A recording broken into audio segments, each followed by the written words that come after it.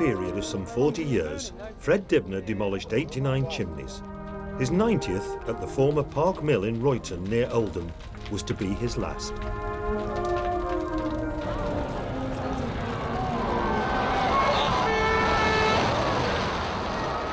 It's the end of an era for Royton's textile industry, and for Fred.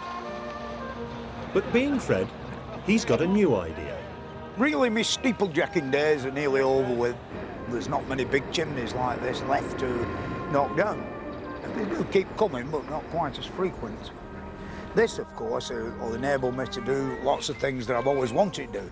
Like now, after 27 years, my tractor's finished. And I intend doing a grand tour of Great Britain, meeting interesting people who do interesting things.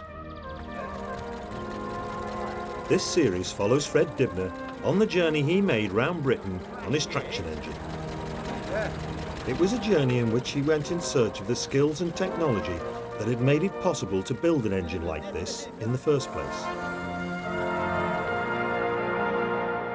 And it was to be his last, because by the time he set out, Fred knew that the cancer he'd been suffering from for nearly 3 years was incurable. This series is a record of Fred achieving his last great ambition.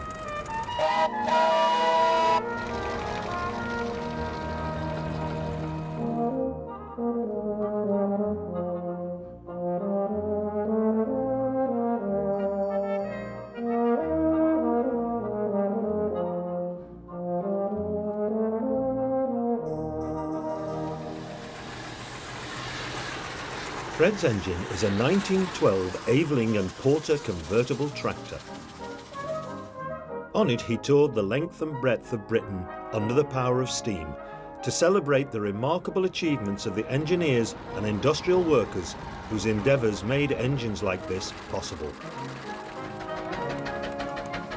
It was a journey that took him to places like ancient iron foundries and boiler works, where skills that were once very common have now all but disappeared.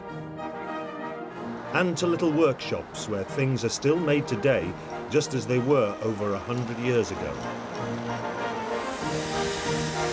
Getting around the country under the power of steam wasn't easy. Hurry up. What are you doing? Don't go near that thing. No. An engine like this wasn't really designed to be driven in modern-day traffic. When these engines were made, the traction engine was basically king of the road. Everything got out of the way of it. As time's gone by, in the modern world, you've got to be on your toes, like, because they don't stop quick, you know. You need a yard or two to stop. A lot of people who own these things don't go on the road. They're scared of actually getting amongst the modern traffic. It was a journey full of ups and downs. But whatever the problems they faced, they made it, and achieved a few notable firsts along the way, like crossing the Forth Road Bridge, the first time this had ever been done by a traction engine under its own steam. The highlight of the tour was a trip to London. Fred had been honoured with an MBE for his services to industrial heritage and broadcasting, and he was going to go to the palace to collect it on the engine. In some ways, this journey is a celebration of finishing off my tractor and Britain's great industrial past.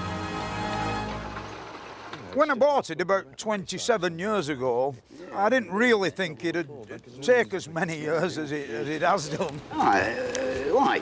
Oh, I'll give you 2003 for it. We're getting rather near now, aren't we? The original were absolutely rotten, you know, it were all rusty, all the rivets were pointed and all of that. So I started off by making a new boiler barrel. I didn't actually roll the plate, but I did all the riveting, you know, all the hole boring and the rivets. Now we're going to manage you, paying for all the bits and pieces. We'll manage. We managed before with that, didn't we? No more holidays. Oh, we've never had any. Fred made nearly all the parts for the engine himself, which is one of the reasons it all took him so long. Everything was going very well, but with 6 rivets to do around where the barrel goes into the throat plate, and a horrible crack appeared in between 4 rivet holes. And of course this has been caused by expanding and contracting in all them years, which meant that we'd got to make a new one, which were quite a feat. By this time, Fred had a lot of friends helping him, and once the new throat plate was made, progress was rapid.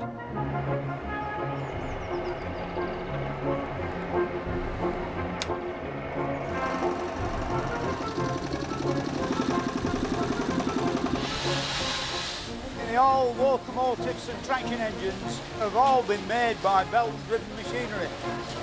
I should imagine they had the first year of disasters. This is fully automatic. There's only one difference between this and the most modern state-of-the-art thing. This works off sticks. The only awkward bit is sawing it up to make it fit in the boiler.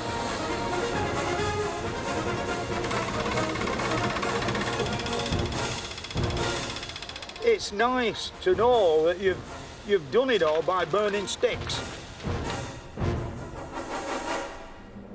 We've got to the undercoat stage, you know. Amongst the friends who helped were Alf Molyneux and Jimmy Crooks, both retired miners. Yeah, it's a lot smoother than it was. There'll not be much room for you in here, Fred, when I'm driving this. You what? Oh, this is nice on this side. Oh, that's nice and smooth, isn't it? You know. Yeah, that's lovely, isn't it? It's nice that we're now getting to this stage. Yeah. Right. Go and put the kettle on. That's the best idea you've had all day, that. I got involved with this. We got talking about pits, and he said, oh, I'm going to pitch egg here in my back garden. So I said, oh, I'd like to see that, being an ex-miner. So I came down to have a look, but I came on the day when he needed a bit of muscle power on traction engine. And then he said, can you just give us a lift with this? That were it, I was trapped. That was it then. He reckons now I'm his expert knocker.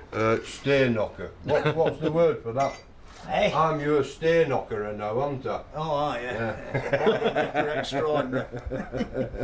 What can I put this bloody thing down now? Yeah. Will it fit on there? It will be, I've got mine to you. Who's made these? Me. Looks like there's more in the tray than in the cup. Well, a bit heavy for me. It's good now. And finally, after a lot more brews, it's the big day. Is the engine going to work? Whoa! So, this is it. Here we go. Handle forward. Regulator open. Nothing happened. Wait a minute.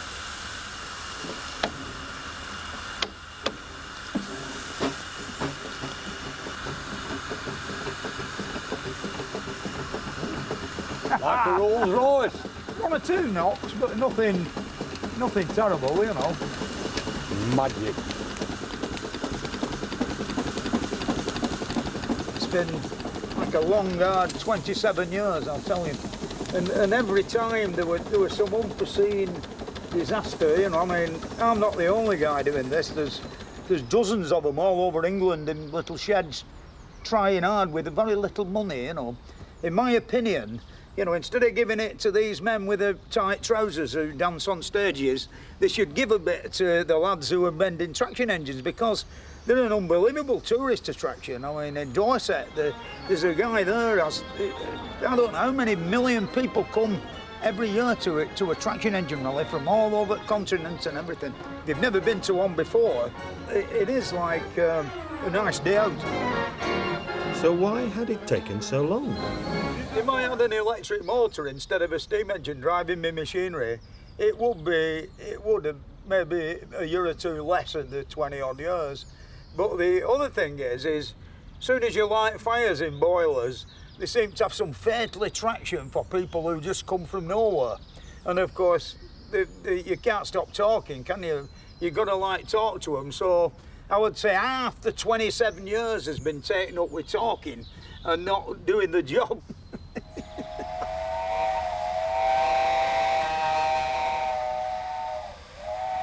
But finally, in spite of all the interruptions, the great day has arrived. The engine is ready to go out onto the road for the first time. Before we set off on this journey, I want to do a few road tests with it around the local area and visit one or two people who actually helped me with machining and engineering the bits that I couldn't really do myself. Yeah, should be good fun, I think. Come here, Cock. Yeah, this young man here with the red hair's my eldest lad, Jack. You know, he don't live here, but he likes coming here to help me and all, and he's very keen on the world of steam. He lives in Isle of Man and he's well in with railway job there, but he likes coming here and helping me with my traction engines and all my steam engines. And he's not got his flat cap on, have you? Right, come on, we'll get on with it and then we can get it out shed. Right, go on, tighten it up. An engine like this cannot be moved until it's steamed up. But even now, there's a problem. Oh, bloody stupid thing. Well, I'll tell you what, listen. Stupid. While you're getting that, where you're getting steam up on that, I'll take that pump off and I'll check it on the floor. To me, that Land Rover, I'll tell you, the thing has never ever been any good since I got it. We just had one disaster after another at very important times. Never when it don't matter. Till the day I went out in it, didn't I? And it conked out on me, miles out of town, you know, and all. And I ended up walking home.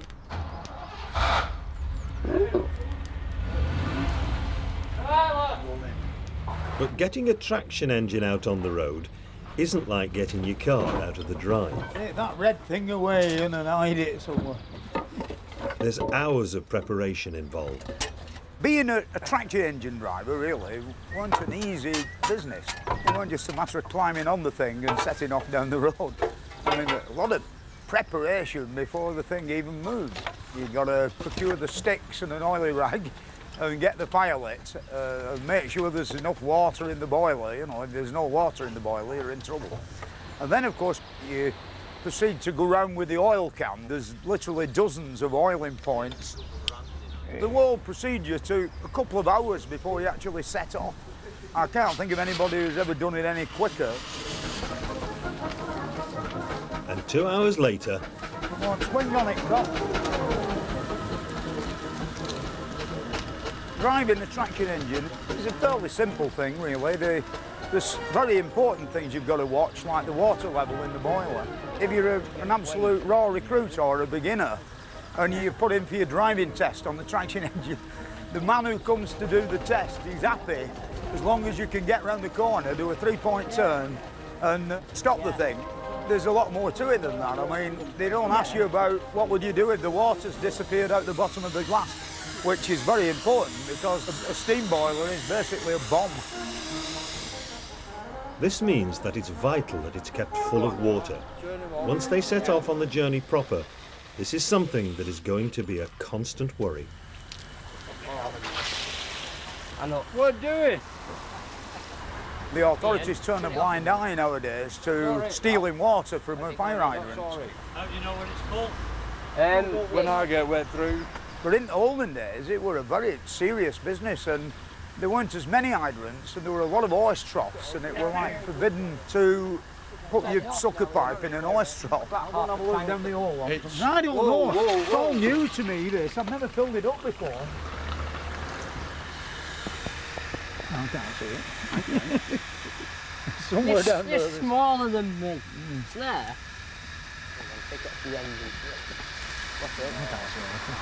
At last, it's ready to set off.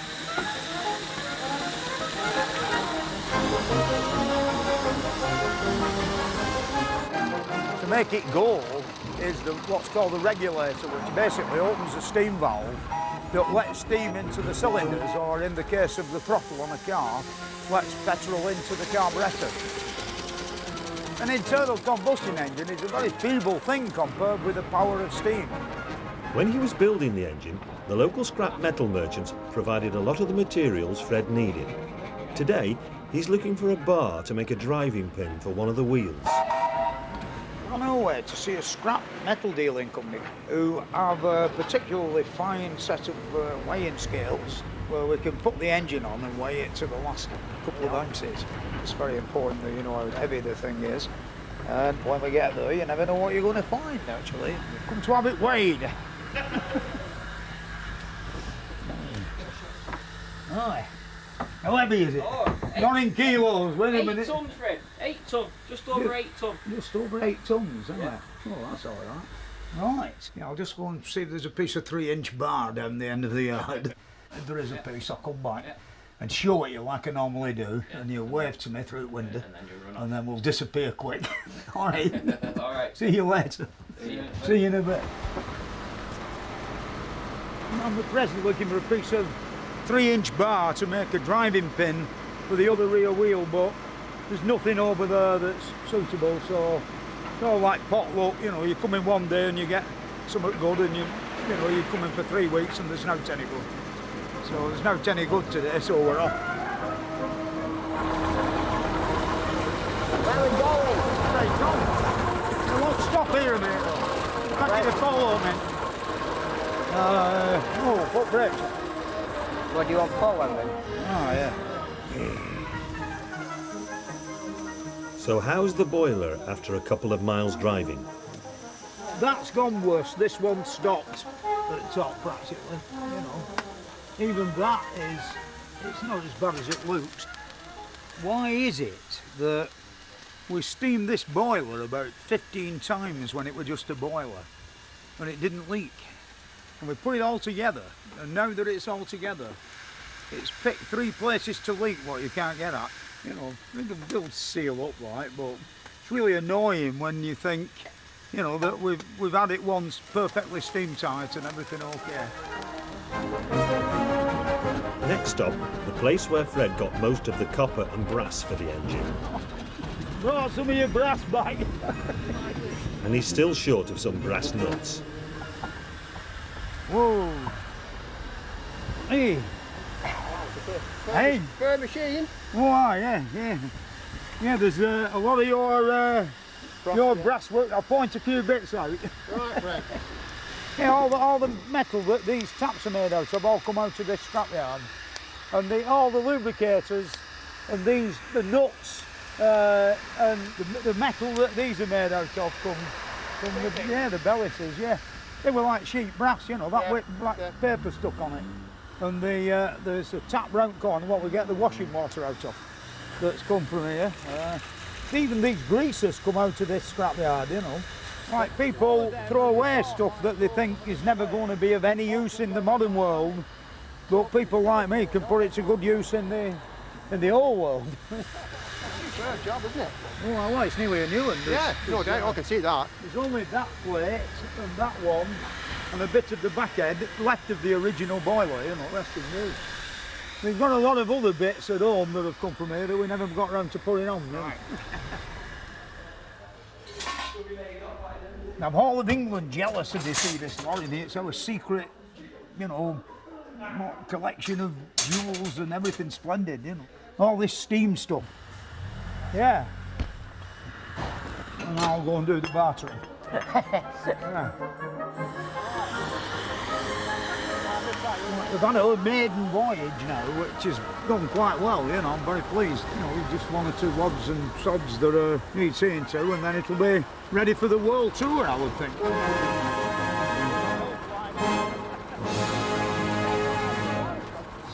Today's been 99% successful. The leaks are a bit worrying, but, you know, it's like, it isn't that serious.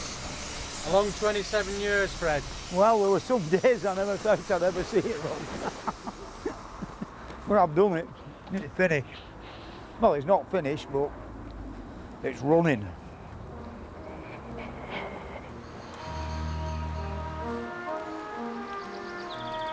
Oh, birds are singing. Everything's going right for us. Time now for some last-minute preparations.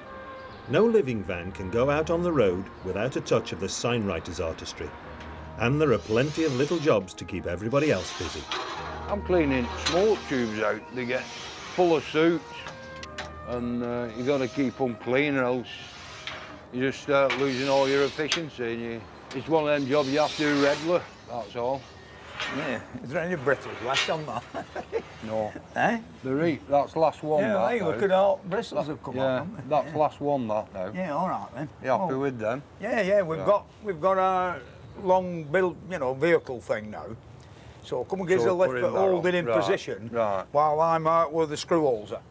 Yeah, Belf, if you and Elf hold it up, I'll mark where we want the holes, and then you take it down there and drill it. I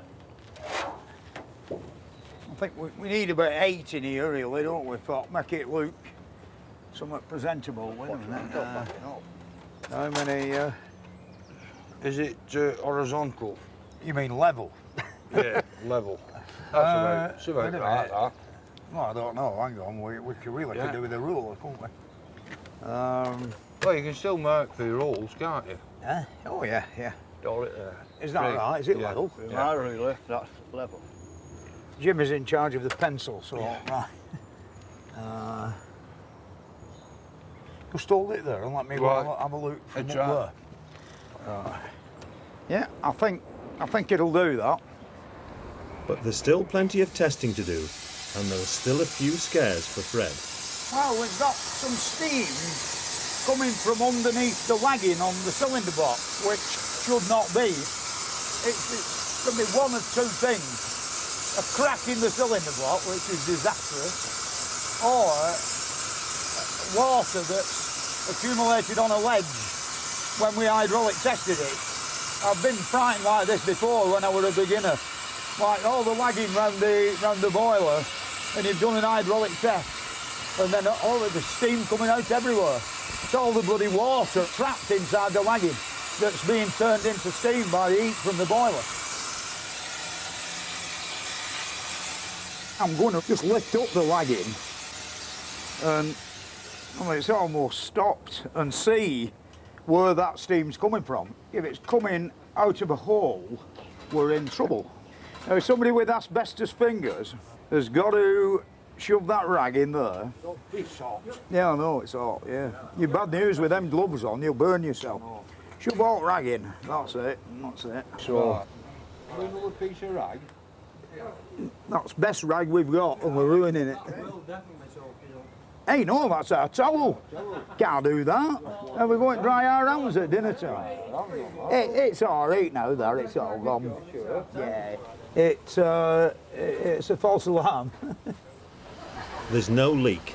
The steam was coming from the water that had accumulated under the boiler. Time for more road tests, and now it's Alf's turn. We've now got it on road, and it's beautiful, and it's an achievement. I've a bit more love involved in this because you've helped to put it together. Not losing any steam, you know. Basically, when you're steaming along the long road, if the roads are good and wide enough and everybody's getting by, you can relax. It's a bit like driving a canal boat. The steering's very similar, you know, a bit this way, a bit that way, but there's no signalling system on it. You've got to hang outside and put your hand out like they did in olden days. On this little trip, Fred's going to a local engineer's where they machined the gears for the engine. The brakes up. No, I've not put brake on. I've not quite got used to this yet. Blocked in. I nearly drove it through next door neighbour's fence this morning. It's a credit to you, Fred. Thank you. Mick come and see me over there, you know. Did he? He's not very free with his admiration words, is he? And he never was. He said it. Well, no, he said it was a good job. What sort of speed do you get out of it, Fred? Well, we've had it up to 12 miles an hour this morning. You really? Yeah, it's quite early at that speed. It's a bit right. Don't stop, you know. With brakes screwed on and everything, it's still going. Yeah, like all this lot here. Brian here did all of this.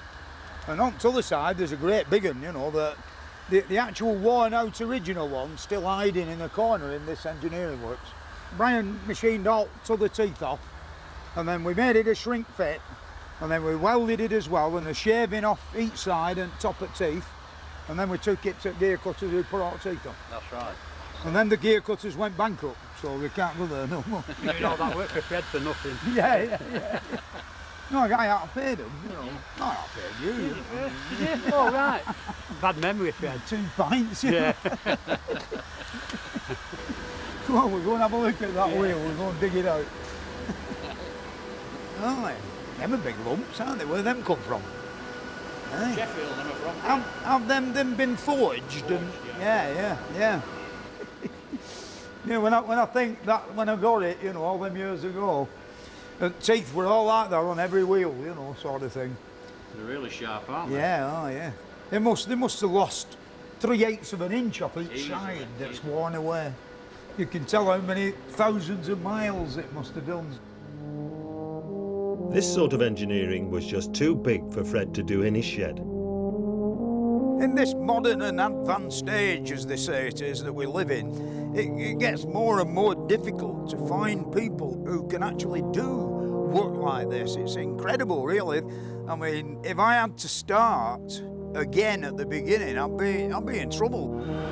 It's the reason we're still here, really. Having these big lanes, the smaller end of the business, we've lost to countries such as Taiwan. Yeah, then we've got one in a shed in backyard. No, they won't fit in your shed, Fred. Yeah, no, yeah. All the people who've helped me and done various bits of machining for me, have nearly all gone this pattern. That's why Fred's aiming to find some of these places before they all disappear. But before they can set out on the grand tour, there's one more hurdle to overcome: the boiler test. Yeah, well, we've got 100 and odd on, and there's the usual, you know, them blobs that were coming out when we hydraulicked it. Yeah, there, see, you know, you can't get at it, you know, sort of thing. We need to make sure it seals up. Well, we'll give it a dose at Quaker Oats and what have you, you know, or something like that, and see what happens. Yeah, we're almost up to pressure now. Yeah. But we just have to set the safeties to 150. Yeah. We'll just get it to feather first. Fred, okay. It's about 145 now, so if you just get it to lift. It come in now. Right. Yeah, just leave it that for a second, Fred. Yeah. Fred's adjusting the safety valves so they lift at the correct pressure, about 150 psi. One's sticking a little bit at the moment, so he's having to adjust a bit more than he necessarily would. But what we'll do first, I'll get them to lift, bring the pressure down below 150, and then we'll raise the pressure again and make sure they're lifted at the correct pressure. Right, yeah, I'm happy with those, Fred, okay. Malcolm's last job is actually to have a look at the front tube plate, see that there's no water fizzing out of it, innit? Right. Yeah, you're right. Yeah. There's nothing there, Fred. Oh, you'll know.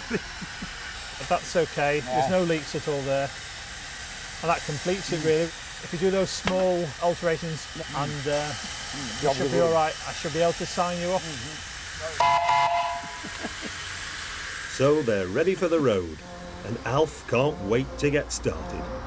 Oh, I'm on this holiday with him, he's invited me to a country with him. That'll be a once in a lifetime opportunity. I'm really looking forward to that. I'm the steersman.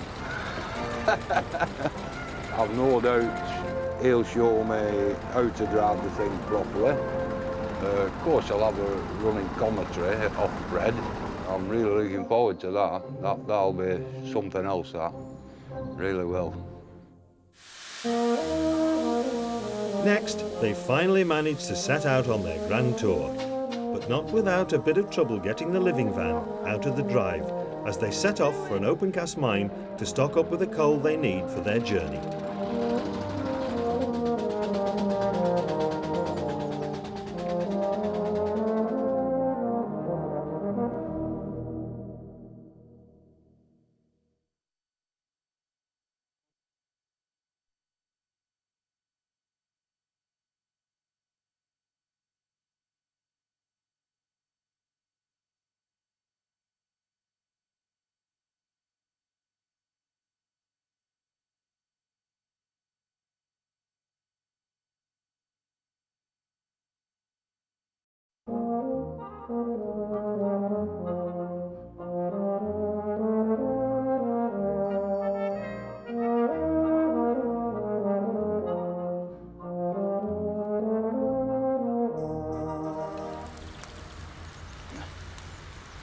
Fred Dibnah has spent 27 years restoring his traction engine, and now at last it's ready for the open road.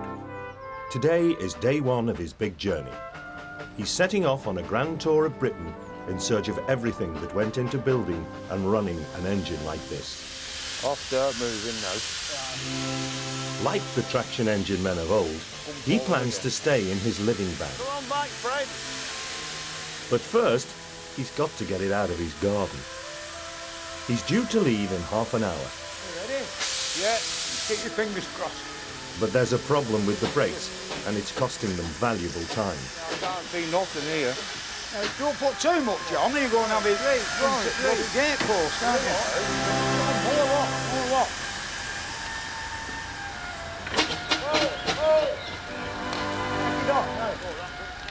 What are you doing? Whoa, don't sorry. Right. But at last, after a 2-hour struggle, they succeed in getting it out onto the road. I'm knackered and we've not set off yet. Right, flashing light on the back. There we are. Oh, not somewhat right there. Well, after a few trials and tribulations, at long last we're ready for our epic journey. Well, the first thing we need is plenty of coal, so we're off to the coal mine. It's 12 o'clock before they get going, 2 or 3 hours behind schedule already.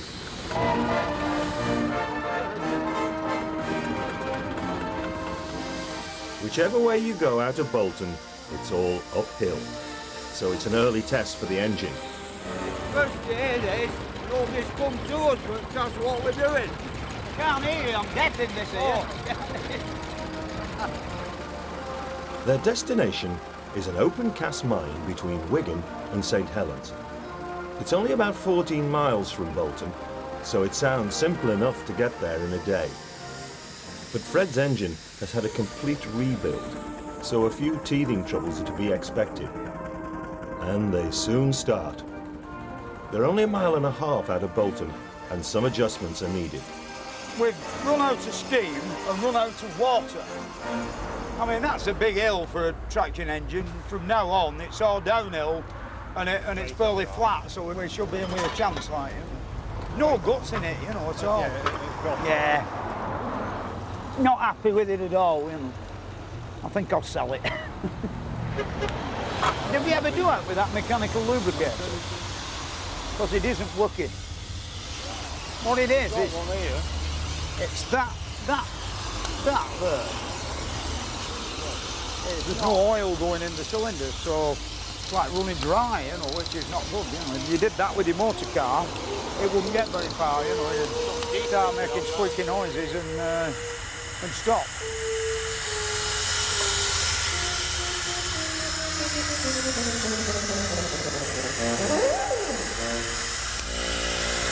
That might be all right now. Right. Traction engine. Donald were right, you know. Should have sold a lot and bought a stamp collection. You can carry it about in your back pocket. When it's worth just as much money. Fred's steersman is retired miner Alf Molyneux, and all of this is a bit new for him. Hurry up. Don't go near that pavement.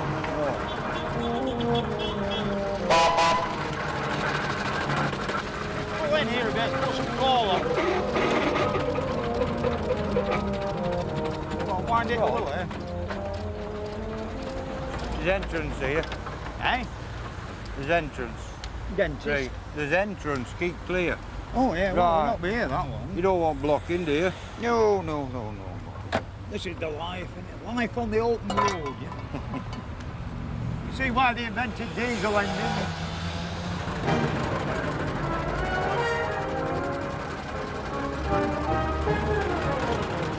These things weren't really designed to be driven in traffic like this, and 11 tons moving at around 10 miles an hour doesn't stop in a hurry. It's hot, thirsty work. Time for some refreshments soon. Yeah, bloody sign weren't there. Look over there. All right, here. How long's camped out there with Sue? Just park here. At least it's got the locals interested. You're clear there. Eh? Blocks in. Well, they made this jacket, but you can't put your glasses in top pocket. It must be 10 or 14 miles to here. Yeah. Considering we're not doing too bad. It's 3:30. It's all right for you, you only leave at push. I have to stop it though when it's going too fast. I think we'll get to this open cast mine. They might all have gone home, but we'll get there, you know.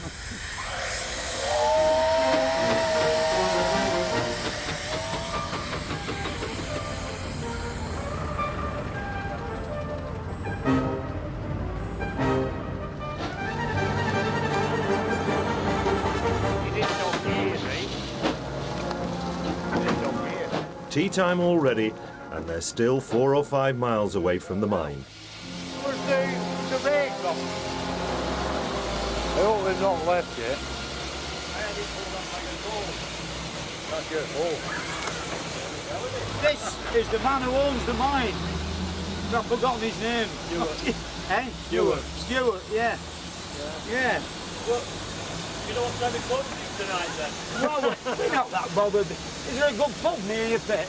Yeah, not far away. You've got a decent car park? Yeah.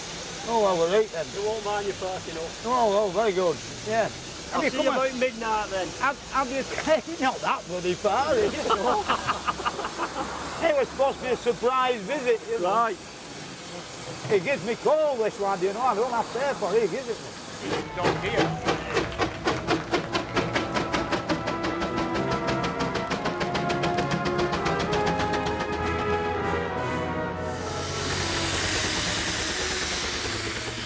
It's been a long, hard day, and it's all been a bit of a disappointment. Time to find somewhere to stop for the night. There's something amiss somewhere, you know. It should go better than it is doing. Number one, the mechanical lubricators fell off altogether now, you know. It's hanging on top of the boiler. Yeah. The thing is, we've hardly any coal left. You know, we've used all coal. You know, like the steamroller, we've got the big firing shovel, we've forgotten that, we've forgotten the big rake. With all the excitement, we've forgotten half the tackle. But are they going to be able to park up here? Would it offend you if we parked our machine at the end of your car park? Of course it won't.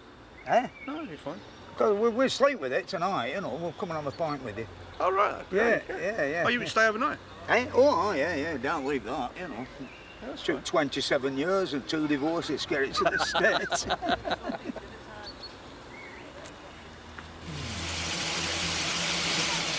It's not performed as well as I thought it would be. It's only teething troubles, I think. You know, it's like there's something come loose somewhere, I think. It goes better backwards than forwards. There's something amiss.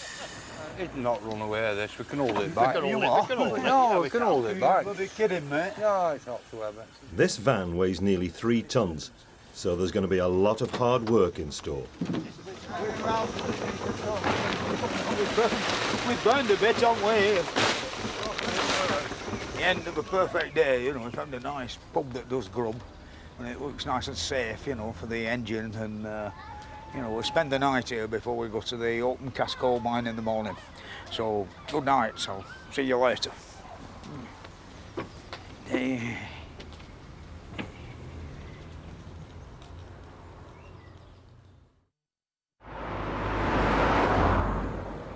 It's 6 a.m. Time to get steam up. What sort of weight is this, Fred? It's 8 ton. 8 ton. Mostly in motion, isn't it? Is that what you want in here? Yeah. Jimmy Crooks, another retired mining friend, is following in his car to provide the backup. Not power-assisted steering. No.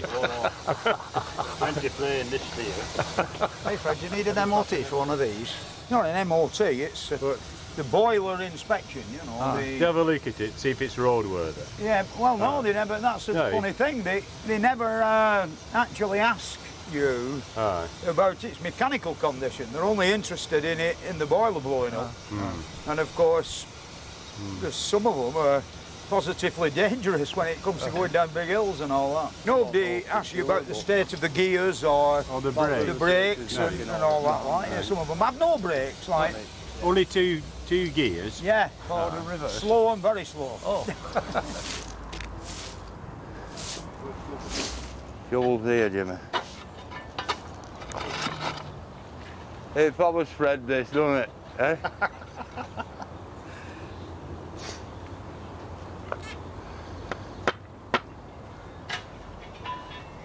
Where are we now, Jimmy? Billinge.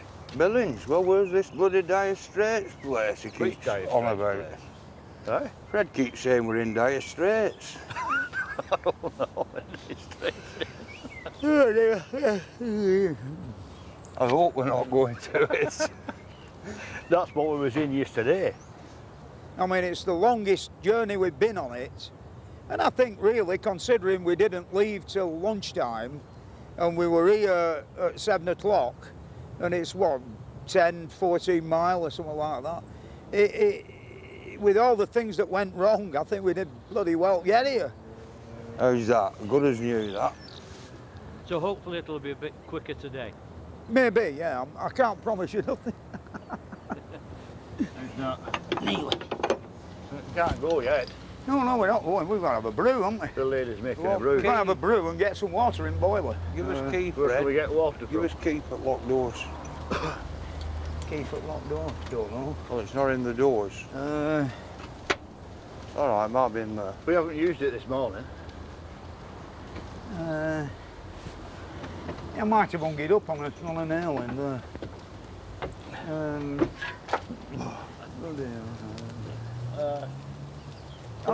It's all about the joys of traction engine owning. Well, it's a day late, but they've only got another 2 miles to go, so they should be at the open cast soon. Straighten it up.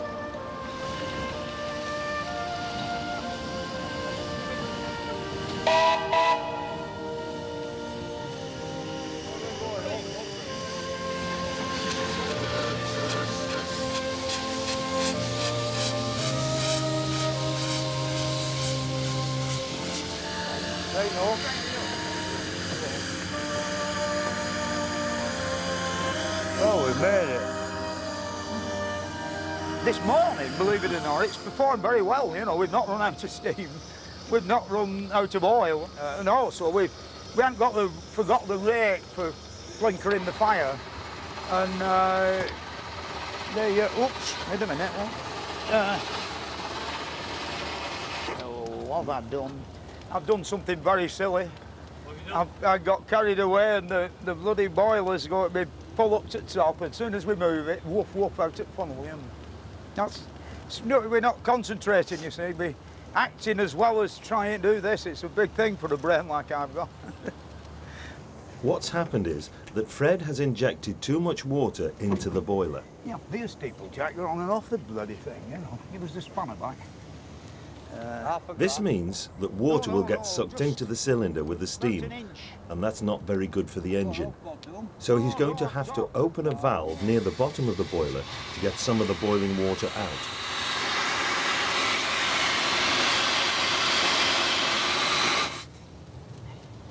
What do you see, out? No, I can't see nothing.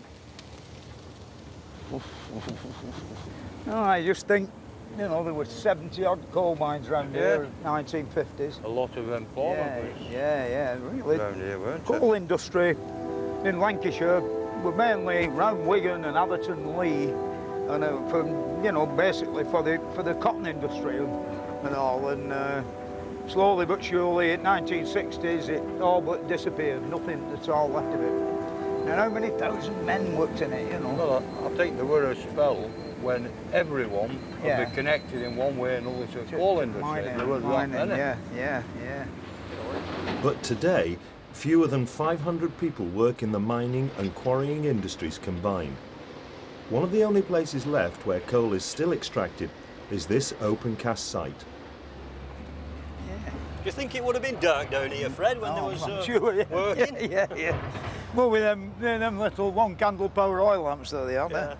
It used to be a proper coal mine, and this passageway was once part of the underground workings. You're not coming back round here, will you? No, it'll be all right, Fred. All right.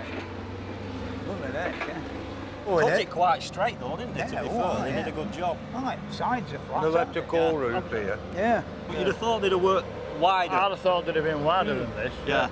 But they've worked it without props. So they've obviously took as much as they do. There's no props in it at all. And we're wider. What no age are these workings? Any ideas? They're around the 1930s. What's that seam up there? Well, if you look at the top there, Yeah. that's the Wigan 5-foot seam. Right. And what they did with that, as you can see, they've got a good sandstone roof on it. Yeah. So they've took most of the coal. They've left very little coal in that. Did you not find nothing? No artifacts of any kind? Found a few rails and a couple of tubs. Right. And the only thing we found in the Wigan 4-foot is a few bones, which we think was the ponies. No. Yeah. Good jobbing. Yeah. Never seen the light He of went day. down and never come back up. Well, Chelsea with no roof on them when it had a roof, innit? Look at that, Jimmy. Yeah. That's a fair crack, innit? Yeah. That's had a bit of weight on it, hasn't it? Yeah. Hey up, Fred, he'll drop on your head. Oh, he'll get a degree in geology. Yeah. Yeah. He's going to be on left soon though, Fred. This could be the last I'm saying. casting. Is It's the last one in Lancashire now. Like the chimney job, you know. We'll never be doing any more. Manchester Evening News, this is your last one, innit? Say, no, if I can bloody help it, didn't, you know. Like, yeah.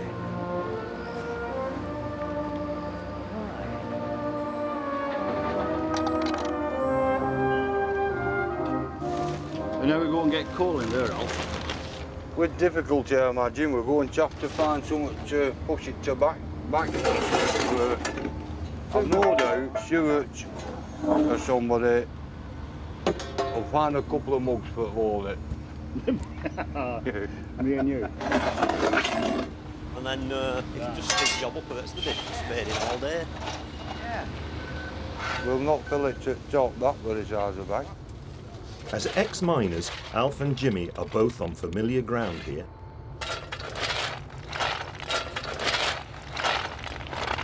Because it's shoveling coal, they don't want to have a row. You get to the pub, is it first in? Oh, first in at the pub.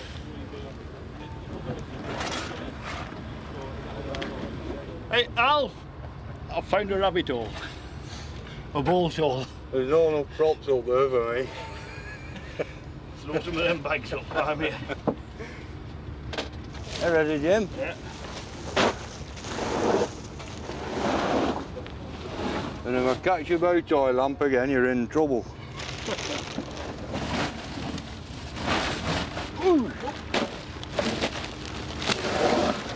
Where's Fred? Fred? Oh, Jimmy said he's gone pub half an hour since. He's shoved me back now because that's last bag. Belly's too big, really. You want some assistance? Yeah, stop there. You want me to get it down? No, just stop there. Right. Oh. How are you doing, man? Yeah, I've not come back, but you know we've just put last bag in. Well, there's plenty of room there now for if we get a wheel. Jimmy said he'd gone pub. No. If we get a wheelbarrow now, he's coming with some bags, so we'll get some more in. Well, if we got a wheelbarrow and shovel and boom, was it all up top, you know? We'll show you when we're on the last shovel filling. Come on and do that. I won't go with them, these buckets. Alright, anyway, we'd better set off there for Astley Green. Yeah. At Astley Green, they've got a great big winding engine and a pit headgear. And we're going there for camp out overnight, and then we're going, we're off to the Lake District next. Are you ready? When you yeah. I'll see if I can aboard. climb up.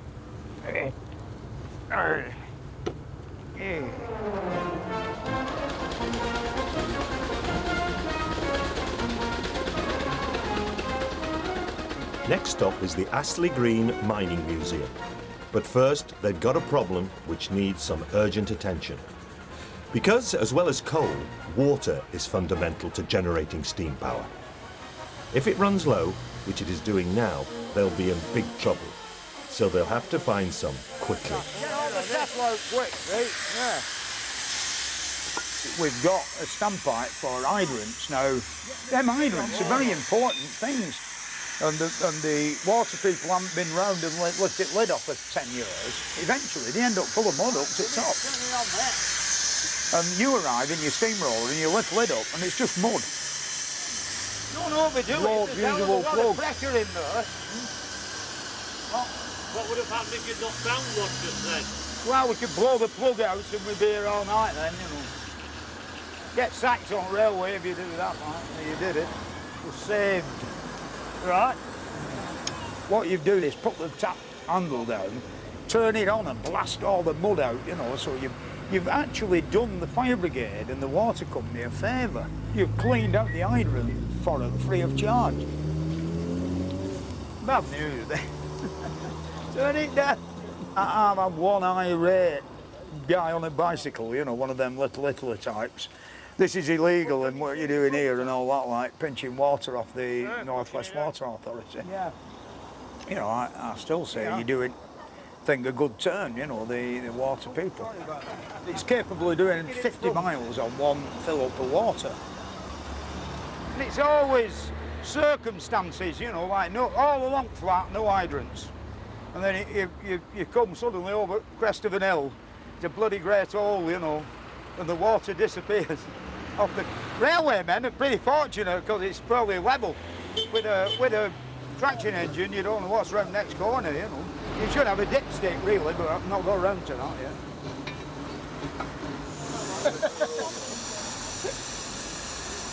I'm understaffed. When you go up like.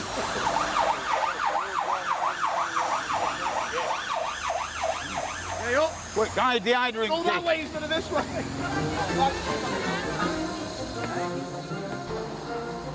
There's a safety plug at the bottom of the boiler just above the firebox. If they'd not filled up in time, this would have melted and put the fire out. Then they wouldn't have been able to move the engine from here until the plug had been replaced. And that's a big job.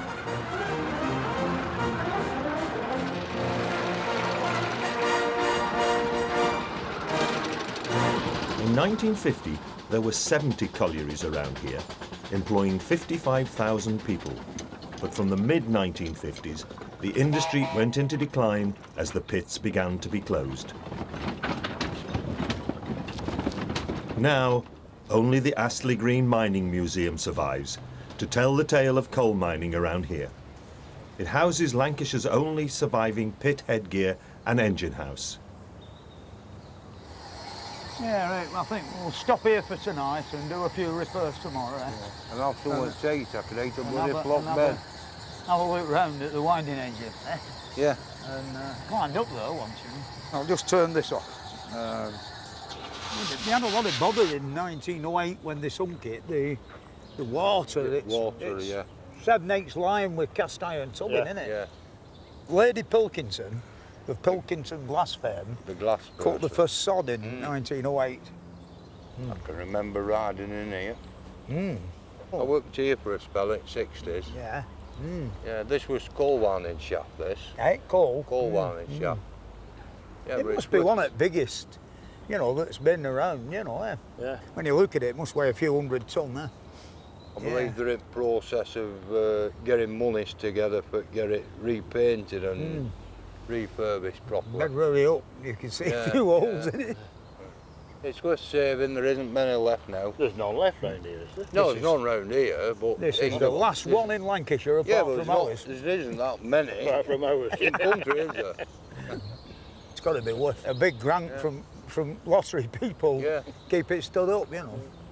If you want it, open a ballet school, there'd be millions for you, you know, but not for paint something like that. Which has kept a lot of families in bread and butter for a long time. Yeah. Ever go and have a look at winding house?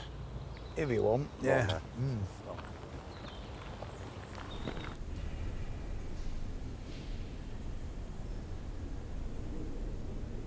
Oh, it's a fur machine, this, isn't it? Yeah. You only ever made 3, you know. One for here, one for Yorkshiremen, and one for Africa. But this is the only one that survived. They were putting a bit of ale on it, weren't they? Biggest in Europe, this, isn't it? Hey? It's the biggest in Europe. I would think it must be one of the biggest steam winders in the world. Really, if you think about it. The fur castings, them, how did they get them from Blackburn to here? With difficulty, I imagine. Yeah, traction engine. I tell you, they put some work in, these off the green lads on this engine, haven't they? Oh, yeah. What a connecting rod. Yeah. Fair job, isn't it? Want to have a closer look. What are you doing, getting it bloody cylinder? Eh? Are you climbing in cylinders? Well, no, I'm just looking at the ginormity of it all, Have you got a spanner to fit there? The key in here and all the tattle, You could have a game of tennis in between cylinders, couldn't you? The power to turn the winder came from 16 Lancashire boilers, but all these have been cast aside and they'll never raise steam again. We managed to get 3 Lancashire boilers. They don't look too bad a nick, do they, really? No, it's pretty good. What's inside like? I don't know, until you go in. You got to undo that door and have a look inside. This one here is a modern one, this one. Look at that. Corrugated flue tubes, inside. So that were for the expansion and contraction. You'd be able to change tubes on this one. Yeah. Yeah, but there's less and less work in it, if you see. It's the front plate is one big pressing.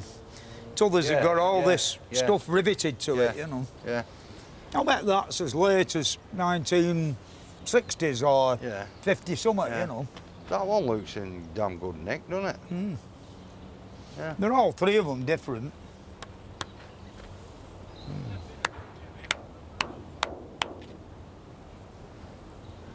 There've been a few men killed with these, rolling round, I imagine. Yeah. You don't know what's wrong with them, do you, have you yet? Well, it's easy to get inside. I could tell you what's wrong with that. You undo them, you can get right along bottom in between these 2 fire tubes, and then on top there's another big door that you can get in, and you can walk along top. The thing is, you've got to look for big, deep pit holes, and then these here, see these? Well, them's pressure tested, same as your boiler. Oh yeah, just same. Yeah. See these here? Inside there was 2 pieces of angle iron, then a bloody great lump of inch plate, and then if you look on the outside, there's more rivets, isn't there? And you see on the outside? Yeah. Well, them are called gusset stairs, and they stop that weak area there being pushed out. Oof, a mammoth piece of boiler making. Let's go for our tea, come on. Go for our tea.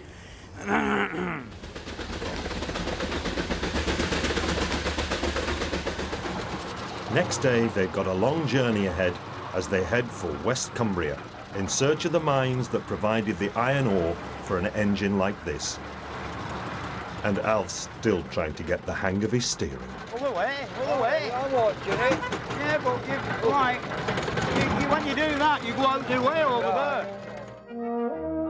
And for the engine, there are big challenges ahead as Fred and Alf negotiate some of the hills of the Lake District on their way to the iron ore mine near Whitehaven. And there's a pleasant little interlude on a steam yacht on Lake Windermere.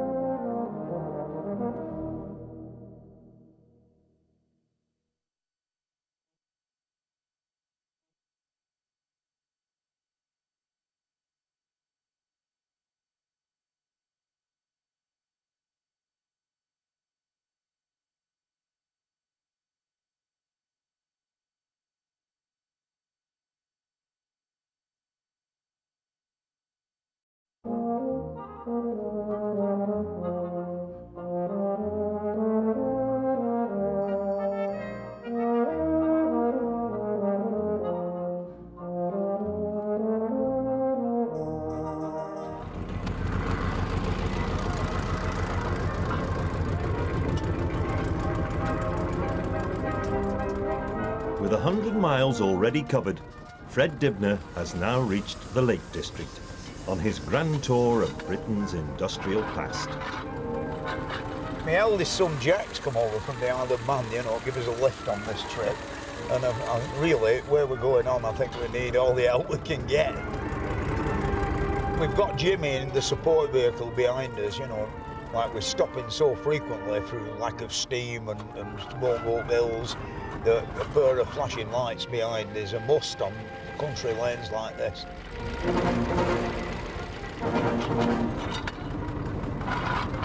The Lake District isn't really an area that most people associate with our industrial past and heavy industry.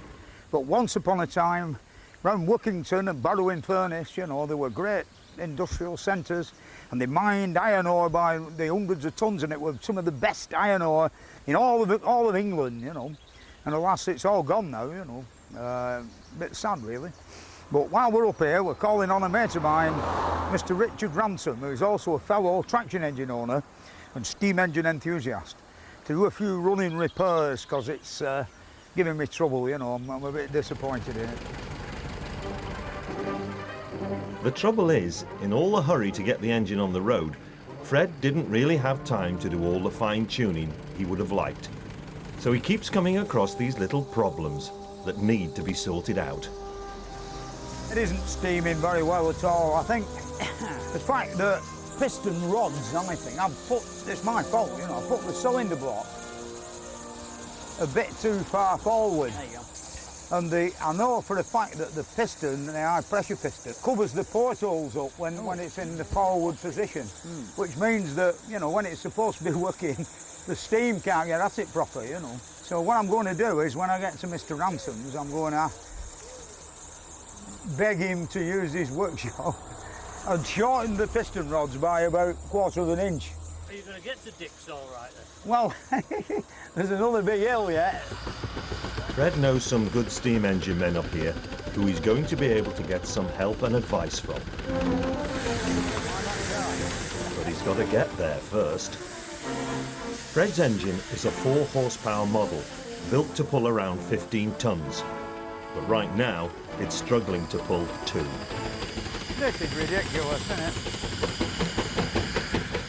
Bottom gear job.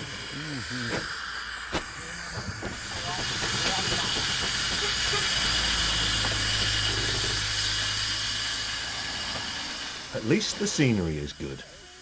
It's time for a rethink. Fortunately, Fred's friend Dick Ransom has arrived, and he's got a plan. Because we're a bit worried as to whether the engine would get the van up. So Dick's got one of his mates to come and rescue it, you know, pull it up with a Land Rover. Yeah. It's a bit of an insult to our engine, but... Just a bit of insurance, Fred. Well, when we get there, we're going to do some running repairs, aren't Absolutely, we? yeah. Yeah. Make it well again. Any man who never did it, never took the risk. There was a man, was he? When you think we had boiler in about 5 different pieces, 3 times, you know, before we finally riveted it together. Yeah. They must have lost them at somewhere. Like. Anyway, I think, you know, if we do what we say, I think it'll be all right. Well, we'll give it a whirl. Yeah. Nothing ventured, nothing gained. Well, you're right.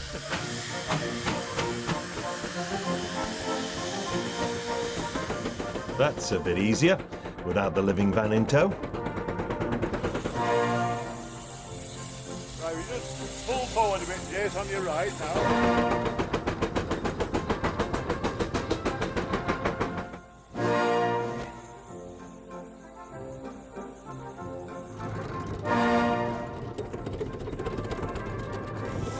Very hard to back up a 4-wheel wagon. I didn't know that. It's doing very well. Yeah, you're right now. Yeah.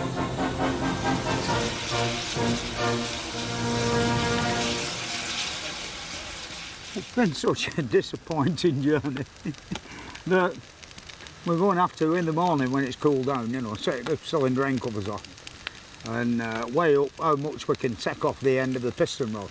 And hopefully he'll help me. I know he'll help me, I know he will do that, because I've known him a long time. Something happened, we lost the nuts and they never got put back, you know, so I hope it's not.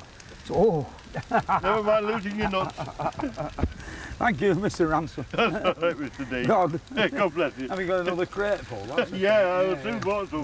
Good hell. Good Why hell. have you not got one? I don't. I'm a bitter man. Oh, all right. I don't. I'm not a reach stout fella. Well, I am. In stature. Good hell. Good health, Fred.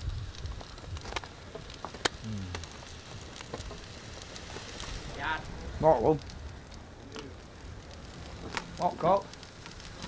Moving it. All right, so I'll get out your way then.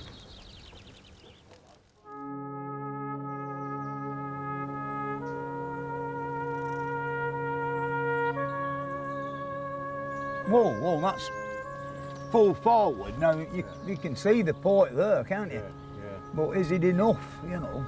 I don't think that's healthy looking, is it? No, but you see what I mean? It's in that recess, isn't Yeah, it? yeah, You know, yeah, but it's yeah. not healthy looking, no. It is, it's too long, isn't it? Yeah. I think we've got to shorten, maybe leave this one. Well, just about covering it up, isn't it? I reckon about a quarter of an inch easy. Yeah. It'll make it so the steam comes in a lot better than it is doing. Just hold it there, Jack. Just back a bit. Whoa. Yeah, go on, Jack. You know, we've got Roger coming, who's quite a leading authority absolutely, on steam engines. He actually makes steam engines for rich people's steam yachts, you know, for Lake Windermere and everywhere else. Turn it back again, Jack. Morning. Way, money. Yeah? What have you found then? We've got a problem. You've got a nest in there, have you? Yeah, I don't know what it is. Can you lift me up then? Right. You think the whole crosshead, the whole piston rod, the whole lot? Yeah, it's too far forward. There is a slight clearance. Yeah, but it goes, you know, like bugger all, you know, nothing. Yeah. I mean, it works it. Yeah. If you put it in, if it's 200 on the clock, Yeah. and you open the regulator, it's even reluctant to start without the double I. Yeah, well, what do you think, Roger? You know. Generally, it's not in bad condition. I'm a bit worried about the way the piston is covering the port opening in the cylinder, so that when the valve opens, there is no room for the steam to get through. Yeah. So what I propose doing is lending you a high-speed burr and machining a lot of the iron out of the cylinder round the port. So anyway, I'm going to go down to my boat. And if later in the day you fancy coming out for a run, then, I love that. Get me away from this away and have get something that works. Yeah. All right. It's nice to see you anyway. See you later, Roger. Bye. Ta-ra.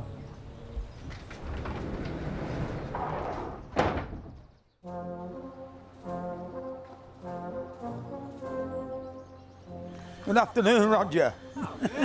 Have you got steam up? Oh yeah, blowing off. Yeah. We're ready for our trip round the lake. Right.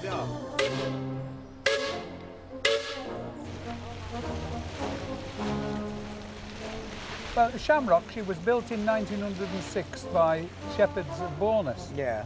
Wealthy families, such as, I think I'm right in saying that the families like Beatrix Potter's family used to come and take the castle for the summer season, and the boat would be part of the hiring. And then eventually Second World War came along, and the numbers of people that could afford to do this sort of thing had gone, and immediately after the war it had its lovely steam plant removed, it had a TVO engine fitted, and then about 10 years later it went one step worse and had a diesel engine fitted, and all this lovely boiler casing and everything was removed. The whole boat lost its dignity. Yeah. And until 1976, it was just lying derelict because nobody wanted to go out in an old-fashioned boat like this. You know, the awful 60s and 70s. Old was not wanted. Wanted a white plastic. So it just laid around empty, no engine, no anything. It was just a hull. Roger obtained it, and it took 3 years almost to get the boat back into its original concept. That's beautiful, isn't it? This? And it is the way to go, isn't it? It I is. mean, the modern diesel is very good, but it's not like this, is it? I mean, there's really no sound at all, is there? There's no feel, there's no motion, there's nothing. I believe you've finally mended my gramophone. Oh, I did, but it isn't a gramophone, it's a phonograph. Phonograph. It's a 1905 Edison Gem Mark B phonograph, and it's clockwise, a course, and It's got a lovely aluminium horn. This is new, that's new. The cylinder is made of wax. It's also 1905. It's an Edison Bell cylinder. They were made in this country.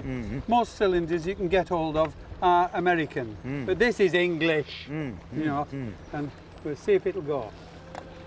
I think that's not up to speed, but we'll soon see.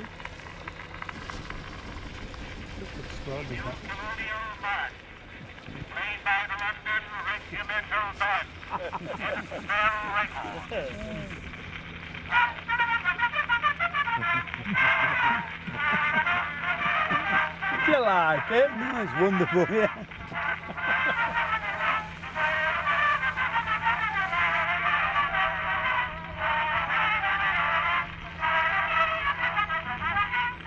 Them lads who recorded that will not be around, no. I doubt it.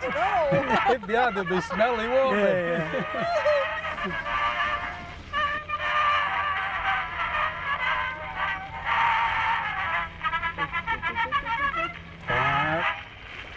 Brilliant. Did you like that?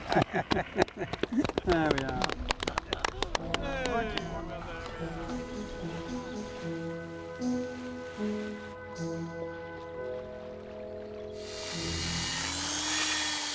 Now back to work on the engine. Will the engine doctor be able to cure the problem? No, Roger's got his handheld milling cutter and we're going to put a chamfer on the ports so that when the piston is, you know, in its full forward position, steam can come past the end of it, you know.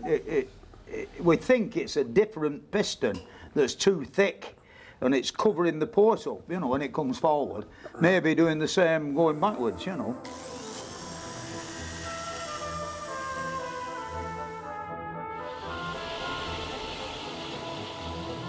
Now for the big test.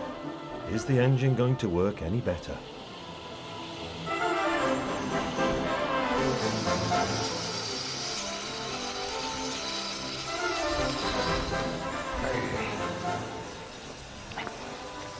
We're now off to Egremont and the last deep iron ore mine in Europe that still works.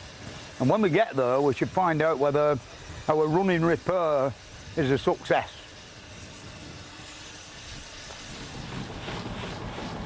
Won't mind it.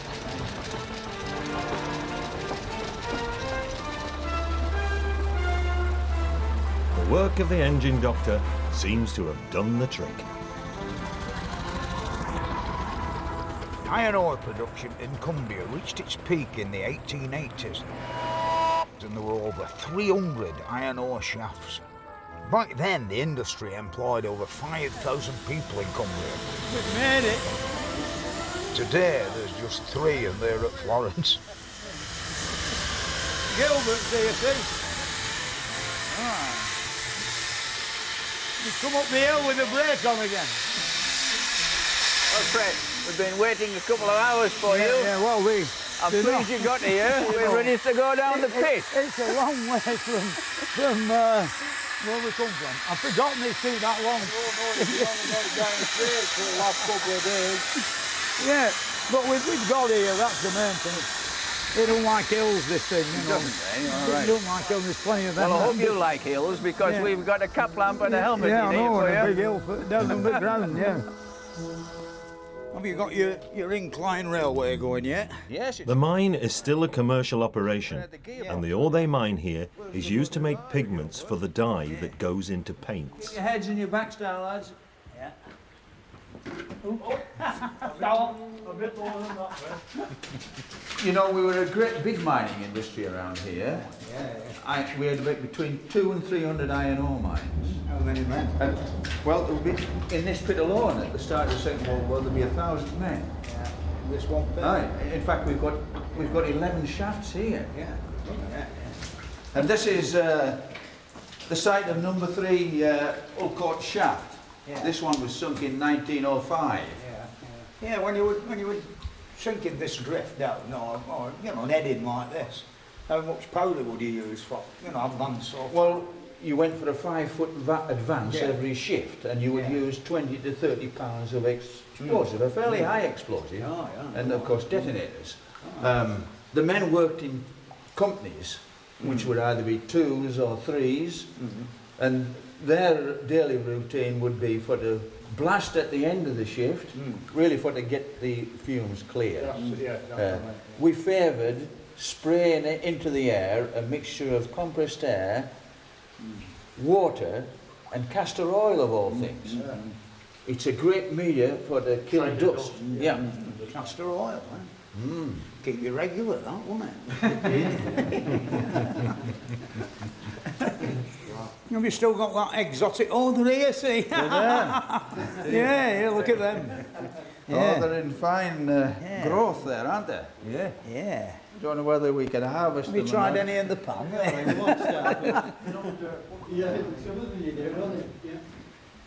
And of course, this is where we come to the ore. Yeah. Remember as well, of course, that there were those 200 to 300 mines, perhaps all owned by different companies, and all selling to different ironworks. And they were vying with each other for quality and price. It was a very competitive area to be in, and a competitive industry to be in.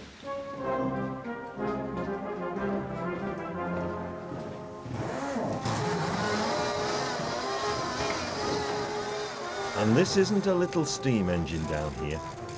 Machinery like this in the mine is powered by compressed air. Right, well in here we've got our Atlas Copco loader. Yeah. It's powered by compressed air. Well, it's lovely. It does indeed. Yeah. It has a bucket on the front, and it loads into its own body. Yeah. And when it's full, we travel it back to the top of the ore pass, and we can tilt the body up. The rear door opens, and we tilt it so that the load drops into the ore pass. Marvellous machine, isn't it? Yeah. It is that. How old is it? That's a good question. We first got them at Halemoor in '66, I would say. So it would be brand new in about 1966. Vintage vehicle.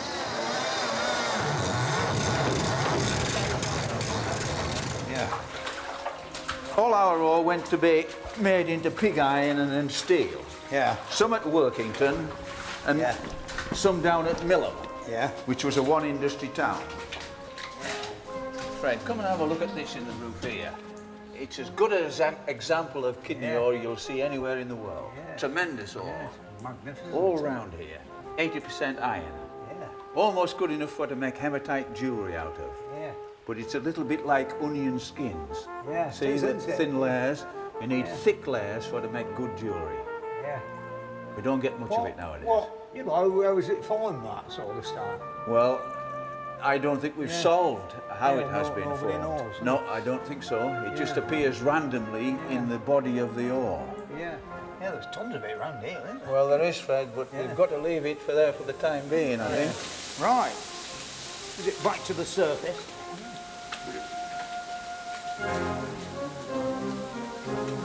Have you got plenty of photographs, Terry?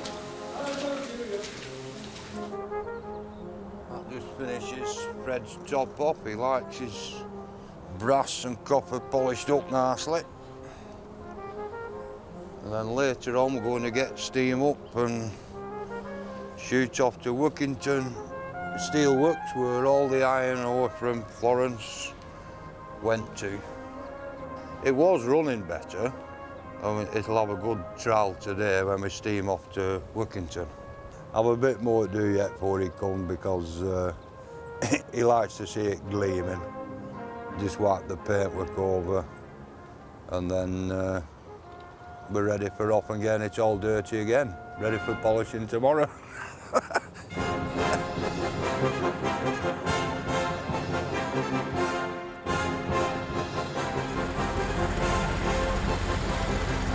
It's running very well, actually. On not reasonable level roads, it's all right. Just when you come to a big steepen, and it's like motor cars, you've got to change gear.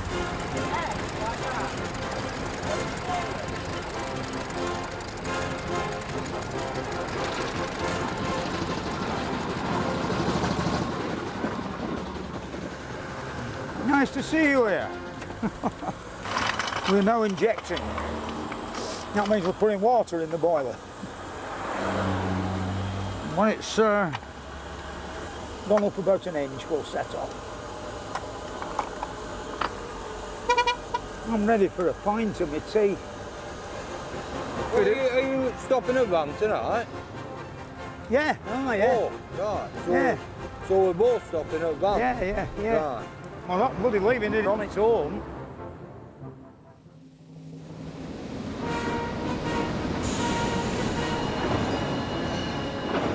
Next morning, it's off to the steelworks to see where the raw material that was mined at Florence was turned into a product. All the ore mined at the Florence mine came here to the Workington Steelworks, where it were converted by Bessemer converters into steel to manufacture railway lines. 95% of the UK's railway line were rolled here at Workington. And I don't think there's a railway in all the world that's not got Workington steel stamped on the side of its track.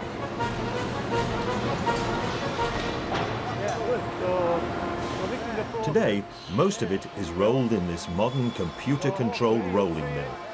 But what Fred was interested in seeing was the old hand-rolling mill, which is still used for small, light and narrow-gauge railways. So this is the last very small rolling mill in the country now.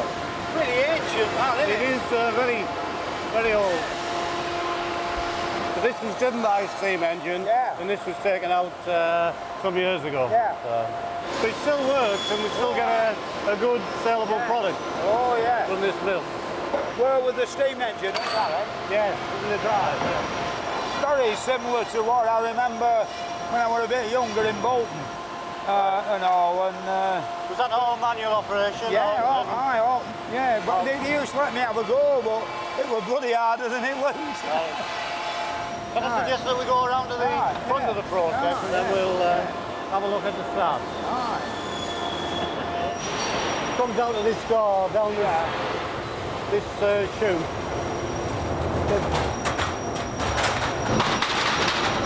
Lift it up again. How long do these lads do it before they get a break? Well, it tends to do about... He's off now, he says. But so they'll have like an hour on, then half an hour off, rotate around to an easier job to try and make sure that they're not all on the same job all the time. What's in your bloody short there? They have couches in this rolling mill they were at. You were right nice. You ought to never be asleep by now. Yeah, I know. That's coming towards the end of this fight. This is the future in the sense of this is the 113 pound rail that we do for network rail. This is the future of making sure that we have good, consistent rail manufacturing. Good for Great Britain. That's right, look, Great Britain. Like a great snake, isn't it? Yeah. You know the pub across road, there were about 4 bloody pubs. Oh, there's one left. Yeah. We can't only do it to orders, really. Is he happy now? No, he wants to drink a cold water. In 1962, the steel industry employed around 5,000 people in Workington.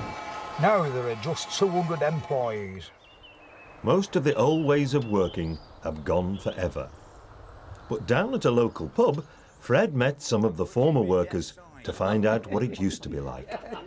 That mill that you saw, where they're doing it by hand, we always referred to it as number 2 mill. We had a rolling mill in Bolton up till about 20 years ago. Right. And it was steam driven with a vertical steam engine. Your men had a rougher time. Still today, they had bloody couches and easy chairs. And when they'd done so many passes, they all like flopped into them. And they had a propeller off an aeroplane, written with a belt, going round and round, keeping them cool. Now, we had the Solway Colliery, and it closed. And we lads, we worked in the Bessemer, in the steelmaking plant. And these colliers got a start in the Bessemer shop. And do you know how long they lasted? 1 day. And the reason was, it's too dangerous here. And I thought, these are miners who are working, what, 3 miles under the sea? Oh, it's all them sparks. Yeah, it was, Fred, that's right. Yeah. It's quite frightening, really, isn't it, if you watch it. You know, if you realise what could happen to you, you know, if it went wrong. Oh, you would be.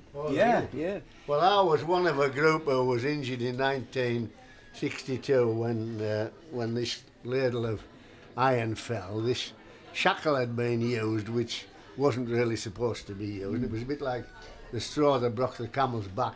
It was only a small emergency ladle with 4 ton in, but of course came down. And oddly enough, I was in charge of the job at the time, and I got knocked down in the rush.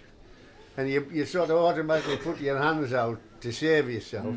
And even though I was an under manager, if you like, I'd never been frightened to use a shovel, and I had fairly horny hands. And I remember the skin started peeling off like blotting paper, and I'd only had my first car about 3 weeks before, and I thought, oh Christ, I'm not going to be able to drive the bloody car. It bloody hurts, doesn't it, you know? One of the first jobs, the boys, when they came in the basement at 14 or 15, was taking the sample from the pit side to the laboratory for chemical analysis. And what they used to do was, they'd a bent bit of wire, maybe about 1/4 of an inch diameter, and they used to carry it in that, you say. Well, this little chap, George Dickinson, you remember George, and he wanted a Jimmy Riddle, you say. So he's standing in behind tin sheets at pit side, and he has this bloody thing in his hand, and he happened to catch it, you see, and of course he burnt it. So he went over to the ambulance station, and he said, I've burnt my pencil. So they bandaged it up, but they didn't leave him a hole at the end. Who's going to tell them we've run out? Well, it's been a warm and dusty day with the steam machinery. You know. Are you driving? I know you don't drive, do you? Why? I drive. Well, these two don't like do that. They can only steer it. I have to keep off the house. Keep it in the dark. Who's done all the bloody polishing? Well, that's your job. Now there's a long drive ahead as Fred and Alf head through the Scottish borders on their way from West Cumbria to Bowness on the Firth of Forth. They'll be visiting an iron foundry to find out more about the casting process and the foundryman's trade. And while they're in Scotland, Fred will be driving his engine over the Forth Road Bridge.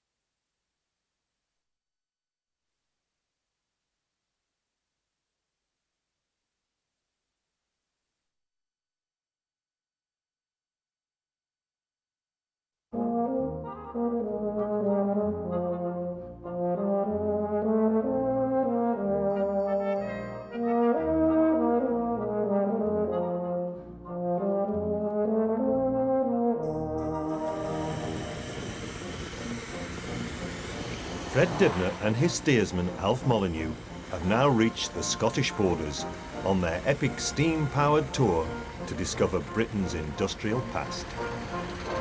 They're on their way from West Cumbria to Bowness on the Firth of Forth. We're now in Scotland and we're heading for the foundry to find out more about the casting process and foundrymen. Castings are a very important part of a traction engine. The cylinder block, the cylinder end covers, and of course the pistons are all made from cast iron. Like even the hubcaps over the wheels are made from cast iron. The business at the front where the steering gear is made from cast iron. The running repairs they made in Cumbria appear to have been a success, and the engine is now running well, which is a good thing, as they've still got more than 50 miles to go today. Well, there's some quite long journeys involved in it that will be pretty uneventful, really, other than waving to people as they pass by, like. And then there's always the unplanned for, you know, things that happen. Like, you get invited into people's houses and things like that, which can be quite dangerous, you know. You end up pouring whiskey down your throat and all that sort of thing. Happened to me before that, you know. Oh, just bring it round to our house so we can take a picture of it in front of the house, and ended up at a party, you know. Weddings, we've done weddings, you know. 10 miles. Right, you'll go off the engine. Or get arrested by one of them funny men in a blue suit. Yes, one of them Masons. Long thin stick.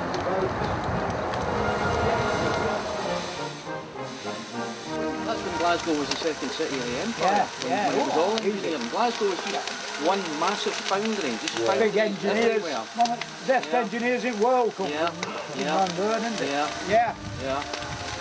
This is a petition for our mine. Yeah. I'll sign that. Yeah. Thank you very much. My father was a miner. Micromanaged. Were you? Yeah. I did a talk, but everybody was that pissed, nobody understood what I was talking about. With the engine's belly tank full up with water, they're ready for the road again.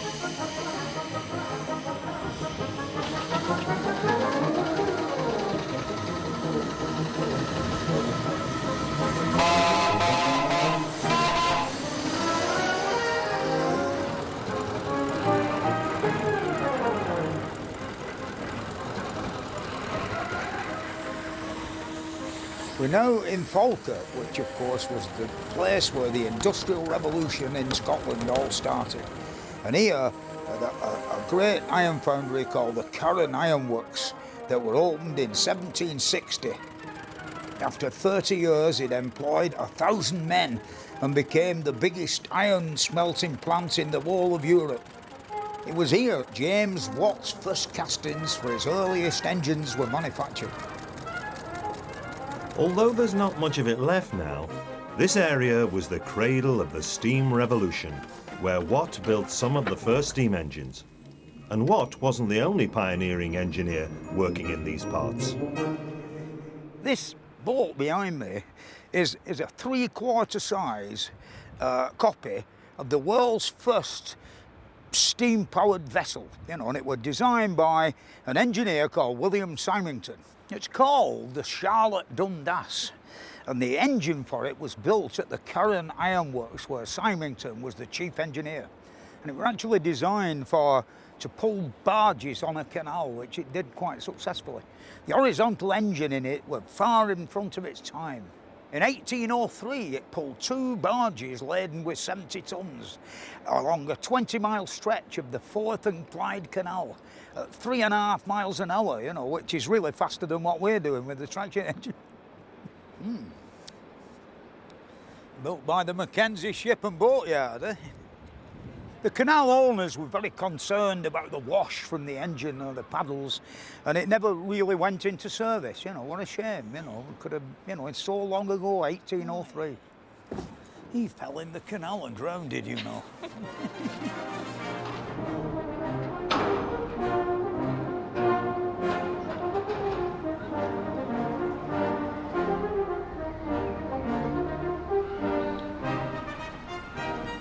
Here where the Charlotte Dundas is moored on the canal, there's a modern wonder of engineering, you know, the Falkirk wheel, the world's one and only revolving boat lift.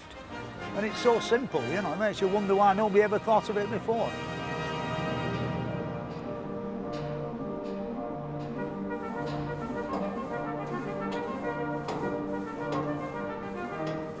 It was officially opened by the Queen in 2002.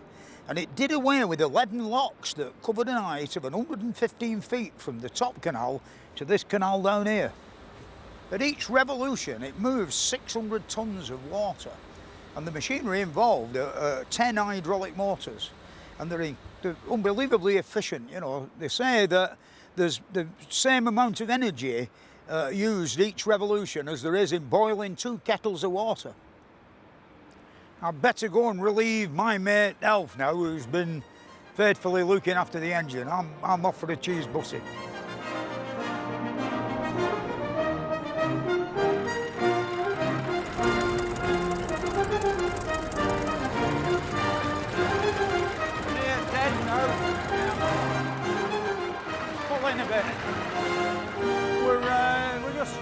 going too hard, and there's a big hill. What if we were on the level? We'd be okay with the water level in the boiler as it is, but we've got to go down this hill, which could uncover the crown of the firebox, melting the fusible plug, which means we could be here all night instead of having a pint in about half an hour, you know.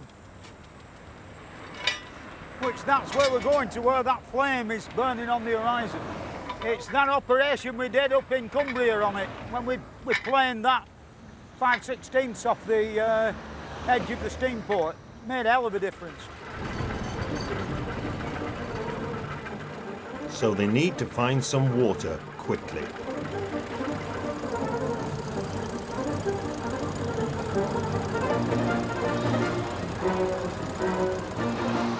Right at the last minute, help is at hand. Yeah. And there's nothing like getting it straight from the men from the waterboard.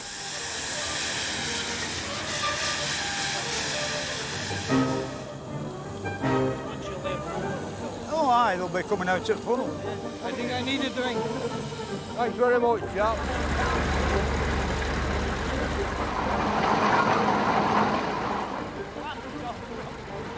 An engine like this is a rare sight around here, but in the early 1900s there were tens of thousands of them steaming around Britain's roads.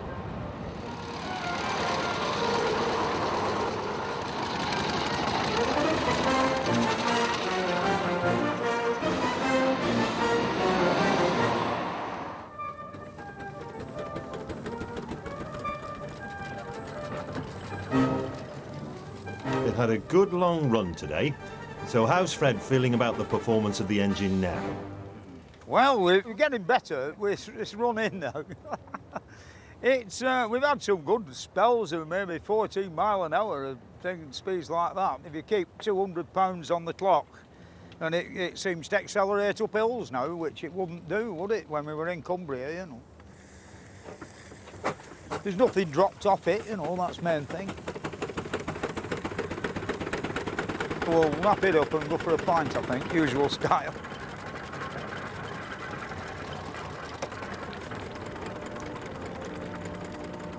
But a traction engine's not like a car, and before they can go to the pub at the end of the day, there's always plenty of work to do. Tonight, there's a few nuts that need tightening. So it's in a better position. 2 minutes.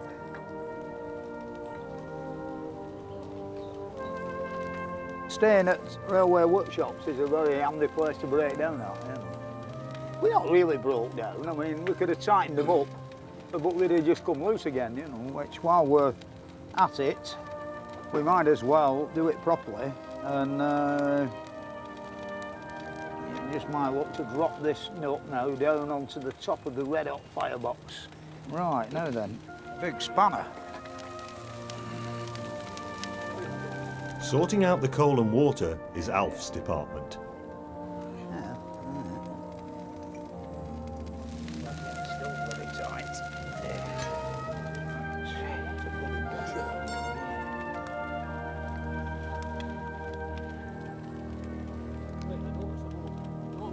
Yeah, we can find a washer of a suitable thickness with long nail.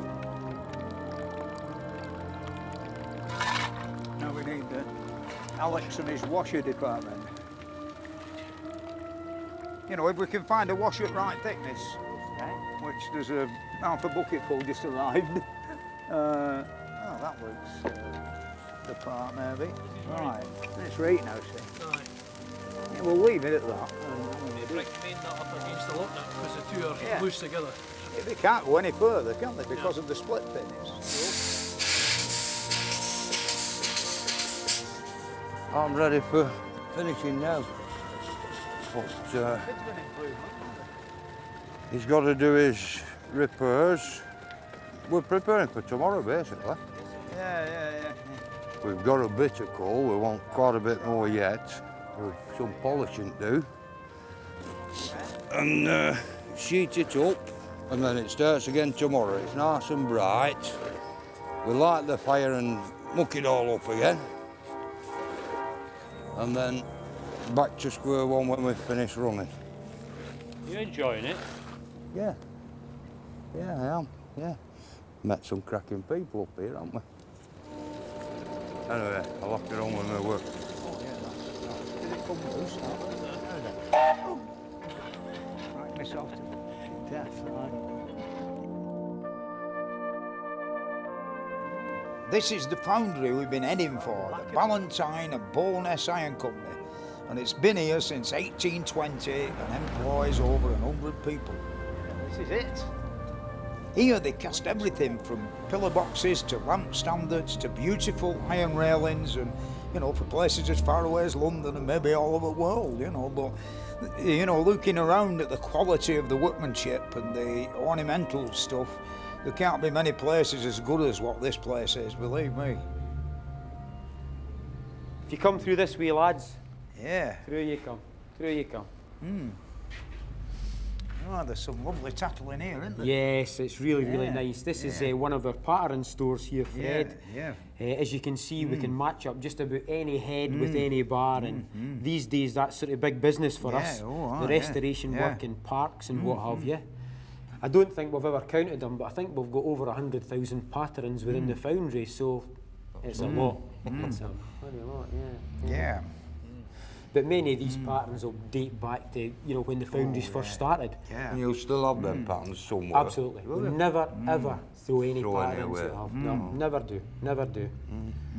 A lot of people don't realise that every one of these had to be made out of wood, didn't it, before it was made out of aluminium or cast iron. Absolutely. You know, there's some skill there, isn't there? In you go, boys. In you go. This is the pattern shop, isn't it? This is the pattern shop, lads, aye. Life starts here. We're one of the last general jobbing foundries that's left these days, and but we're saying all sorts of things like postcards and drawings, and they go into they come into the pattern shop, and the lads like Alan here and William and Brian and the boys, they sort of turn it into reality if you want, you know. And then for here it sort of goes down to the shop to be cast. It's nice to see the sort of cast iron coming back, sort of fighting back against all the plastics and the very the durable stuff, nice. isn't It? Indeed, They don't rot away like steel. No, indeed, indeed. Right, I'll mind your feet as you come down here. Yeah. So this, Fred, this is the next stage from the pattern shop. Once the pattern's made, they come down here into the moulding shop. I'm sure you recognise this is a bollard, a street bollard, street furniture. That's another big thing that we do. And this is Ricky here closing the box the cores, aren't they? That's right. And you can see the dark core there, so the metal sort of goes round about it. The can of soap production, Fred, we've got to let them go. Just blowing all the extra dust out so there's no any residue there. But so we do the street furniture, we do big lamp posts here. When this is our heavy end, so-called, because the larger, heavier castings are made in here. And you can see the size of the boxes, they're big. But when we move on to the next stage, you'll see a lot of the smaller castings, smaller things, you know.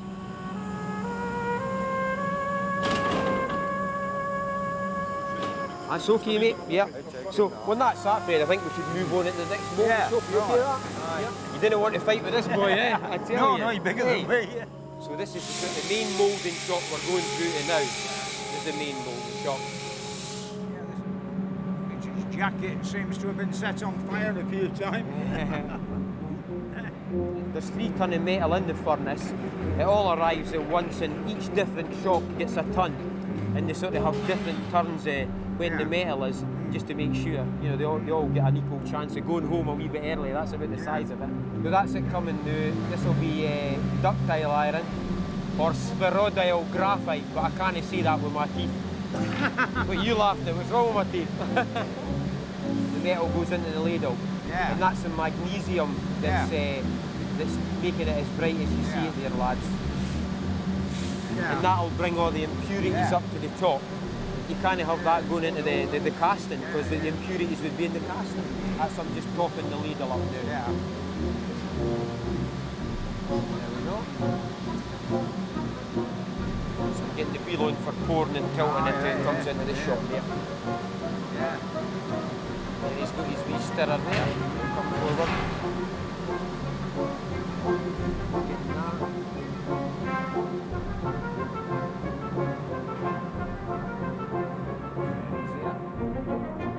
So this is the molten metal coming through into the moulding shop now. It's a bit like a pint of Guinness there, Fred, whereby all the impurities come up to the top. As you see, the furnaceman has a thing like Neptune's fork, and he takes all the slag off the top, so that we're left with the pure metal there.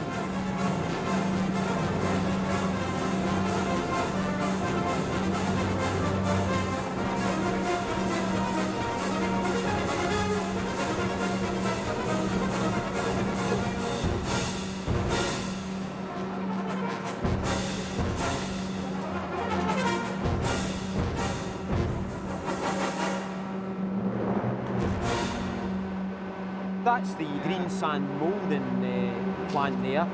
It's still done in the traditional way with the hand ladles, as you see. You've got to be pretty strong to carry one of them about there. I think one of the lads was saying there's 56 pounds in it there. Yes. And I mean, it's not as though you're just doing one, is it? Yes, You've got all them holes for fill up. Yeah. You've got to be a real man to do that.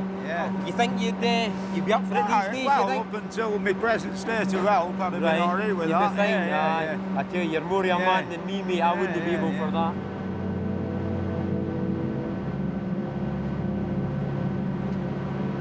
Well, Brian, are you getting older or is that getting heavier? It's getting heavier. In the end, he's going to look like Arnold Schwarzenegger. He'll be a big, strong lad.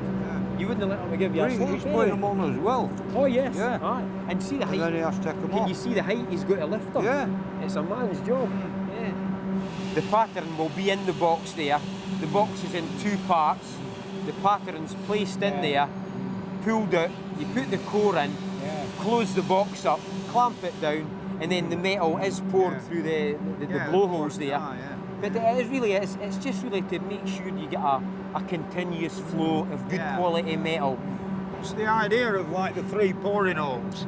Well, it's just to make sure that you get an equal flow through the moulding box, Fred. That's about the size of it.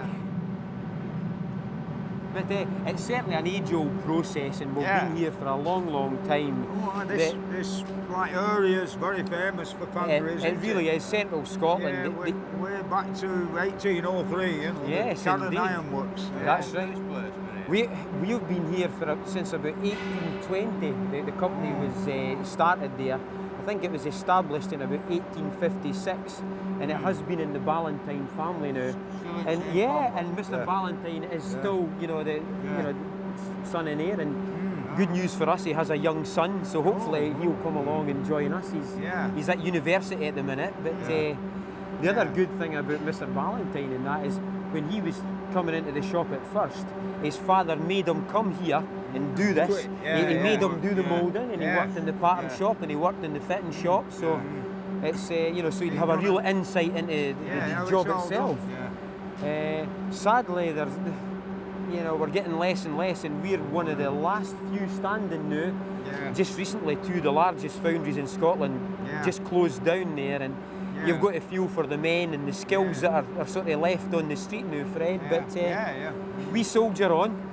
How long does it take one of your molders to learn that traditionally till he can be left on his own? It's really a 5-year apprenticeship.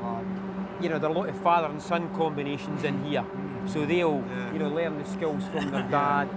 Every moulder's responsible for his own ladle. At the end of the day, he'll need to chop that out back to the metal and then reline it, get it dried off. We've got little individual dryers, and then it's ready for the next day again. In 1950, there were more than 200 foundries like this in central Scotland. Now this is one of the only ones left.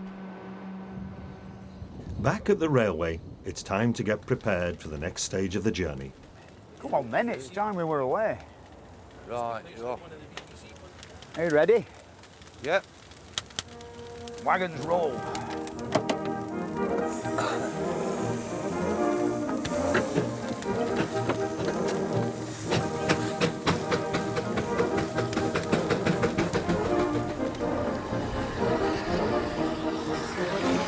They're going to be heading back south to England.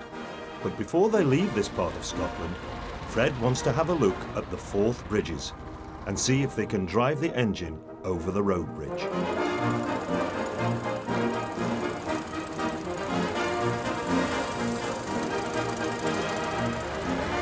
They're not sure whether traction engines are allowed across the bridge.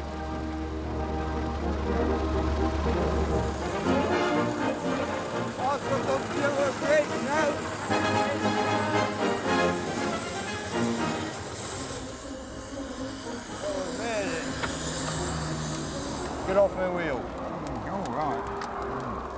Sorry.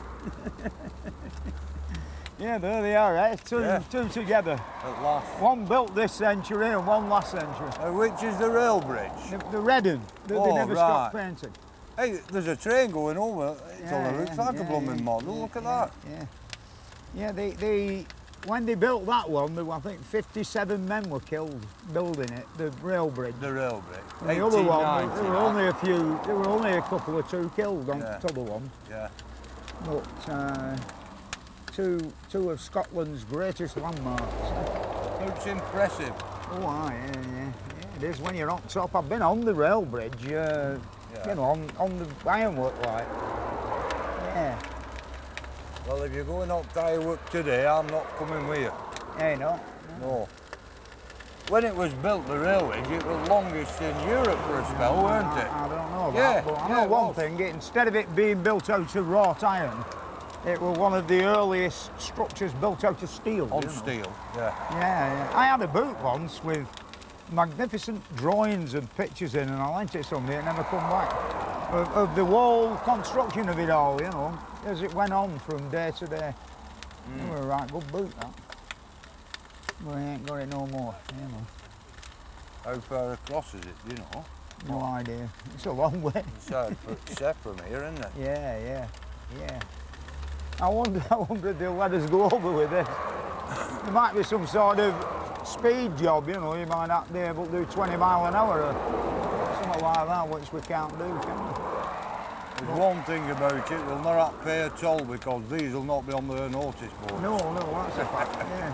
I didn't think about that, yeah. But are they going to let them across?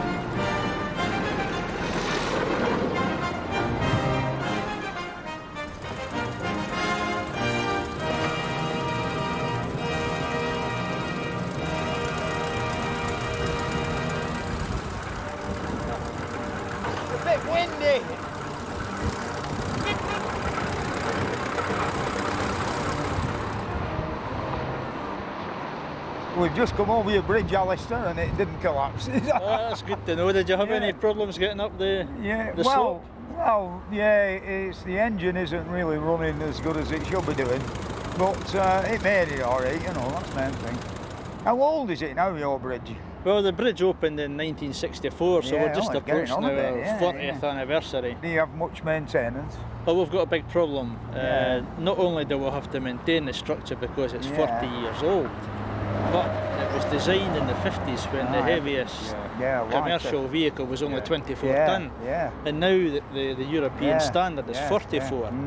Added to that, last year we carried 24 million vehicles. That's a lot, isn't when it? It opened in 64. Well, can they not put stronger ropes on, you know? It's not the ropes that are the problem. I mean, the towers are now reaching their limit. The main cable's reaching its limit. Yeah. In fact, we recently put a new tower inside that tower. And the wall thickness of that new steel is about 1.5 inches. So you have a column taking an extra 6,000 tonne off the existing tower. In fact, we put so much load into the new tower that the existing bridge had been relieved of its weight and actually went up 1.5 inches. Lummy, yeah. So it was a big operation. Yeah. Noticed one or two bits where it were a bit up and down here, the road surface, you know. Well, what you've got to remember, Fred, is when it's blowing up quite a gale now, but if the wind got up to 100 mile an hour, the centre span would move out 23.5 feet in the direction of that wind. So every 60 feet across the deck, you've got a movement joint, and that's where you get the clatter as you go across the bridge. But you wouldn't think that, would you? It's 23 foot. 23 foot in a 100 mile an hour wind. So it's magic. So it's left hand down a bit as you're heading to Fife. What's the highest winds you've recorded over there?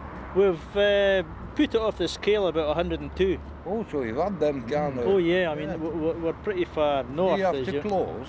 We close at 85 to all vehicles, because after that point you're starting to get light heads coming off and blowing around. It's a bit dangerous.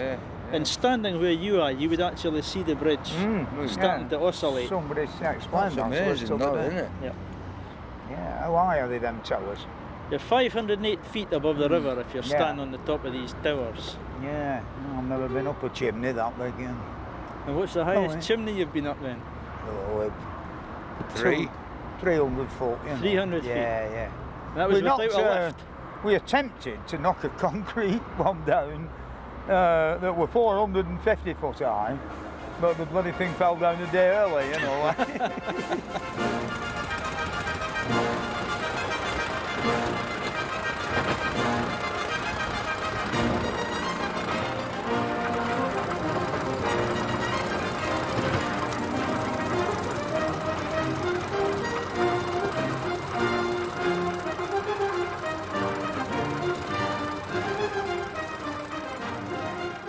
That's the first traction engine ever to have driven across the Forth Bridge under its own steam.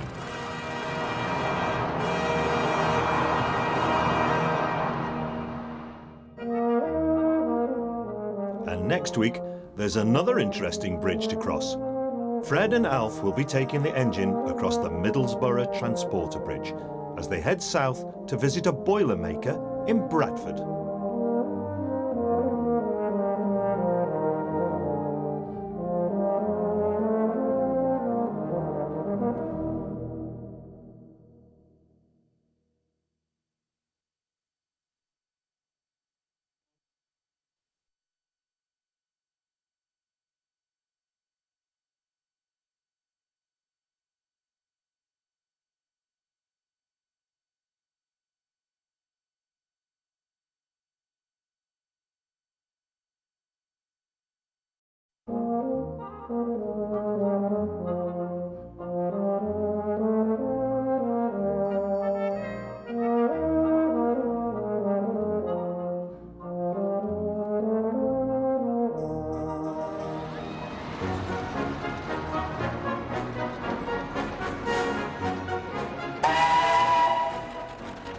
Four weeks into their grand tour of Britain's industrial past, Fred Dibnah and his steersman Alf Molyneux are making good progress. They've been running a full head of steam from the Scottish borders to the northeast of England. I'm on my way to Sunderland to look at a great pumping station that was built to cater for the ever-increasing demand for more water. With the invention of the steam engine, far more water was needed than ever before to run the engines and equip Britain's new industries. This is Rye Oak Pumping Station, built by the Sunderland and South Shields Water Company in 1868. The station ceased operating in 1967 after a century of pumping water. Hello, Fred. You found us. Well done. And it contains two of the finest beam engines in all of Great Britain, which are maintained in running order by a dedicated bunch of volunteers. These great rocking beams are like a huge version of a simple garden pump.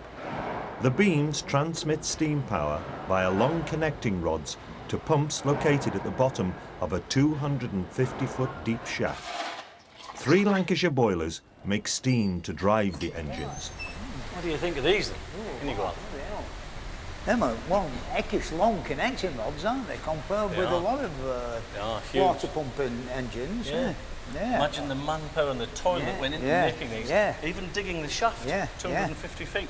Yeah, You know, yeah. 1860s, Yeah. all done by hand. Yeah, that's a fur old crankshaft, isn't it? Let's have a look at this maker's plate. Hey. There we are. Hawthorns, Yeah, 1868. brass plates are looking Lovely, nice, isn't it? isn't it? They made boat engines and all. They did. They made trains, boat engines, ships as well. Would you like to try starting one of these engines? You know, well, there's all them levers. Well, come and try this. We'll have a go. I know it's like a bit of a knack, innit? It is. Here. Yeah, You have to step up. We've got a step, since you're short. You're going to need the top step as well. Yeah. We're going to put quite a few turns on the steam valve, yeah? So if you can open that, I'll tell you when to stop. Okay, that's about fine. Yeah. And we're going to lift these two fully and just hold them open. Both at equal. Both at the same time, I'm afraid. Bloody hell. Now what happened? And now put them down, drop them down, and go on to these two, lift those two. These two? Yeah, quick as you can. All right. And put them down, shut, steam right off. Right, how many tons did that beam weigh? 22 tons. Took a team of 44 horses to pull each beam all the way from the banks of the River Tyne where they were built. Imagine that.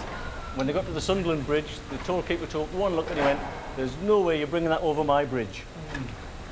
But they got here somehow, so they must have got across in the dead of night. Yeah. Right, we'll put just a little bit more steam on, Fred. Okay, that's fine. So you can see how you can control the strokes and even the direction of the beam using these valves. Right, we'll close that off now. Beautiful. The water supply has been restored. Excellent. Large pumping stations like Ryhope were built to provide clean drinking water after the discovery that cholera outbreaks in the first half of the 19th century were caused by contaminated drinking water. The two 100 horsepower beam engines straddle 3 stories of the engine house. The clean water was pumped from aquifers running through limestone rocks 250 feet underground. Beam to a bearing, a long way away, you'd use a laser beam. Oh, yeah. These guys had a piece of string in their eye. Well, we're a bit like that. Yeah. Bows and arrows. Yes. They only generate about 100 horsepower. They would pump 81.5 gallons every stroke. 10 strokes a minute, 24 hours a day. And what did you pump in the 24-hour period? 24 hours, about 1 million gallons of water. Gallons. Yeah. Right, that lovely smell of steam, eh? Yeah. Beam engine, where the engine's got the name from, the big beams. How did they actually get these beams into position? Well, Because you can see they couldn't get them in through the doors. They actually came up with the walls and they jacked them up with great bolts of wood. Then they came. They built it to this floor level. Yeah. Winched the beams in, then built this huge roof over the top of it. Over the top. And the roof actually ties the building together as well. The size of the timbers we've got and the trusses in the roof. When did they ever drop one, and things went wrong? They dropped the beam. Yeah, they did, Yeah, they must have. Yeah. See the eyelets? Yeah, The idea was that roof would take the weight of that beam. It's never tried. No. And I don't think I'd like to try now. You get a lovely view of the cylinder tops. Just watch your head as you look over, so you don't get a clatter from the beam. But now you can see the different size and diameter of the cylinders. Wonderful, intricate pieces of metalwork holding all of this together.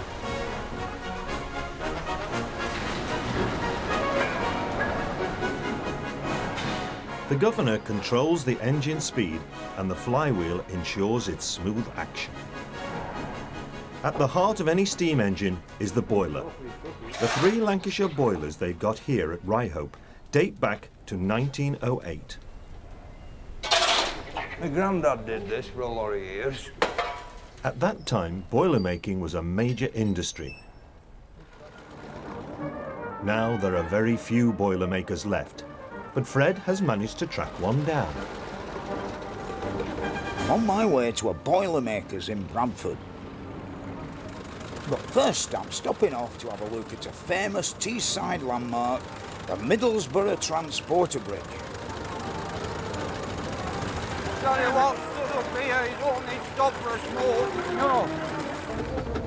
This bridge was opened in 1911 to carry pedestrians and materials across the River Tees and was hailed as one of the great engineering feats of the time. It carries 250 foot passengers and 300 vehicles every day. I wonder if they'll let me go across with my traction engine.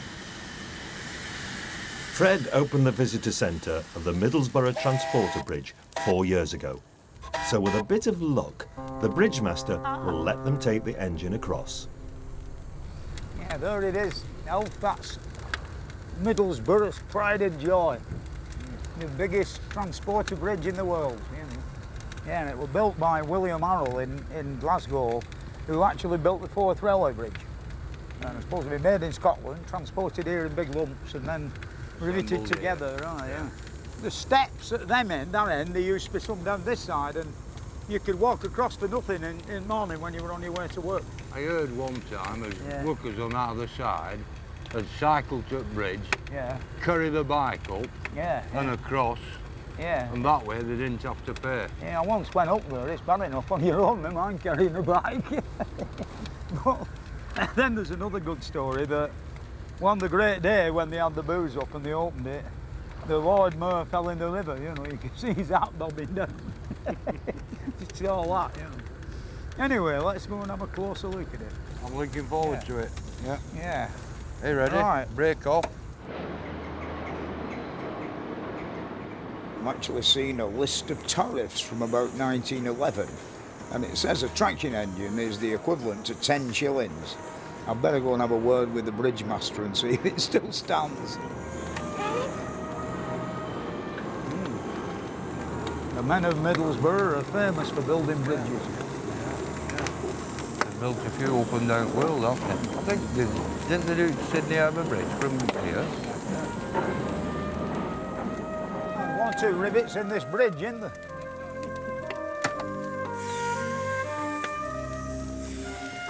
The bridge has a travelling car deck, or gondola, which traverses the River Tees. The gondola is suspended by 30 steel cables from a trolley that runs on rails 160 feet up in the air. Over the water. An electric winder located on the south bank pulls the trolley back and forth. It's steady, isn't it? Not wobbly. The bridge's unusual design lets sailing ships with tall masts freely navigate the channel. They didn't need to paint it up for us, did they?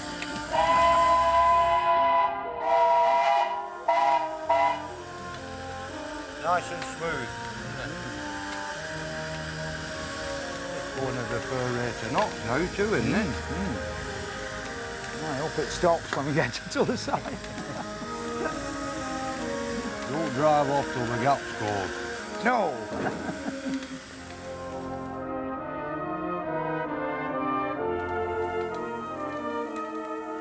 How much is it? Break off.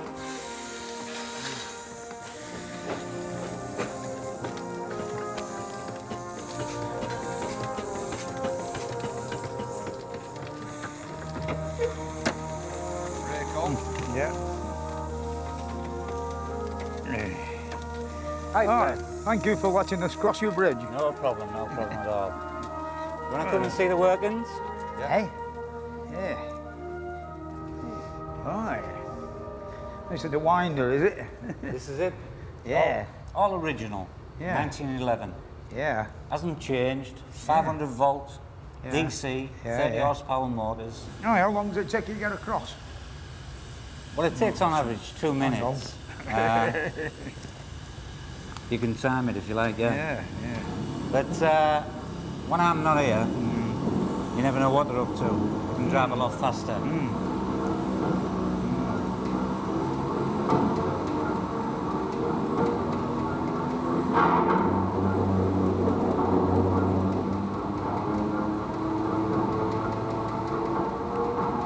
Seconds so far. Oh, it's going round to the far right, that.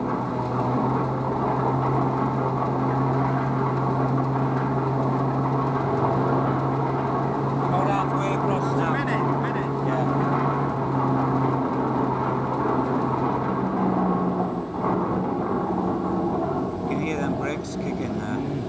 2 minutes up to there.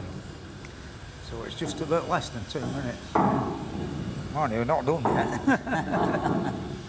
Well, he's driving as per instruction.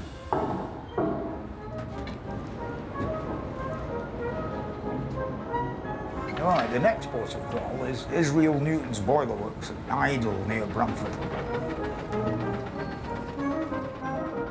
It's 80 miles to Bradford and the weather's fine.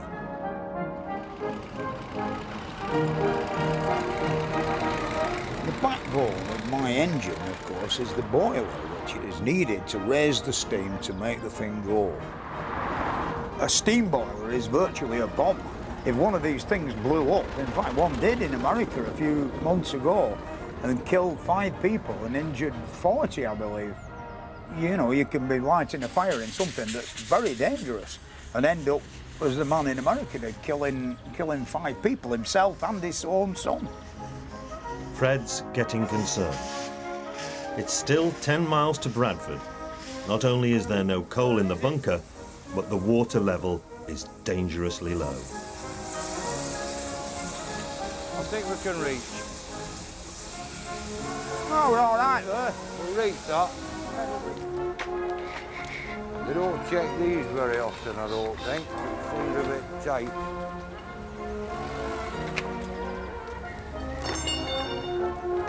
Plenty of pipe.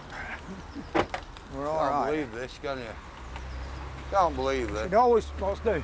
Doral not home now. It's not our day. No, it's because of the way it's hanging, the van's leaning. What do we want worry about that for? I won't get the screwdriver to open the grid. Oh, there used to be a bar in the back. I've got a bar, but it's not been off for a while. Pull That. down on the door. Definitely at the top. Is this another of your burglar-proof ideas? No, it moves about made of wood, isn't it? That, gentlemen, is not a fire hydrant. It's a stop valve. It isn't a fire hydrant. Eh? Not a fire hydrant. It's not a fire hydrant? No, it's a stop valve. You better abort this bit of this bloody film, you know. It's not our day, is it? Not our day. It isn't. It's, Do you want to look and try it? Yeah, but it isn't. It's for turning people's water off. Yeah. Well, best leave it then. Yeah, it's never been on for bloody years, that, you know. Yeah. Don't know there's any fire hydrants. You know there's any fire hydrants? No. The fire hydrants are generally, and as a rule, got a bloody great big letter H and painted yellow. Right. There's one here, Fred. Eh? One here, 20 yards further on. It's got a letter H, has it? Yes. Right, we'll go there. Oh, you can go down a bit. All right. We don't get any knocks in We're the not hose getting pipe. any knocks. We'll not get any knocks. Eh? We won't get any knocks. Right, it's all yours. Oh, oops. Though you'll usually find water, eventually, success. Coal can be a little more difficult to get hold of. If you're going on a big journey, I've had friends who, before they set off, they know roughly how far they can get. So they arrange with a coal merchant to, you know, leave some at the pub or something like that, you know. But wherever they go, somebody always seems willing to help them out. How are you doing?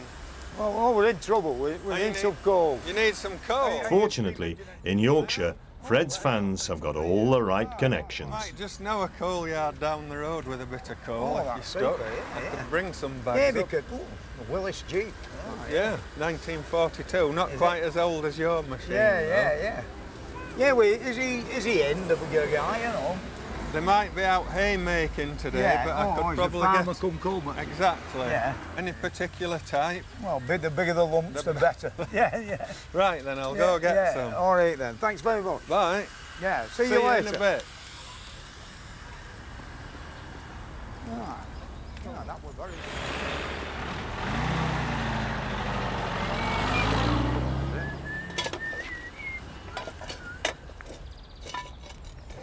The water tanks hold 60 gallons. They're going to be another 20 minutes. The tired and the weary. It's all going in now. Yeah, that's all right. Precious. We've had this helpfulness. So where we've been, haven't we? Everybody's enjoyed seeing us, talking to us, helping us. You know, so. See what I mean? Thank you, dear. Thank you very much. Is that all right for you? That's smashing, yeah. Shall I take it out? Yeah. Are you frightened of... Bite me, you might bite me. Thank you. Tell him it's Guinness, he'll drink it all. Thank you, dear. You're very kind.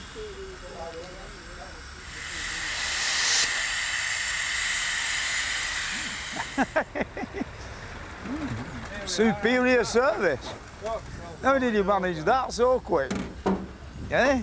Well, steam coal, I believe. Is it? Oh, brilliant. Put it in the Yeah, in well, the hang back on, or- I'm not supposed to lift anything, you know. Well, but- I can. Yeah, aye. Oh, well, just tip it in the coal box. Right then. Yeah, I've got bladder cancer, you know. Oh dear. Yeah. Is that something that's... Yeah, they can't mend it. They you know. can't? No. Oh no. dear. Yeah.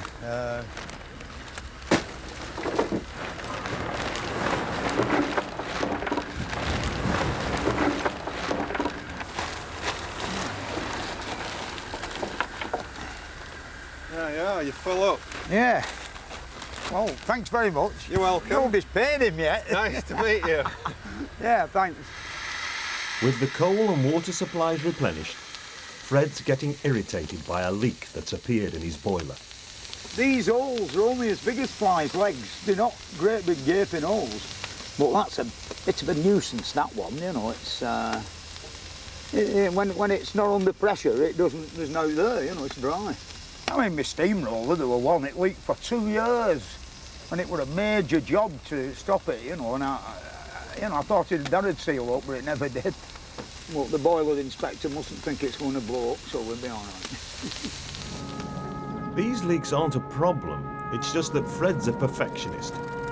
In the old days, new boilers were put out in the rain to go rusty for 12 months, which sealed them up. But Fred didn't have 12 months. Fred completely rebuilt his engine from a depressing pile of rusty old bits. The boiler was the most challenging part.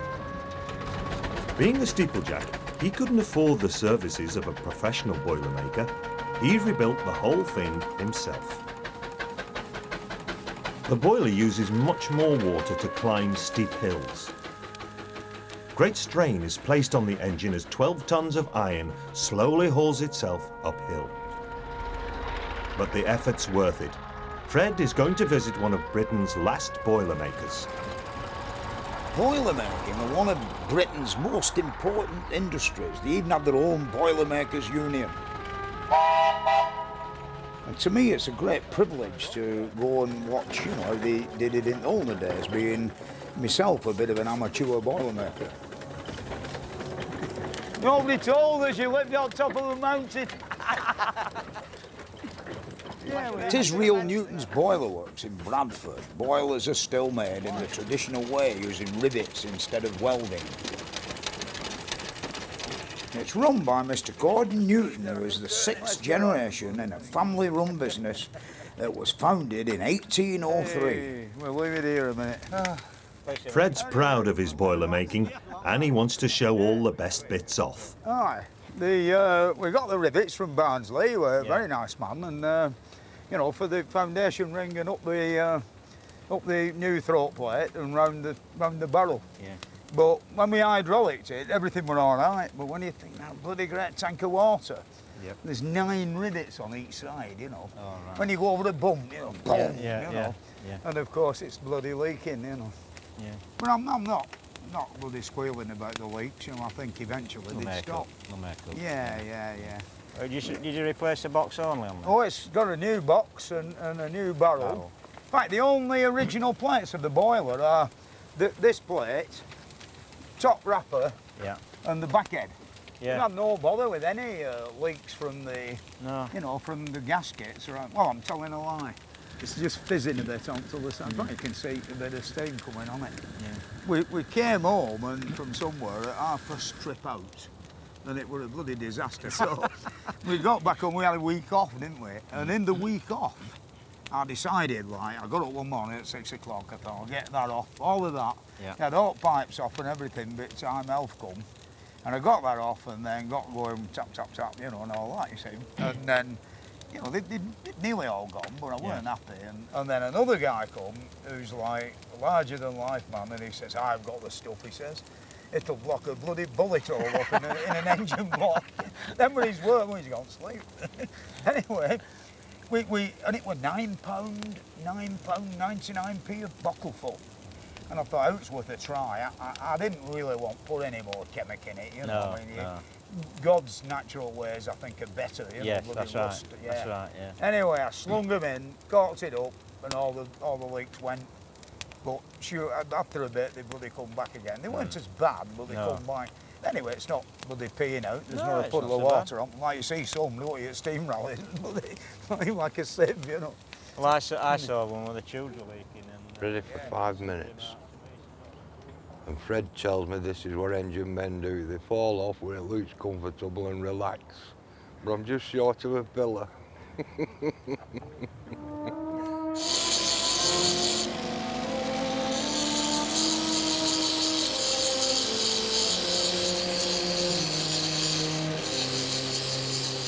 Here at Israel Newton's Boiler Works, they manufacture and repair all kinds of locomotive and steam engine boilers.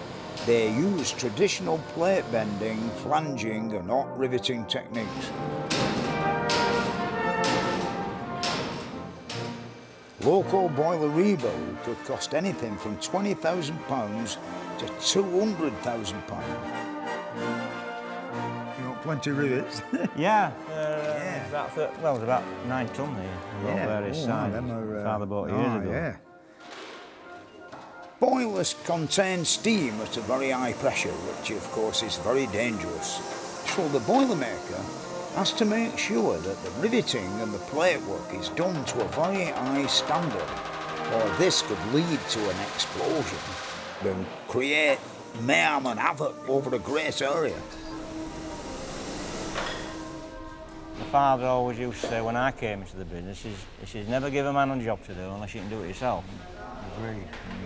And that's how, in my opinion, all businesses should be run, but it's not so anymore. But in the modern world of accountants. Exactly, yes. Right, take 1/4 of an inch off outside of Traction engines are an expensive business. When a quote for a boiler repair comes in at upwards of £1,500, Fred was never afraid to have a go himself. That was for doing a special throat plate for a new boiler we've got going at the moment. People don't realise, do they, the amount of preparation you've got to do for bend a piece of plate to that. When you tell them how much it is, like, they exactly, £1,500, yes. I know somebody in Lancashire who went somewhere else. Remains of a folding smoke box. That's right, that's right. All right, mate. Come on. The centrepiece of Gordon's workshop is a 1930s press, which makes the curved plates common in boilers of this type. Gordon, what pressure does it press to this? It's only about 50 tonne, which is quite amazing. That's all you need when you're hot pressing.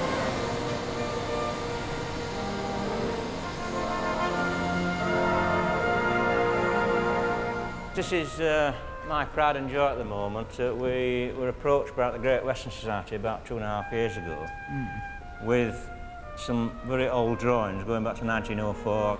It's to make a brand new vertical steam rail motor boiler. It's quite something, I think, even though I say it myself. There's 415 tubes in there. There's quite some heating surface. What pressure? 160 PSI. That's a lot of weight, isn't it?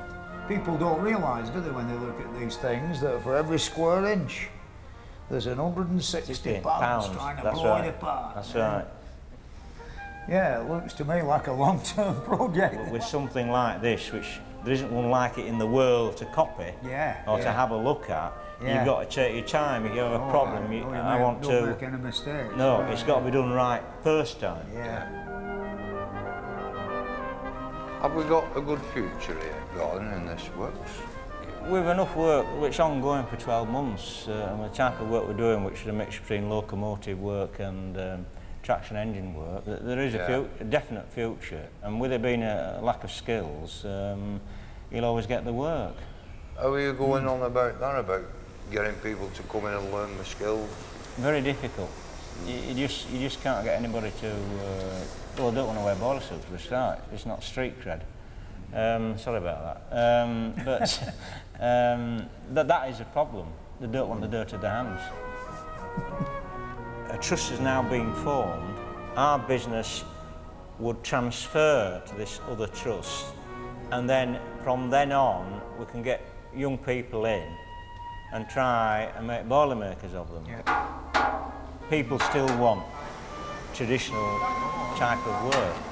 The trust will be the Boiler Skills and Training Trust, and then the subsidiary or the operating company will be Israel Newton 21st Century Limited, and that's how it will go.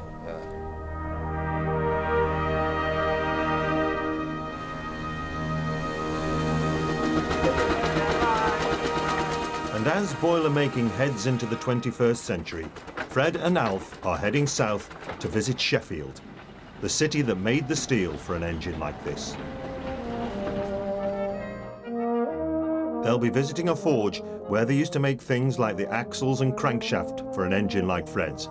And they'll be going to a working museum that tells the early history of steel making in Sheffield.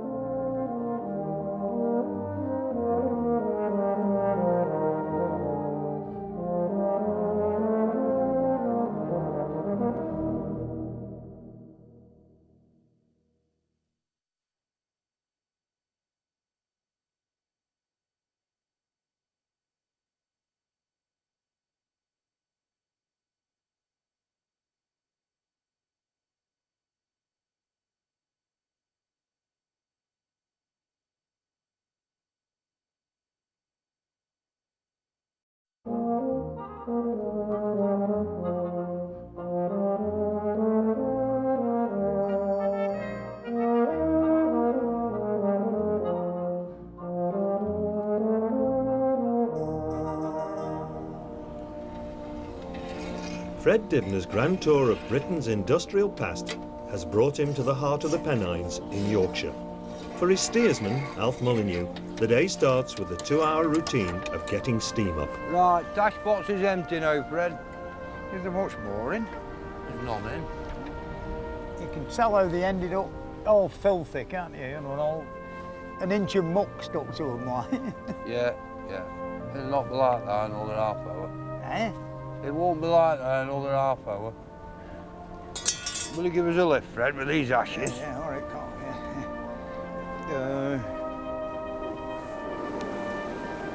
Was he been dead long?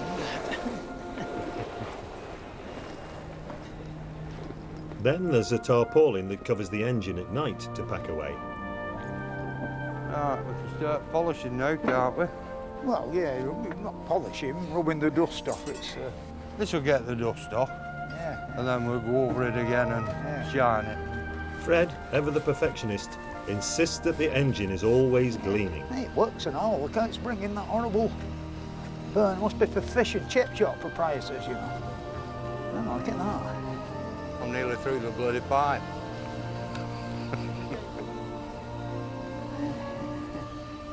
Where are we going next? Well, we're heading for Sheffield to go to a forge and see how they used to do it, you know. Right. And how they made steel when they first invented it. And how far is it? Might be nice, that. How far is it? I don't know. Just keep going till we get there. It's not very far, I don't think.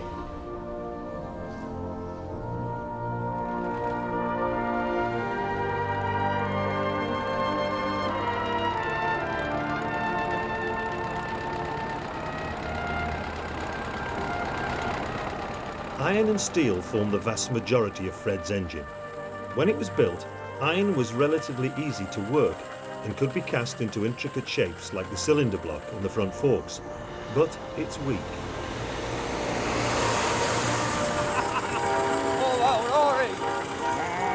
Steel is much stronger, but more difficult to make. It's used in the plate work of the boiler and the moving parts like the axles and gears. Doing well this morning. But first, Fred's got an ambition to achieve. Just down the road, there's a rather spectacular bridge that goes over the M62. And every time I go up the M62, I get this urge to cross it with the traction engine. But thirsty as ever, they couldn't pass a pub without stopping. Blow the whistle and all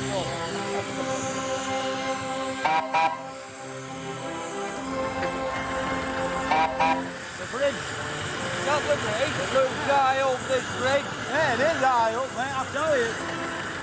Scammondham Bridge is the biggest single-span bridge in Europe, and it crosses the M62, the highest motorway in Britain, in spectacular style. Got a bit of a dip in it, don't look like dinky cars, look at them down there. A long way down. You're not so bad, I'm 18 inch further fall than you. Can we stop a minute here? Belting views at countryside. Yeah. Well, they're exciting up here. When you're down there, you don't quite realise where you are in relation to this bridge. You can see the road to Halifax over there, you know, in the reservoir, which you see all that when you're coming down the hill on to the side, then it disappears. And then from here, we can see all of it. Concrete bends, you know. So every time I've come along the M62 and seen this bridge, it's always fascinated me, and you often thought, I wonder the low weight of a traction engine. It's so high up that you don't realise how big it is. Well, have you any doubt about it all in weight? We're best bloody get going. No, you're all right. I've seen a few six-leggers full of rock going across, so we're all right. When you think they must have shifted a few thousand ton of rock to make this M62 just here. Shall we get going before cracks start appearing? If the cracks appear, there'll be no doubt for us. To go we down could, with we could fall out motor and get run over. It'll go down with a thunderous roar. Ah, a thunderous roar, and that's only us screaming. Blow your whistle. Ah, bollocks. He got one. Another one. Water.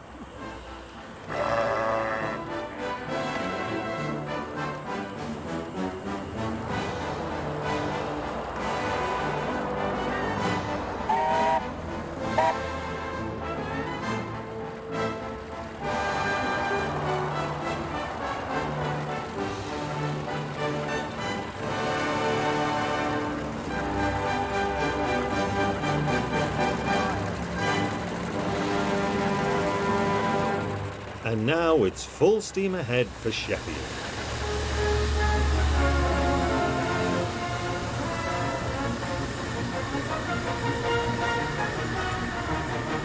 There's a lot of steel in an engine like mine, and so therefore we're heading for Sheffield to have a look round there, and of course Sheffield is known all over the world as the City of Steel.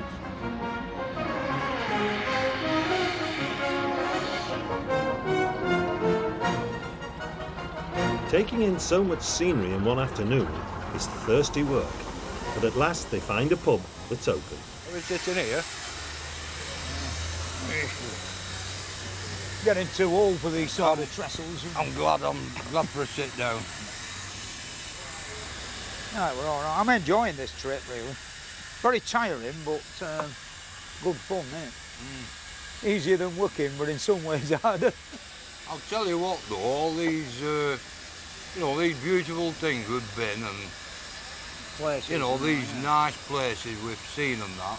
If I was asked what was outstanding, I'd say the warmth radiating from the people we've met. Oh, You know, it's nice, that. kids at school railings waving and people coming up every time we stop for put coal on. You know, we've been made welcome everywhere, haven't we've we? been, yeah. That really, that's the highlight for me. Yeah. Yeah.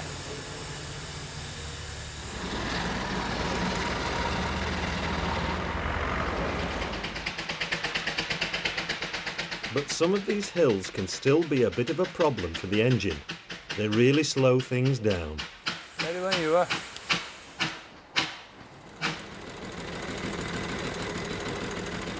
And Sheffield is very hilly. To make matters worse, it started to rain. And Fred and Alf are running late for a meeting. I think we'd better get the map out. Let's have a look at the map.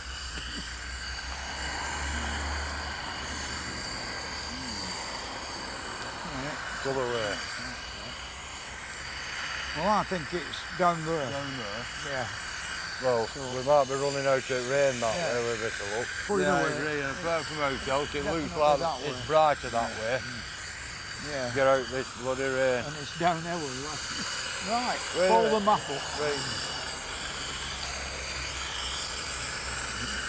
Bloody map's wet through it, it'll not fold up. They're looking for a World War II tank in a district of Sheffield called Tankersley. At the tank, they've arranged to meet someone to help them find their way.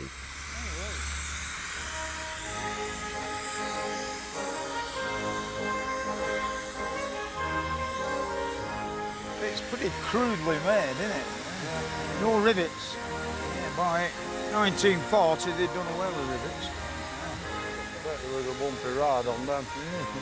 Good morning. Hello. Peter Machin is a local historian.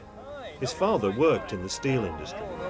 He was a traction engine man who invented tanks, you know. Was he? Yeah, they were hundreds made by Rushton and Owensby, not them, you know. I'm going a bit senile, you know, I can't put my name on it, but very famous, you know, traction engine company made the first tanks for 14 War. You know, millions of rivets and all. Not one rivet on this. No. You know, like the crudest of welding, you know. Right, well, this is a Churchill tank. These were made in 1940 here. They're quite modern, They were, and these were the workhorses of the Royal Engineers, you know. They made 1,100 of these in just a few months here at Newton Chambers, the big ironworks all around here, you know. We'll let you be our guide. You can ride in our luxury mechanical transport. Excellent, be a thrill. Well, we'll go down to Winkerbank Hill where we can look down over the Don Valley. Yeah. Not losing any steam, you know. Good. That's what we want. All right, underneath the railway bridge there, Fred. The tank factory has long since gone, along with much of Sheffield's steel industry. Get away from trees. This is the deepest one. Oh, there's something.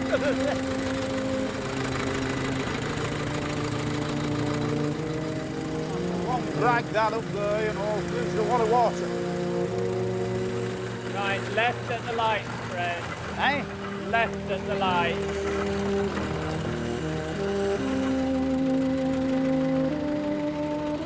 We're going up Winkerbank Hill with Peter Machin to get a bird's eye view of Sheffield. And from this vantage point, you can really see how the steel industry took off here in Sheffield. Unfortunately, progress is slow. What the plan didn't take into account is the traction engine's ability to climb hills. Stop raining now. The view's going to be all right. Eh? The view's going to be all right. It's clear enough. Yeah.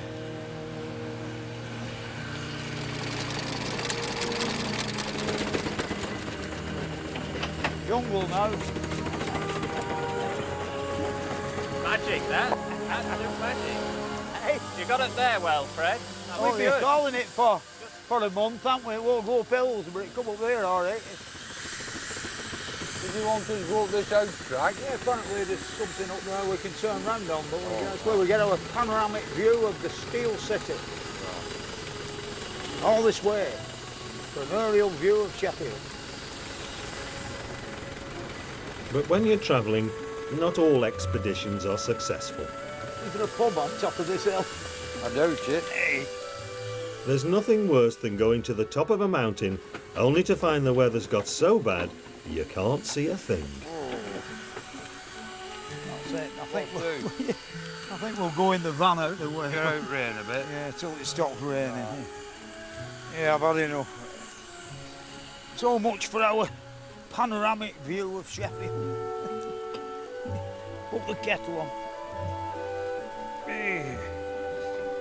Look at the state of it in here. Yes, sit there. Is this coffee? I don't know, but we'll have a bit. The weather wasn't about to improve, so they gave up. No time to hang around up here waiting for it to clear, because Fred and Alf have to get to a Sheffield forge before the shift ends.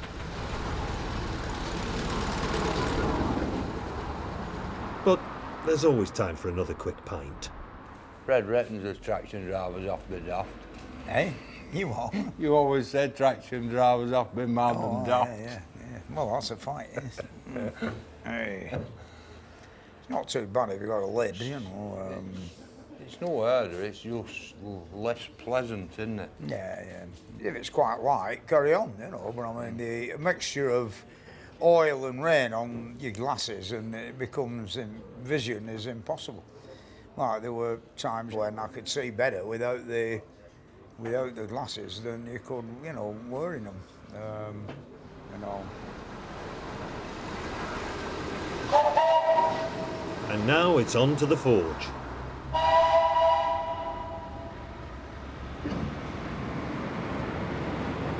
There's some fur pieces of iron and knocking about here, isn't there? Oh, yeah. What are we going to see here, anyway? Well, like, forging really is when the ingot comes from the steel maker. It's like a bit open grain, as you might say, and forging it into certain shapes consolidates the molecules and makes it much stronger, you see. Right. That's what it's really all about, you know. Yeah.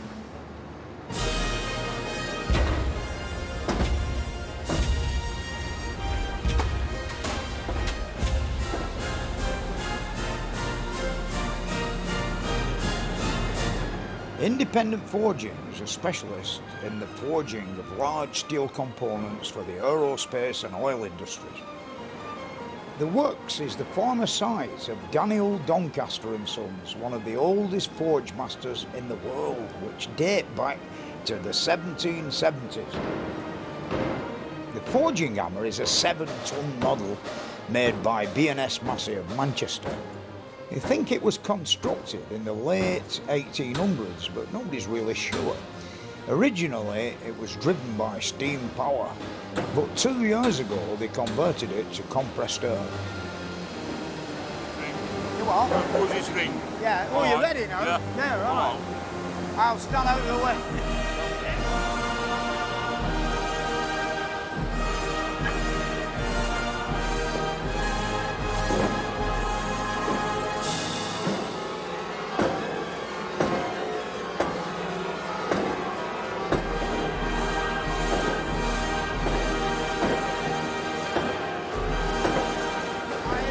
There's been a lot of men turning that round. Getting nearer.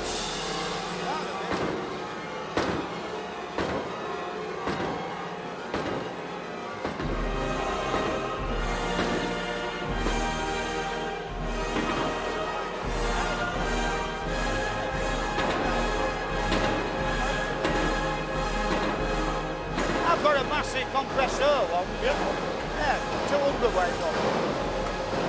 Best places we've been to, this.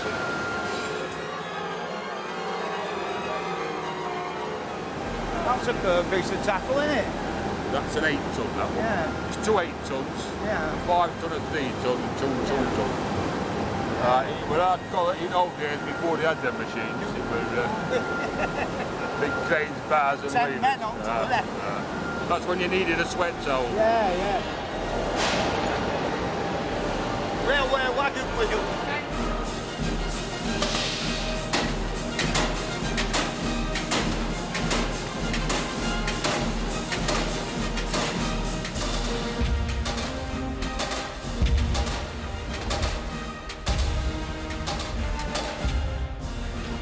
This is an iron tyre for a tank, but this is exactly the way that the axles or the crankshaft for a traction engine would have been forged.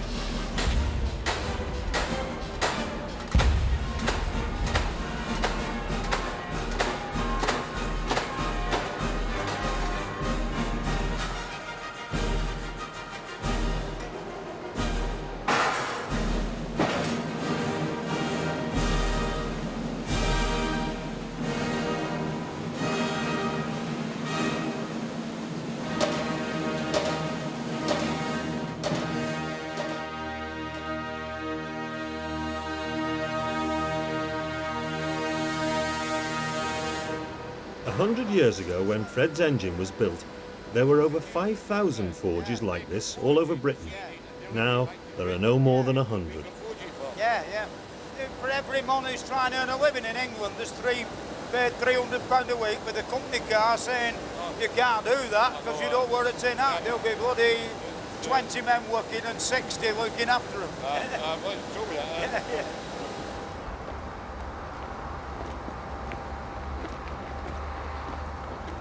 Isn't it funny how everybody who does forging, when they've actually used the bloody tool, you know, they just drop it on floor, you know. Well, he's like that. He doesn't put no back when it should go. Yeah, yeah, I'm like that. Where's it gone, you know? Where's the tongues gone, you know? Bloody hell, it's disappeared. You put everything away, you know where it is next time. Oh, I am. Yeah, well, maybe it works here now. About 28 years, mate. Yeah. Paul's been here about 32, ain't you? Yeah, bloody hell, that's a lot. Straight from school, like. But I've been in the industry all my life. Yeah, 64 now. Yeah. Last time I got made redundant here in 1999. Yeah. They closed it down altogether. No work for it. Yeah, and then... Our managing director bought it, sent for us back. It's But true, this that. job used to be a good job.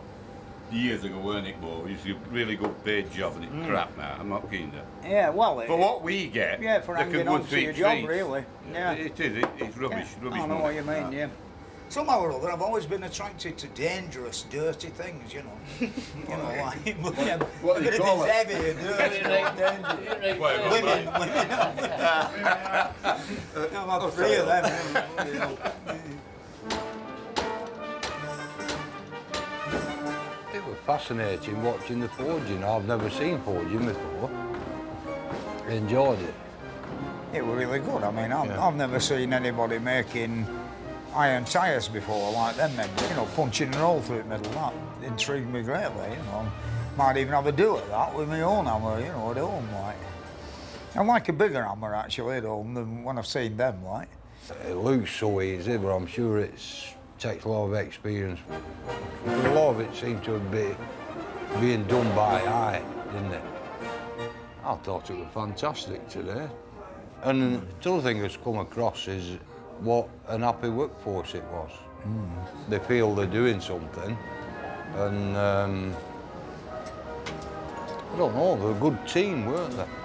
Oh, you got to be without that. You watch the 2 men at either side of the hammers, they can't hear one another, they're just watching one another, and each man knows what the other man's going to do next. And when the shift finished, it was back to the pub. Where have you driven from to get to Sheffield then? On this Well, we don't know. We've been halfway up a mountain. Top right of Banks Road. We went to the top of, how do you pronounce it? Winskabank Hill? Winkerbank. Really big hill. Top of That's the... overlooking Meadow Hall, isn't it? Yeah. Early view of Sheffield. Yeah. And when we got to the top, it was raining that hard, you couldn't see Sheffield. See how things like changed over the last 30 years, sort of thing. When we first started, it was all handwork, all done by hand. Yeah. Brought from furnace by opened crane. the furnace door and a big spoon and hanging on like that. Must have been exciting then, even though it was hard, you know. Yeah. How long have you been here, like? Left school at 15. My dad didn't particularly want me to go and work at Doncaster's in a forge, which he'd done all his life. And unbeknownst to him, I went down and had an interview and got a job purely by the fact that all my family already worked there. 2 uncles, my dad. And in the past, during the war years, 2 aunties, 3 aunties and a grandma. Forging is in your blood. And if it's not in your blood, you'll never do it. Yeah. I've done it for 42 years and never look back and still enjoy going to work. After 5 generations, Pete's the last forgeman in his family. On leaving Sheffield, they're halfway through their grand tour. But Fred's illness is making the travelling hard work. So he's going to have a few days off with some old friends in Derbyshire. But on the way, there's one more place to see. It's a museum that tells the story of early steelmaking here in Sheffield. Abbeydale Industrial Hamlet is the site of the Abbeydale Works, an 18th century side-making works with water wheels, a tilt hammer and a crucible steel furnace. A group of experts from Sheffield University are going to attempt to make us some crucible steel. That looks good. Preserved well, isn't it? Yeah. They're lucky it's survived so intact. I think it's had a bit of treatment. Shall we have a look at forge? Yeah. Oh, these are all right, aren't they? They're called tilt hammers, these, you know. And what happens when the water wheel outside turns the flywheel, turns the spindle, the axle, you know, all them noggins at the end of the hammer shaft. And it lifts up the, you know, the hammer and bang down on the thing. Yeah. So in this place, they made side blades, and they'd like get 2 pieces of ordinary mild steel or wrought iron, and forge weld a strip of steel in between, so the edge were a bit of good stuff, you know. Because steel was so difficult and expensive to make, it was mixed with wrought iron. These tilt hammers were used to forge the mixture into blades. A water wheel powers the hammers and bellows in the forge. Large bellows create a good draft in the fire and get the steel in the forge hot enough to work. That's really good, isn't it? You can actually see the intakes opening and closing. Yeah, well, one of the valves in the pieces of leather. There'd be a few cubic feet of wind goes through the pipes every time one of them goes up and down. Yeah, very impressive. 1700s time, this, isn't it? Oh, yeah. I've seen with the silk stockings on in here. Yeah, you know, that's wig. right, yeah, that's right. Powdered wig. Right, all that to blow the furnaces over there, the forges. And now it's just a little electric motor, isn't it? Nothing. Come on. What are we looking at next? Oh, we're going to the smelting department. You know, the where they put the crucibles in the fire. In the furnace. 1829. Yeah, bloody hell. Afternoon, Rod. Morning. Come to have a look at your crucible furnace. Oh, yeah. Oh, that's how.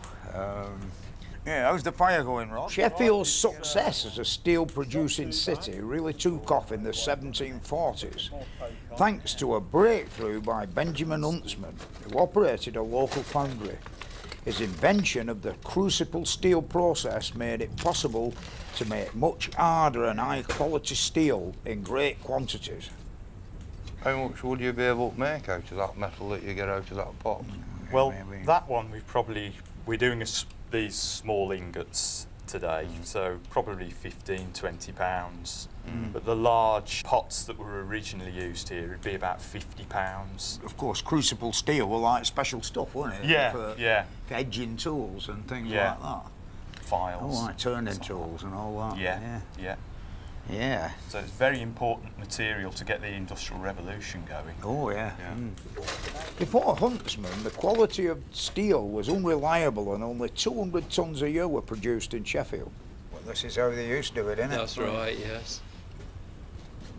These furnaces haven't been used since the Second World War. Though the team has suited up for protection, it's a dangerous process. Within 100 years of Huntsman's discovery, Sheffield was producing 20,000 tonnes of crucible steel a year, an amazing 40% of steel production in the whole of Europe at this time. Oh, that's nice.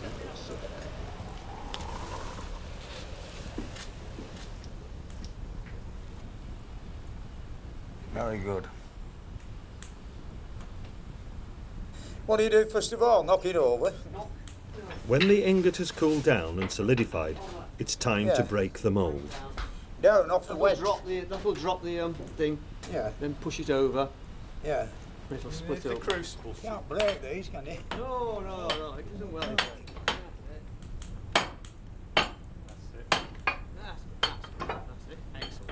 Well done.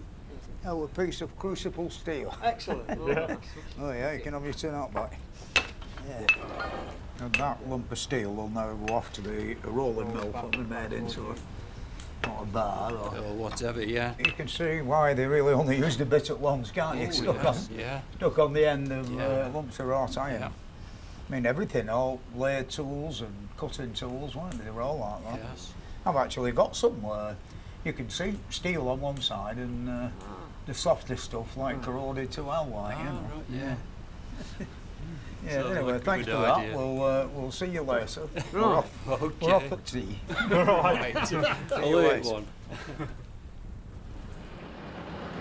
Next stop, Derbyshire, where Fred is going to take it easy for a few days as he stays with some old traction engine friends. He'll be joined there by his sons Jack and Roger, who will be giving Fred a hand with running the engine. They'll be going to the place where all the rivets were made for the engine, and they'll visit the workshops of the Midland Railway Centre to have a look at the way steam locos were built.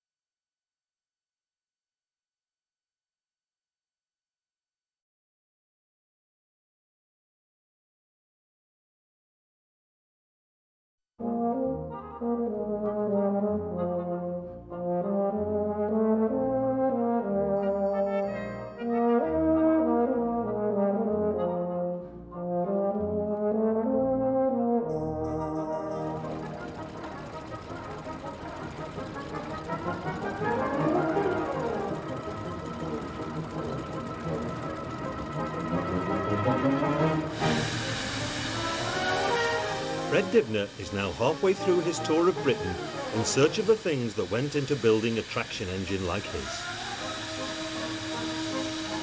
He's still in Yorkshire and he's on his way to the Bolton Rivet Manufacturing Company where they made all the rivets he used when he was rebuilding the engine. The engine is now running a lot better than it was when he first set out, but there's still all sorts of little things that can go wrong, which means lots of stops. This time he's having some problems with the mechanical lubricator again. They don't like running without any oil in the cylinders, especially if you prime them and it's all washes what bit of oil there is away and gets like a residue that's not slippy. You know, just a little drop of oil is enough. But if you wash it all away, it's bad news.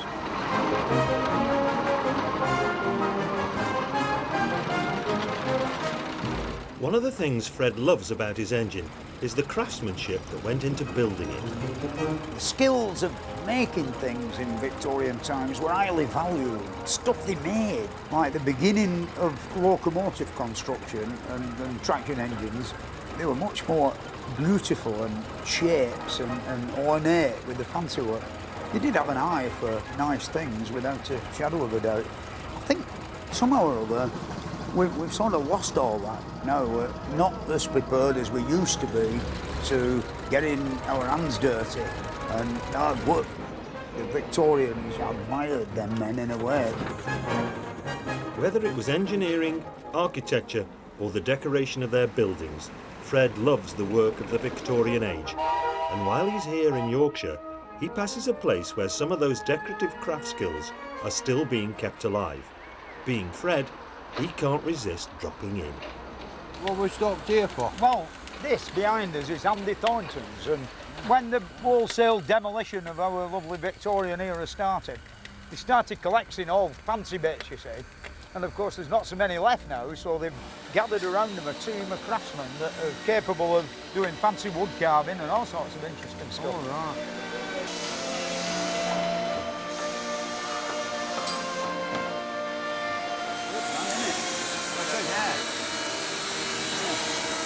These things are a gift from heaven, aren't they? These rotors. They have a lot of effort, a lot of grafting.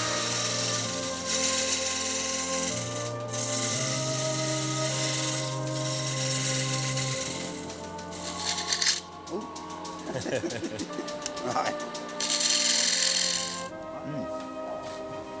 These are carvings to go on. We build these big American-style Brunswick bars. Yeah. And that'll be an applique when it's finished. Yeah. And this is one of the corbels. Yeah. That'll go in the centre. See, it's a huge bar, massive ones. These are it's a copy of the original Brunswick bars, which were the most famous bars ever made in America. Yeah, wherever we go, you know, you meet people and they say, you know, they can't do that now, and you know, the age of the craftsman's gone, but you and I know it hasn't, haven't we? I mean, you've got all these lovely carvings here and a grand team of lads that no doubt you've had to get together. How do you go about finding people these days? We take on 3 or 4 apprentices every year, and we select carefully. And so most of our people are actually homegrown. They've served their apprenticeship in yes, a they way, have, like the olden days. And we said that Malcolm, he trained elsewhere. I feel very fortunate to have found Malcolm, to have him, because carving is one of the most difficult. Difficult job, isn't it? It is, It never ceases to amaze me. I think we'll go and have a chat with Malcolm and watch him. Hello, Malcolm. I'm all right, man. Yeah. Right. I'm one of the craftsmen. Yeah. You can't do it fast, can you? Well, you can't. No. It's relative. Yeah, I mean. Yeah, I think with a few lessons, I might be all right at doing something like that. You're right, Fred. Would you like a go? Right? Ah, yeah. My best chisel there. I'll put me. You do get attached to tools, don't you? Yes. Yeah. Right. I'll put me. They're like a girlfriend, though. I'll put me proper glasses on, and then I can see what I'm doing. You can see. Yeah. Well, it affects us all. Yeah. It's old age and senility, you know. Wait a minute, I forgot now. That's it. Yeah. And just read grain, and when you feel that there is resistance there, come back the other way. I'm going too deep there, aren't I? No, you're all right. Are you sure? Right. Yeah. You're all right. We're going to bugger it up now, aren't we? You know. And just do it until you think that it's right, you know. Yeah. Well, I think the beauty is... It's a joy forever. Yes, that's it. Something like that. Yeah. I'm a little bit low down, actually, I think. I could do with a box for it to stand on. I think it'd take me a long time, though. I don't know, you're getting there. It's not... I've seen worse than that. Yeah, you've seen worse. No, I mean, I don't mean that. I know what you mean. Well, that's very good. Yeah, it's not what you might call perfect at the top. No such thing as perfection, is there? No, you're bloody right, I know. How do you try and once it goes, doesn't it? I know. Yeah. Anyway, I enjoyed that, thank you very much. Yeah, it's all right, there's nothing... Nothing you can't untoward. Right. No.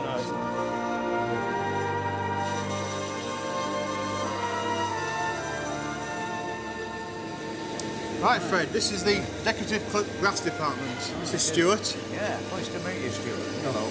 Keep going, I don't want to disturb you. Yeah, that's lovely, that, isn't it? I thought this had all faded away, this sort of thing, yeah. There aren't many people left in the country who can do this. This is brilliant cutting onto sheet glass. Yeah. What I'm doing here is I've already cut it in on the grinding wheels, and now I'm polishing it up. Yeah.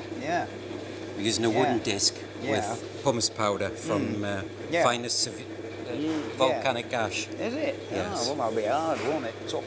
It's tough. It's what they used to use instead of sandpaper in the old days. How long has it taken you to actually make that piece? There'll be about 10 hours working told on it. Yeah, I thought it would have been longer than that, really. Yeah, you've got to have a very steady hand for this, haven't you? Yeah. You know, it's a shadow of a doubt, yeah. And where's that going to go when it's done? In a pub called the Baron and Baroness in Copenhagen, isn't Copenhagen. Oh, right. Why does it all go abroad? Well, there's too many vandals in England who break it, isn't there? Well, a lot goes abroad because people are wanting to recreate a traditional English pub. and they regard the brilliant cut glass as a feature of an English pub. The pub where I first started drinking had a magnet front door, you know, like as wide as it were high. They were really beautiful, and it's gone, you know, somebody busted it, you know, some modernistic vandal.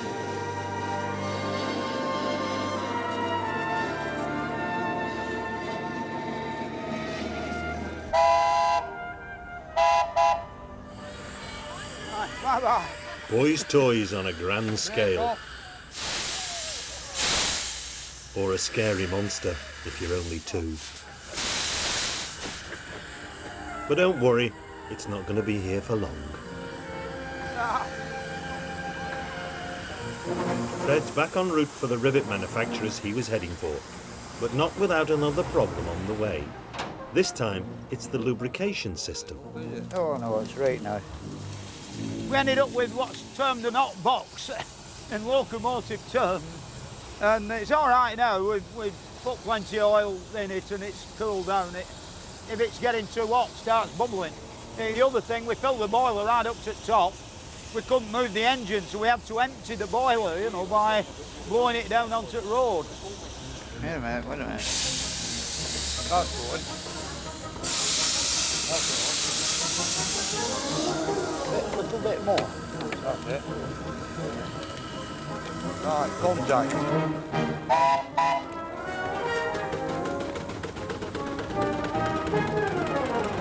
Oh, she's going now.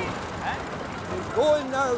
With the steam blown off and the hot box cooled down, they're soon on their way again. When I rebuilt my boiler on the traction engine, I had a great deal of trouble finding rivets, especially made of the right material. And of course, at one time, every little town and hamlet had its own nut and bolt maker, a rivet maker. And on the invention of electric arc welding, put all these men virtually out of business. Once rivets were crucial, they held together everything from things like my boiler to the fourth bridge. Here at the Bolton Rivet Manufacturing Company, they were able to make solid rivets the old-fashioned way, in just the sizes that Fred needed. I brought your rivets back, but they're all stuck in my boiler. Ah, good. Right, the ones you made for us are all these round here and all them down there, and them round bottom. We've got 1 or 2 sizzlers, but they're going better every day. Right, I believe you're going to have a go and make some. Oh, that'd be nice, yeah. Yeah, I don't know if they told me, you know, but we'll make a few rivets. Let's walk to the business end then. The Bolton Rivet Manufacturing Company specialises in hot forging large bolts and solid rivets for the shipbuilding, bridge building and boiler making industries. They make about 400,000 a year. This is the rivet forging machine. Yeah. So I'm going to show you the last forging machine in the country making hot forged rivets. Oh, yeah. Can I have a go? You go ahead. Yeah, I'll go and see Kevin, the man in the middle. That's right. All right. See you later. Rivets are made by 3 men. The heater, who is responsible for getting the metal hot and workable. The forger, who actually bashes it into shape. And the clipper, who trims it to the right size.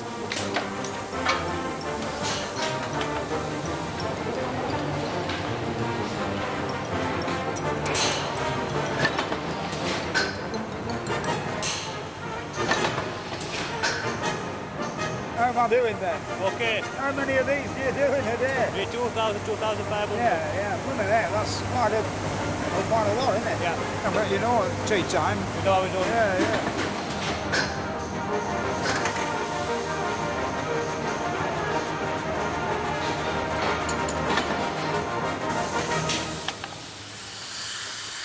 Next up now is the workshops of the Midland Railway near Ripley in Derbyshire, where locomotive repair is done on a large scale, so there's plenty of riveting to see there.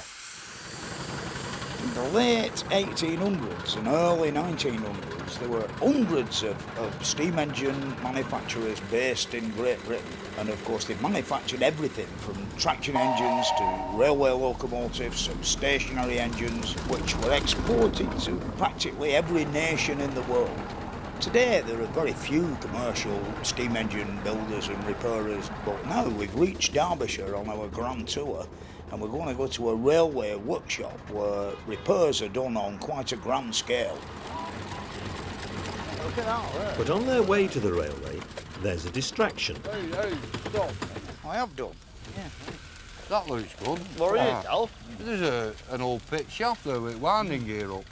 Jimmy's rejoined Fred and Alf after getting back from his holidays, and with 2 ex-miners on board, they couldn't drive past the remains of an old pit without stopping to investigate. How old do you reckon this is, Fred? Oh, it's bloody ancient, that, isn't it? Look at them lovely window frames there. They've been lovely, them, haven't they, once? Oh, Staffordshire blue bricks. It's ready for a course of renovation, that, isn't it, really? Needs pointing. Have you got any spare time? You can see in here, Fred. Yeah. Is there any runners for cage? No, can't see any. Yeah. Have a look at this engine. It's a long time since this saw any work. Yeah, well, yeah. Somebody's jacked it up and pinched the brasses. Pinched all brasses out. And this once were a steam engine, but it's obvious it's been converted to electric. There's a coupling shaft. Yeah, for motor. It's way offline for that pulley, this. I don't think it's ever run a wire over the big wheel because it's way out of line, isn't it? Yeah. They found out later that what they'd come across was what's left of the Western Upcast mine, which was closed during the First World War. Let's have a look at his left engine house. Might get lucky. You never know. We might be come an old across a steam priceless engine or gem. something. Hey, it's open, Fred, this door. We go and have a look. To peg up. Pity we haven't got a torch and we could see, you know, it's dark, innit? A fair bullseye on that signal. Oh, they're out to signals then, aren't they? This place So does all this stuff belong to the railway? Yeah, it must do. Well, it will do, yeah, because over there, to the side of the fence, there's loads of signal poles in the timber for signals. And, hey, look at that there.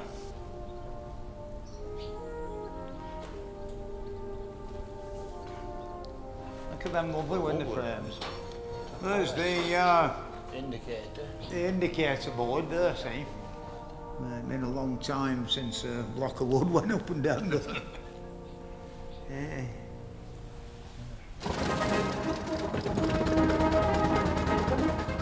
And now for the railway workshops and a bit of mechanicking and riveting. Oh, we made it. Here we are, the Midland Railway Centre. Oh, it's a busy place, doesn't it? Got lots of capital. Plenty of stuff here, yeah. Are we going to see any of this boiler work or something going on while we're here? We've come for. Oh, we'll see some. We'll get rid of this and tuck this away in the corner somewhere and go and have a wander, eh? Right, go on then. You all right then? I'm ready. Yeah, all right.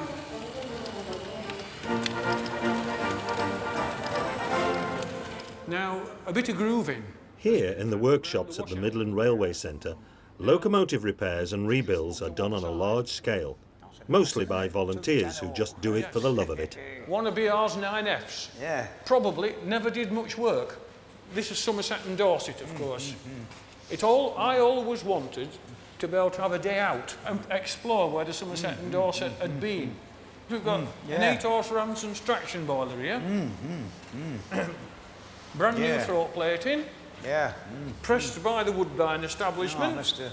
Stewart himself did it. There's been quite a bit of building up done. As you can see, it's all intents and purposes, it's waiting riveting now. And how long will it be before Fred gets his hands on this? Yeah. You can see it's all action. Breathes unhealthy smoke, that engine. Morris Minor engine, it's done a few miles. It's funny, you know, when they've just gone in and they come out, they still bloody are. Yeah. And you can't help but want to touch them, can you? Oh, I know, yeah. They're so beautiful. Yeah. I'm a great one for dropping them when you get them out. Man, if you were doing it all day, every day, building a big ship, you know, you could get used to it, eh? A little bit this way. Right, Simon, take it up. Whoa! Right! Yeah. Perfect. Still red hot.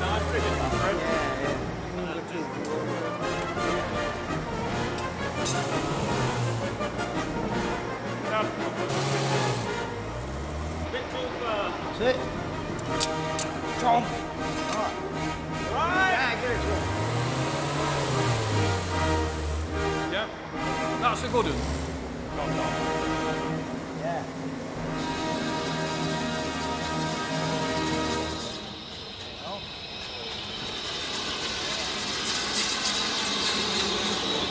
After the visit to the workshop, Fred couldn't turn down an invitation to have a ride on the footplate of one of the locomotives that had been restored there. Hi.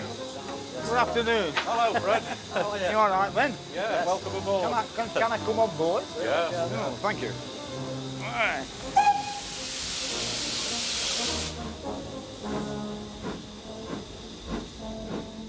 While Fred's enjoying himself on the footplate, Alf and Jimmy have got some work to do.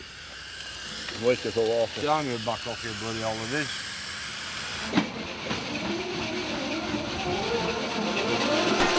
Took a great part in the doing up of it. Yes, yeah. When you, what were boiler like?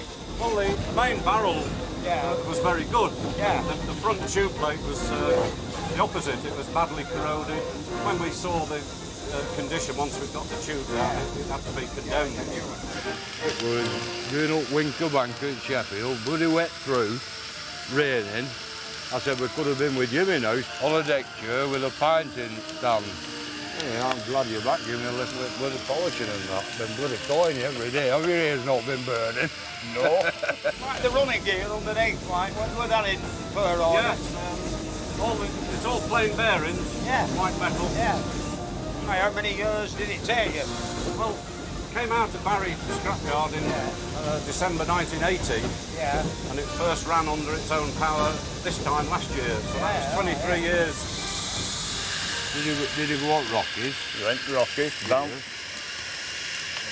Calgary, Montreal, Toronto. Jenny Eskimos. Quebec, no sorts of Indian stuff. Indians, yeah. Not only born arrows. But not shooting at you.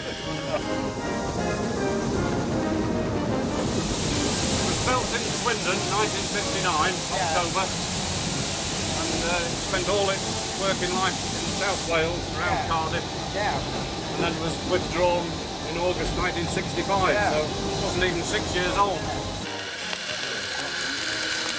I just run it till it pours all over me. Yard's coupling up. Now it's Fred's turn to drive the engine. Something he always dreamt about as a lad.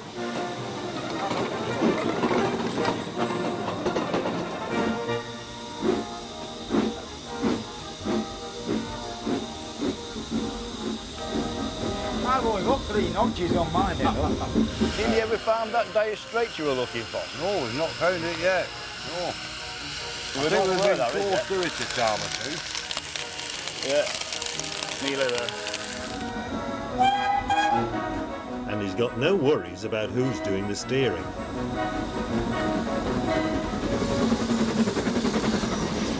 I'm enjoying it. Yeah, I'll bet you are.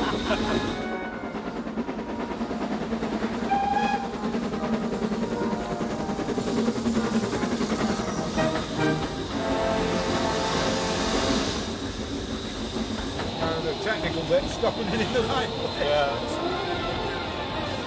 Right, just slow it down a bit more. About 12 on the gauge.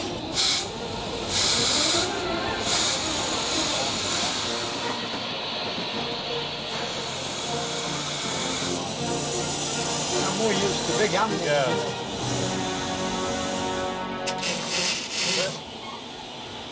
Lovely jubbly. I think we'll make something of him, yeah. I've seen him do it before, though, so... Yeah, did you like that? I enjoyed that, thank you very much. Oh, yeah. You let me drive it, you know. What? Yeah. Great, Alf, that's it.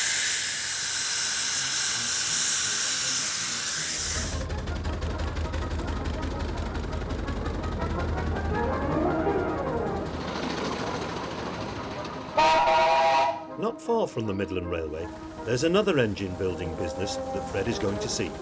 The owners are old friends of Fred's family, so he's being joined by his sons, Jack and Roger, and they're all going to stay there for a few days. We need all this steam to get up the mountain to see two old mates of mine, Ian and Gary Howard, who own a big pile of the Showman's engine. And last year they had a very big fire, and it melted, burned the shed down and melted all the brass on the engine. But they tell me it's almost finished again now, and now we've got Roger and Jack, my two sons, to helping Jimmy on our round the world tour. So we'll set off up the hill, or attempt it.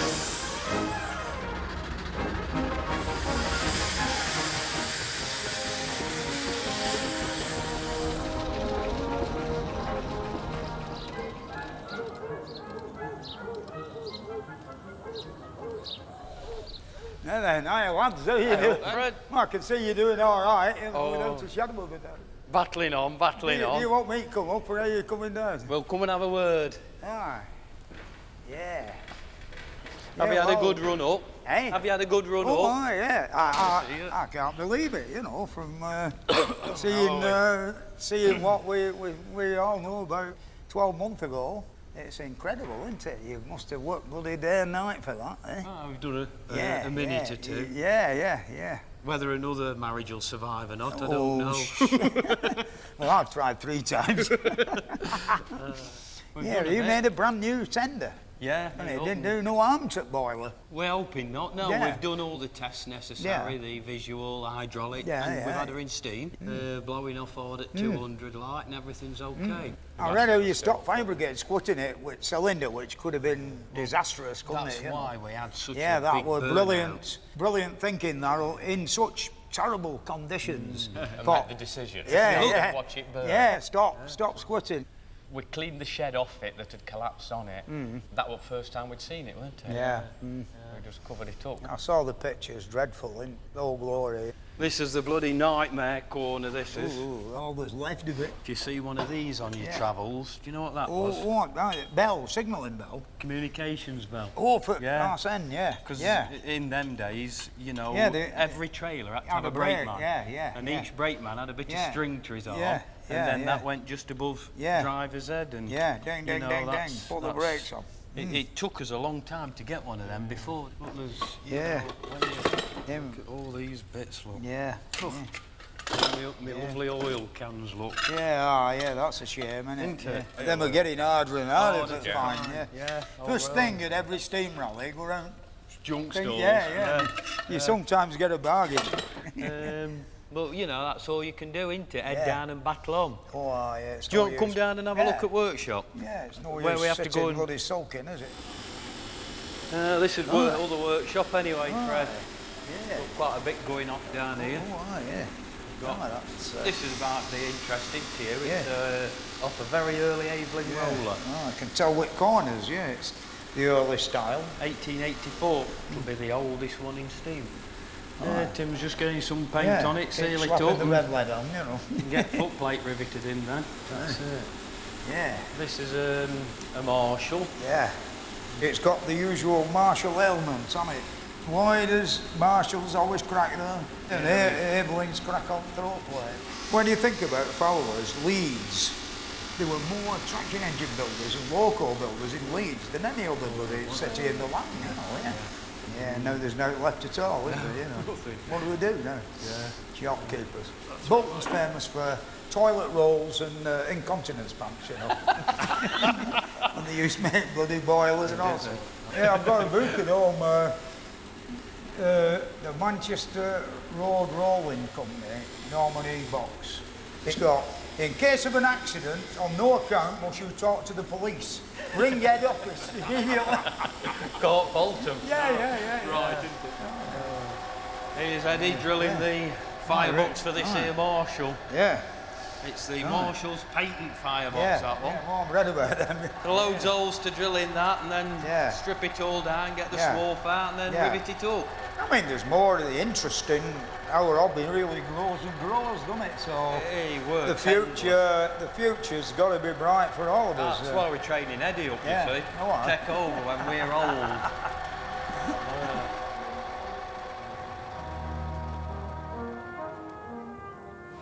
And for a traction engine driver's mate, the work never ends. It's running a lot better. I mean, it's just tackled this hill coming up to Alton Engineering, and it's come up there no problem and kept making steam. And while Alf's working, who's that sitting at the back? I don't know whether Fred's 100% happy with it, but he's a bit of a perfectionist, isn't he? It's never ending, this bloody polishing job, is it? Where's these two bloody helpers we can't get, Jimmy? For Roger, there are too many other diversions here, but Jack's soon back on the scene when there's some driving to do. And with a workshop like this, there'll be time to do any repairs that are needed now that it's just over halfway through the tour. And that's a fine manoeuvre. His dad'll be proud of him.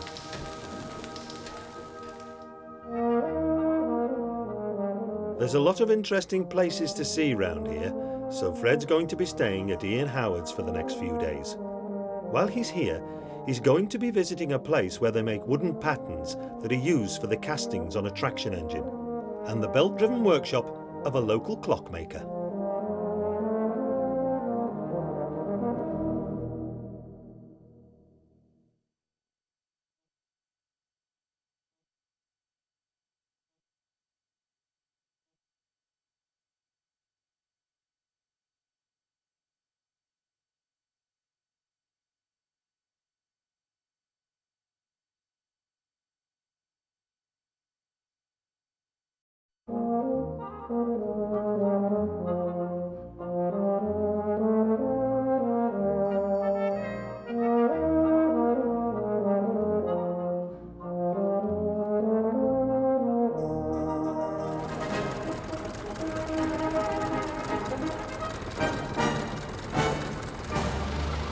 With over 500 miles covered, Fred Dibnah has now reached Derbyshire on his grand tour of Britain's industrial past. He set out 6 weeks ago with his steersman Alf Molyneux in search of all the things that went into building and running an engine like this. So far, they've seen where the iron ore was mined and turned into steel. They've seen how castings were made and looked at boiler making, riveting and forging. They've now been joined by Fred's sons, Jack and Roger, who are going to stay with him until the end of the tour. Like Fred, they're both steam enthusiasts, and there's plenty for them to do with their friends at the Howard Brothers workshop. Yeah, pleased with that, I am. For Fred, it's like an Aladdin's cave here, with all sorts of interesting engines at various stages of repair and restoration. Oh, this is a bit of a rarity, this one, isn't it? Yeah, very early one, this. It's an antique. 1884, this. Yeah. When we get it steaming, it'll be the oldest steam roller steaming. You know, there are some older ones, but they're in museums and aren't steaming. Yeah, So one in Birmingham. That's right, yeah. Yeah, It'll be an interesting engine. Very interesting. There's some bits that we've worked out, haven't we, about the regulator rod. That's right, yeah. That one's like a lash-up. Yeah. The original one had a bell crank and come along That's top right, of that. yeah. Yeah, this is interesting, isn't it? Like, cylinder end cover and then this other cover. Yeah. And it survived Well, it can only go into valve chest. Into valve chest. That's all it can go back. Yeah. Yeah. Oh, teeny rivets, aren't they? They're not so big. Yeah. They'd probably be 11/16 originally, because they used to use a lot of weird 16th sizes. It's still a bit pitted there. Yeah. Fred's own engine is in the workshop here because he's found out that there is a problem with one of the bearings. Jack took it upon himself to take off the front wheel and have a look at this problem of, you know, the liquid brass coming out the bearing. I mean, we've known about it for a week or two. And, you know, it's in quite a mess, really. It'll not stop us carrying on, but there's something terrible happened in between the brass bearing in the hub of the wheel and the actual shaft. It's lost about a 32nd of an inch underneath, you know, with the weight of the engine resting on it. But when we get back home, we're going to have to do some serious mechanicking. I mean, there's been no weight at all on with The great thing about being in a place like this is that there's plenty of expert advice on hand. You know, if it's some of this aluminium bronze and things like that. Some of that's bloody awful anyway. Try to drill a hole in it. You pig, I don't know. Never mind. That's the way the crumble cookies, isn't it? Yeah. I'll let Jack finish job off. So the engine is going to be out of service for a few days. But while Jack works on it, Fred has still got places he wants to visit. Leaving the engine here today and going down the road to see Mr. David Ragsdale, who's the owner of 6 traction engines, and the main reason we're going is he's a master at the art of pattern making. From ornamental park railings to the cylinder block of a traction engine, everything that was made out of iron had to be cast. The casting was done in a mould, and to create the mould, a pattern had to be made. Once they'd made the pattern, they could use it dozens and dozens of times, you see, so they made many engines through this system. The thing is that in the 1920s, and 30s, when the demise of the traction engine were very obvious to most people, they all got burned, so anybody now who buys an engine that's got a dicky part has got to come here and see Mr. Ragsdale, who specialises in making patterns from the remains of the original bit or a drawing. We've been at it long, right? Yeah, I was apprenticed when I was 16. Yeah, We've been at it 25 years now. Yeah. People don't realise the bloody skill involved in this, because you've got to make the pattern slightly bigger than the end product, because when the metal solidifies again, it shrinks. That's right, it's contraction. Yeah. We have special rulers to give us an allowance for that. Yeah. I mean, like cast iron's 1/4 of inch in every 12.5 or 1 inch in every 100 inch. I didn't know that. Aluminium varies, it's 1 inch in every 77 inch. And steel's the greatest, that's 1 inch in every 48 inch. It contracts a lot more. That's incredible, Twice isn't as it is, really. Yeah. While Fred gets involved in the mathematics of pattern making, Alf and Jimmy are more interested in the magnificent collection of engines that David and his father own. Oh, Fred don't bloody get one of these, we don't polish him with total without brass on it. It's size them back wheels, eh? It's a first size, isn't it? It's a beauty, isn't it? Where's it come from? Wales. Princes of Wales, I believe it's called. Not much, yeah. No, I think we'd be better on this size, Jimmy. There's less brass on that. Oh, this is sort of the front end, isn't it? Butch bracket bits off obviously a convertible one. Yeah, it's all segmentals cut out of segments and glued together. I mean, there'll be 20 or 30 pieces of wood in that section and a similar amount of segments in that section. I mean, when you're filling things like that, it's all feel. It's, yeah. I mean, is that... Well, for a skillful man, if it feels good, it generally is. I mean, and your eyesight. That's right. Some people don't have that business of, that's right, it looks good and you can feel it with your eyes shut. Yeah, so you've like got the original one down here, haven't you? Yeah, I mean, there's a nasty crack there, isn't there? It's nearly in 2 arms, isn't it? It is. I mean, normally that's the reason that headstock has to be remade, because the chimney base is rotten. Oh, you'll be painting it all red, that will you? Yeah, that all to be finished in pattern red, like this one here that we've to take to foundry actually. So perhaps we should get set sail, should we? And take her. Castings for things like the cylinder block and the pistons on a traction engine like Fred's were made at small foundries like this, and every casting had to have a pattern. Well, today, Fred, we're going to be making this engine block, and it's the old Stanley steamer, which was made in Massachusetts in America, 1897. What we're going to do now is to make an impression in sand, an air-setting sand, of the outside of it and the internal side, and put it all together and cast it.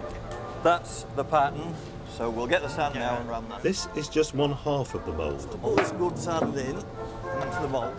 To create the casting, another mould like this will have to be created and clamped on top of this one. When the sand has set, the wooden pattern is taken out and it leaves an impression in the sand in the shape of the outside of the casting. Right, now we're going to black the mould. We set fire to that, and that stops the molten metal penetrating the sand. I like this bit. Like the Christmas. At that stage when your fingers catch fire. Seems a waste of good spirit, that, Fred, doesn't it? I could just do with a pint. So if we put this... Then a solid core is put in to create the hollow inside of the casting. So now we're ready for the final closure. The lid on. Now the two halves of the mould are put together. And it's all ready for casting, so we've got the molten metal ready. Shall we go and see it poured?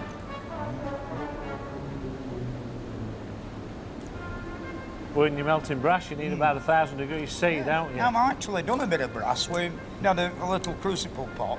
Yeah. And I made this like mat-like, and so they all come out like L-shaped brackets for nailing round lightning conductors. Ah, right. But on the first attempt, my mum's Hoover running for about an hour, you know, and it funny smell come out of it, and at the end of it.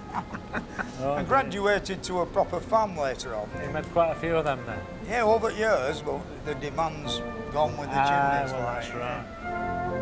Once the moulds have been filled, the hot metal is left to cool.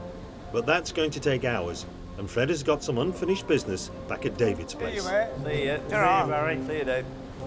Oh, this is a splendid machine. Back at his workshop, David takes Fred to meet his father and to have a look at their collection of engines. Morning, Bruce. Good morning, Fred. How are you? Oh, not so bad. David showed me a picture of what you started with for this, you know, and it was nothing, was it? Well, no, it was heap of little bits and pieces. Yeah. They said they'd saved some of it, so like the safety valves and the trunk guide and some of the motion work had been saved, but the rest had been scrapped. The cylinder block, that would be a fair challenge for you, wouldn't it? We haven't got a lot of detail of that. We've got a view on the side and the back, so aesthetically it looks correct. Yeah. But the internals, we got a drawing for the bit larger engine and reduce the sizes for what it would have been for 3-tonner. In fact, we've got cylinder block pattern, if you want to have a look at it, Fred. Yeah. Oh, all them are the core boxes, are they? For That's right. Well, most of them, they're not all here. Yeah. There's about 6 weeks' work in a Yeah, I pattern bet. like that. Yeah. This is for your valve Yeah, chest. valve chest. Yeah. You want to have a run on this engine then, Fred? Oh, yeah, that'll be good. That. All right. Well, we have a go. Aye, she's a little bit lively. Yeah, She's well, a bit livelier than Roller. Yeah, well, you'll get used to it. Tractor's pretty jump rears Well, up, well, just with being a single, she's a bit on livelier side, but I'm sure you'll get used to it. Which one do you want? Oh, the burrow. The burrow, that's compound that one logo. wants repairing, yeah. Yeah, And I'll want that Alchin, half-size Alchin. Right. I see what you mean, yeah. Go on, baby. Go on. It's rock bar. Wait a minute. Give her it now. See what you mean. You think you're safe enough here? I don't know. It's noisier than ours, isn't it? Yes. Yeah, because they've not replaced the gearing, have they? I wonder if they have insurance with Dad driving. I don't know. I hope it's coming. Stand well back, lads. Fred's only a learner on this engine.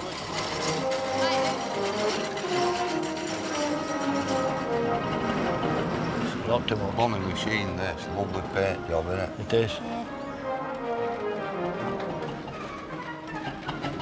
It's coming faster down here, though. Fred got to know steam enthusiasts from all over Britain, and on his travels he came across people who put steam power to all sorts of interesting uses. When he was around here a couple of years ago, he visited a garden centre whose owner was a great steam man. Most people think that the great age of steam is dead, but this whole nursery is actually powered by steam.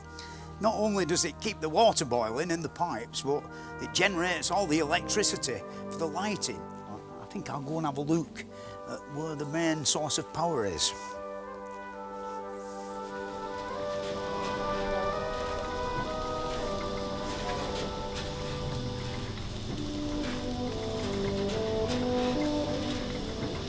This is Tom Nuttall here, who's going to be something of a steam buff, because all this stuff in here has been collected by him over the years, you know, and some of it powers the electrical department of his nursery.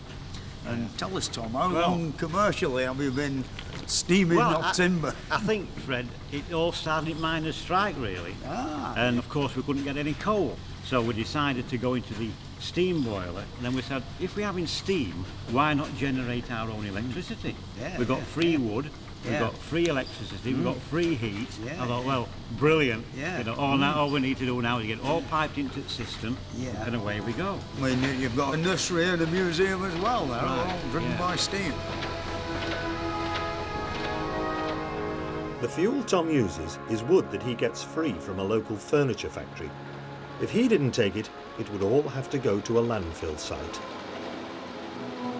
He burns 20 tons of it every day in this big industrial boiler to raise the steam to power the generator.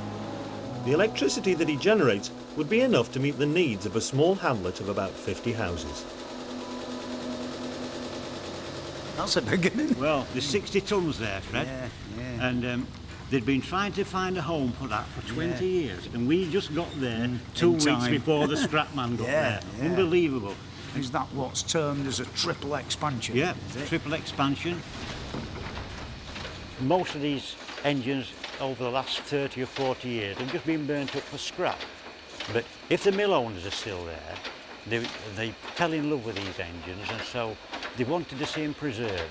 And a place like this couldn't be better. We're fortunate we've got free steam, so we can steam them all day long if we want to. What's your next big project then? The next big project, we've got a bit of a problem round the side on this engine round here. Would you like to have a look at that? Oh, yeah. We've got a nasty problem just here.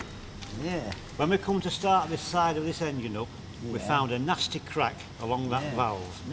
If you could just pass that out, Steve, you can see it was cracked straight from the root, across the face, and down to the other side. Nearly broke in two, isn't it? Almost broke in half. So we've had it metal stitched. You can see that job there, Fred.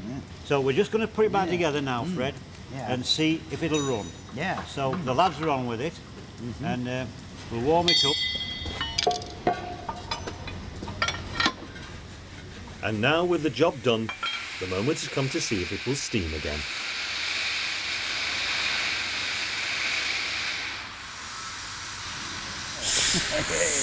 Success. Here we are, Fred, running. Yeah. First time that's run for 20 years. Get all this lot screwed together, you know, you want to take a lot of time and man-hours. When you've got 5 minutes to spare, you won't come and have half a day. You could spend half my life here, really.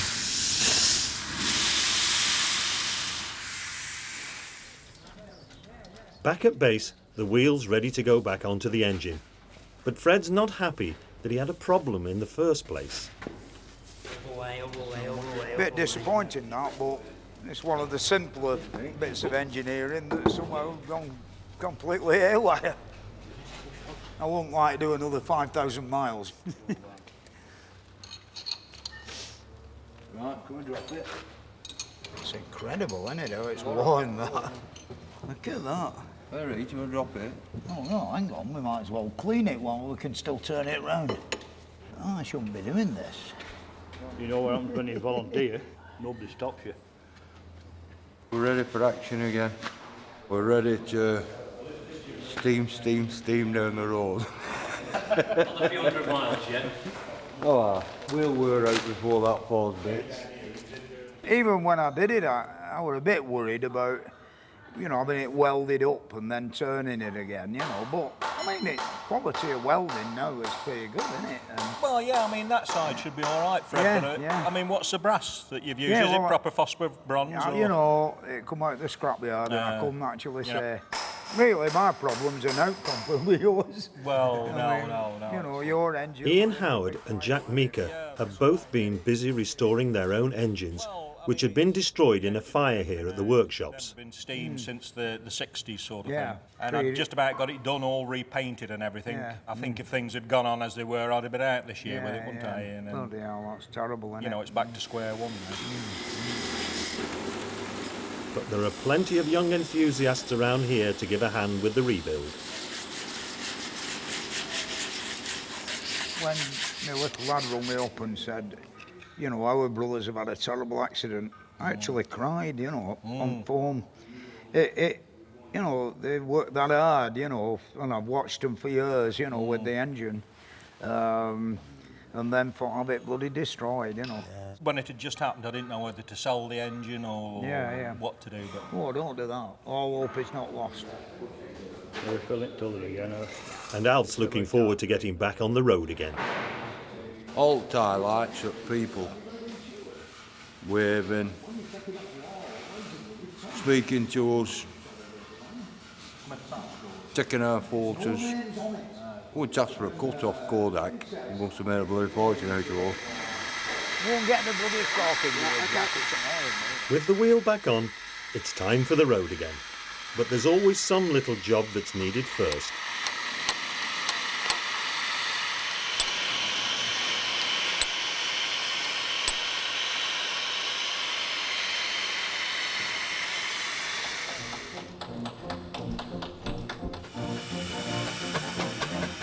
Time to move on.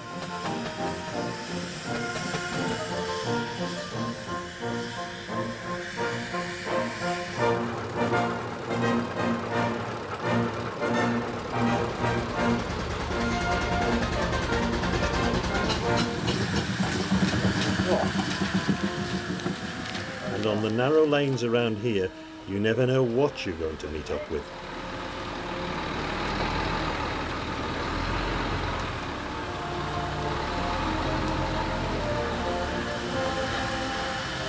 That was a tight fit. This engine was built in a workshop, completely powered by belt-driven machinery. And we're now going to go down to a workshop that's not changed for 100 years, more or less, where they make clocks and repair clocks. And it's all belt-driven.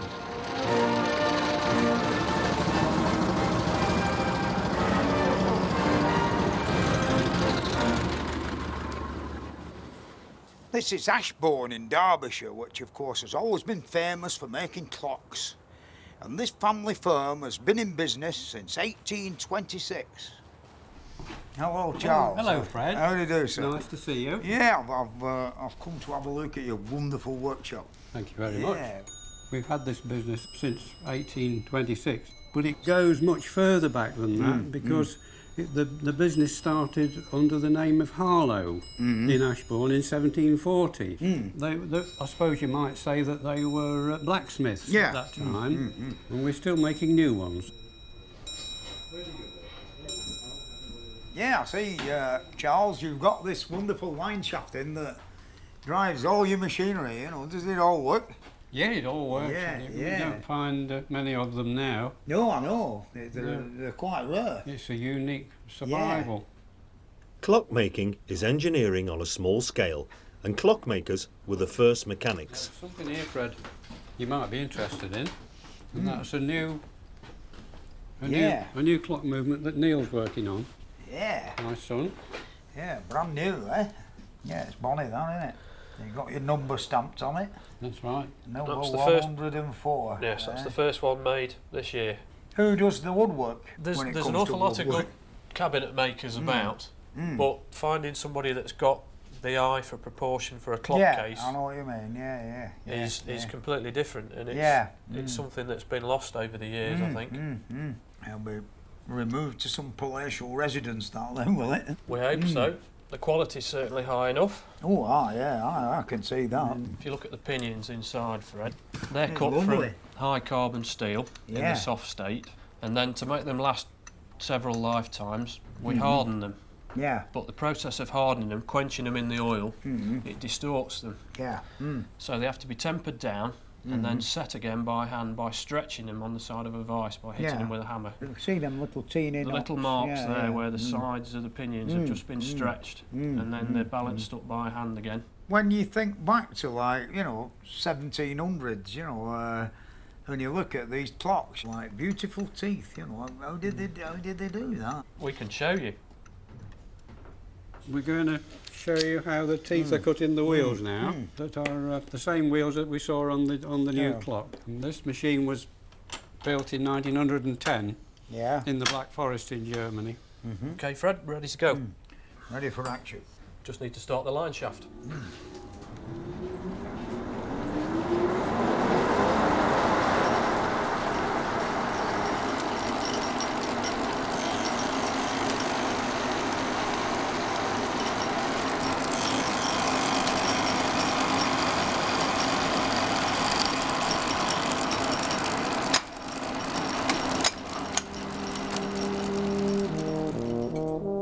In the 1890s, the company employed about 25 people, but today the demand for handmade clocks is not as high as it was then. Completely different. So as well as their clocks, they now use their precision engineering skills to make model engines and replicas of some of the earliest machinery of the Industrial Revolution. Back then, in the late 18th century, it was the development of these mechanicking skills that led to Britain leading the world in the building of engines like this one of Fred's. Fred's now got a long journey ahead from Derbyshire to Shropshire, and along the way, he's going to have to fill his 60-gallon tank a couple of times. One of the reasons he's been having problems getting water into his tank is that he's got an important item of equipment missing. To keep their tanks full of water, the traction engine men of old used to use a water lifter suction hose. This enabled them to get water from any horse trough they went past, or from lakes and roadside streams when they were out in the country. Fred should have had one of these with him. In fact, he even went to the manufacturers in Manchester to help make it just before setting off. We've got to go to Manchester to a company called S. Redfern's, who've been making water lifter hose pipes for about 70 or 80 years. You know, in fact, there's one of the, I think the only one left in all of Great Britain who still actually makes them by the same process and everything. And the importance of the water lifter is well, as its name says, you come to a stream and you chuck the end of the pipe in the water, turn the steam on, and it fills the engine up for you, you see.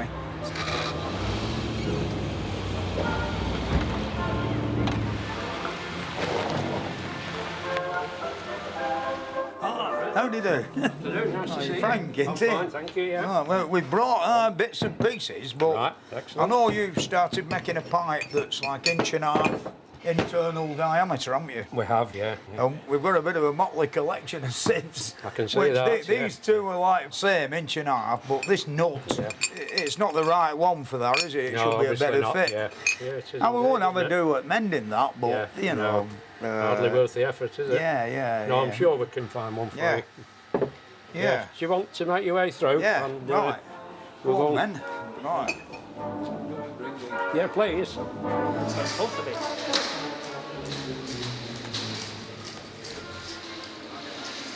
This is Morris. Right. Morris. Hi, Morris. You know How Fred. are you doing, mate? Yeah. You're doing all right. All right. Right. This is actually Yeah, then. the hose that you have on order, and Yeah. I'll pick you up before you leave us. All right, okay. mate. Bye for now. See you in a bit. Okay. Right, Fred, now what we've got now is an 1 Yeah. 3/4 mandrel, and this is a spacer Yeah. that we use to actually preset the wire. Yeah, I've got quite a few lengths of this at home, but it's about 90 we years do. old and all yeah, rotten. Yeah. You like to have a go, Fred? Yeah. Yeah, no problem. Without spoiling it. Okay, right. One. Just keep a grip on there. Yeah, Keep it what, downwards? Yeah, that's Yeah. it. Just keep it hand tight Yeah. on there. Yeah, and that's Yeah. it. The machine will do it for you. Some of them grumble, don't they, about knocking paintwork off the traction engines. Seems to be coming out equally spaced. Yeah. Oh, I've got the job. Right, now we'll go down now, and we'll start on the actual construction of it now. All constructed by hand. Right, this is called HF2 natural now. Just like up and over. Yeah. There you go. That's it, yeah.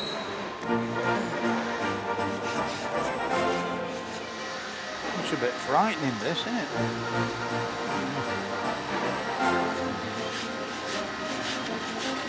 Any hands make light work? My pipe will be full of lumps. Push it up. Yeah. Pull it over. That's it. Push it up and pull it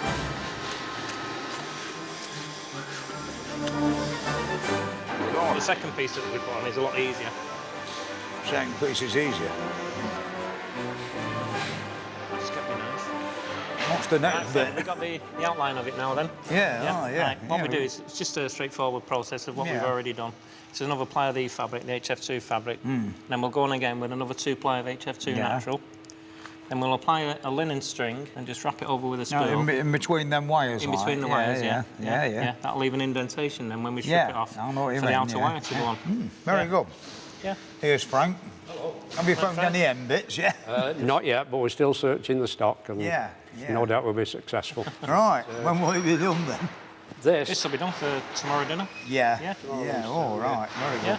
Well, I suppose we'd better go home and let Morris finish this pipe on with it. Yeah. All right. Okay. Right, Fred, Come on, thanks. lads. Okay, lads. I'll see you later. Okay. Nice talking Okay, to you. cheers. Yeah. And you, Fred. Okay, Yeah, mate. thanks very Cheers. much for making me my No pipe. problem. You're all right. No problem.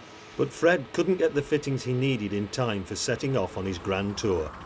What a lot of problems it would have saved if he'd been able to get the right fittings for the suction hose in time. Anyway, he's got a full tank now and it's full steam ahead for the Severn Valley Railway to see some engine building. At the railway, Fred will be seeing some of the stages of building a steam locomotive. And on the way, he'll be stopping off at a traction engine club to meet up with some more old mates and to see some engines at work.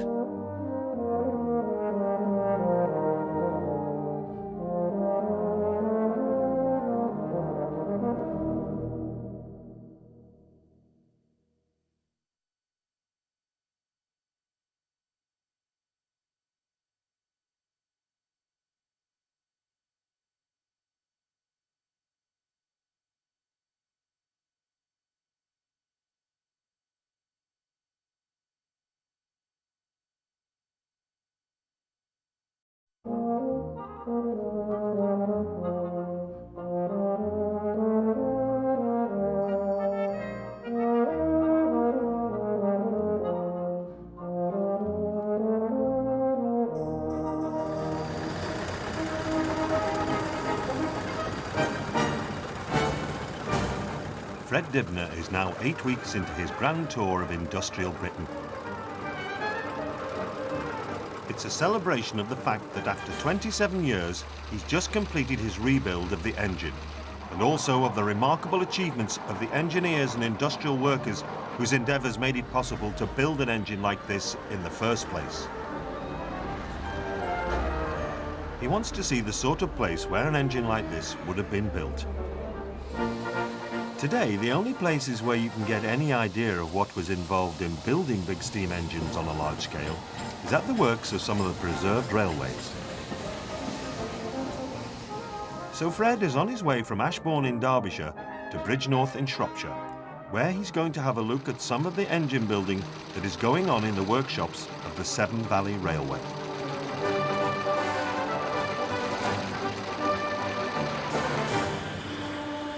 It's a long journey, about 80 miles in total. What, yeah? And Fred's engine isn't the fastest vehicle on the road. So Fred and his team are going to break their journey and have an overnight stop here at the headquarters of the North Staffs and Cheshire Traction Engine Club. All these lads have a pint ready for them. Yeah. Members keep their engines here and generally come at the weekends to work on them or to take them off to rallies. We never do get here. So far, we've seen the traction engine as a mode of transport for getting Fred and his team around the country. But these engines were real workhorses, and in their time, they were put to a whole variety of uses. A traction engine's a strange machine that was developed really from a lot of other engines. It all starts off in the 1840s when the country, of all places, where all the effort were put in by either animals or the human frame. The men in the country, the blacksmiths and village mechanics, as you might say, decided that they would make a small locomotive boiler and then stick on top of it a crankshaft and a cylinder with a flywheel and place it on 4 wooden wheels. So it could be used to drive thrashing machines and big saws and all that sort of stuff. It can be used in quarries to crush stone. It can be used to work portable water pumps. It was like a general doer of all things on working sites. Here at the Traction Engine Club, we get the chance to see the engines at work. Hey up, Fred. Hiya. Phil Jeffs is the chairman of the club. Yeah, it's a few years now since I last came, and things are looking just as nice. You know, it's a lovely place, this, isn't it? It is. Yeah, you could live in here, you know, I could. How many living vans have you got here altogether? Oh, I never count. There's probably 15 or 20. Yeah, I bet there is. Yeah. What are you doing today, anyway? You've just arrived in time. Yeah. We're going to pull that dead poplar out there. Yeah. And we want to use the wood for some brake blocks for the engine. Yeah, it's good for that. It don't set on fire, does it? That's supposed to be the best. Yeah, that's a fact, And we're going to use the traction engine to the winch it out. To pull it down, yeah. We got Lady Hamilton to anchor it, just in case. let's hope it comes down as clean as one of your chimneys. Yeah, yeah. Well, it should do. Yeah. We should be safe enough here, shouldn't we? I hope so. The boss is winding the wiring. So you've got some tension on the rope anyway. Yeah. Oh, bro. Yeah. I reckon if we went about 15 or 20 foot up the tree, it'd have it easy. So you've got a lot of power, that. When it'll bloody pull something like that apart. I mean, look at that, what it's done to that. Yeah. I'll tell you what, if we go up 15 foot and it fails again, a double purchase, you know. They've got a block, yeah. Yeah, with a snatch block and hooked up back at the engine. Somebody's coming with the stacker truck.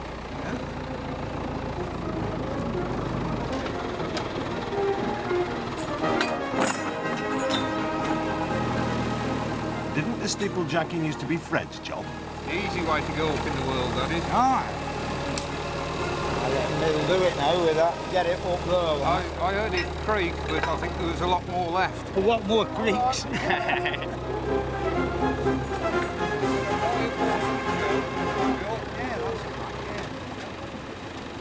Yeah, we just done a big tree in our garden, you know, with bloody tuppers and all sorts, and engine, that thing weren't done, you know, we've got a nice winch on it. With the rope fixed higher up the tree, are they going to have any more success getting it down? It's a bit like waiting to see one of Fred's chimneys come down.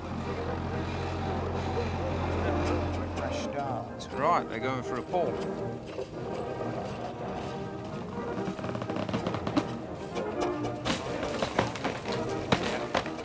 Yes, it's coming.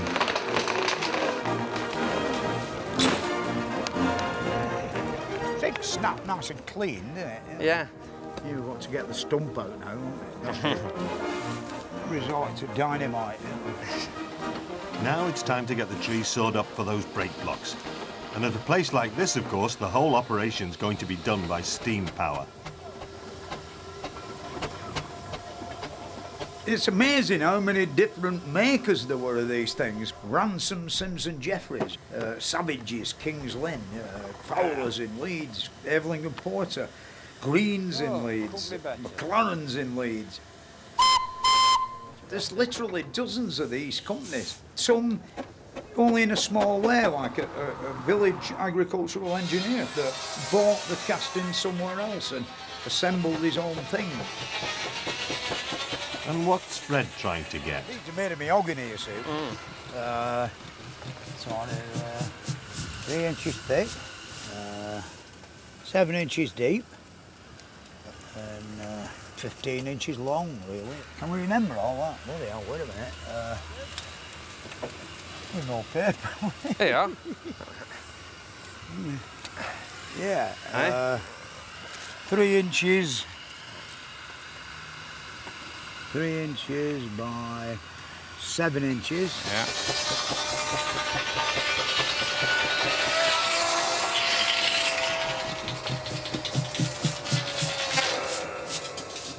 Right, then Colin, we've got our cutting list here.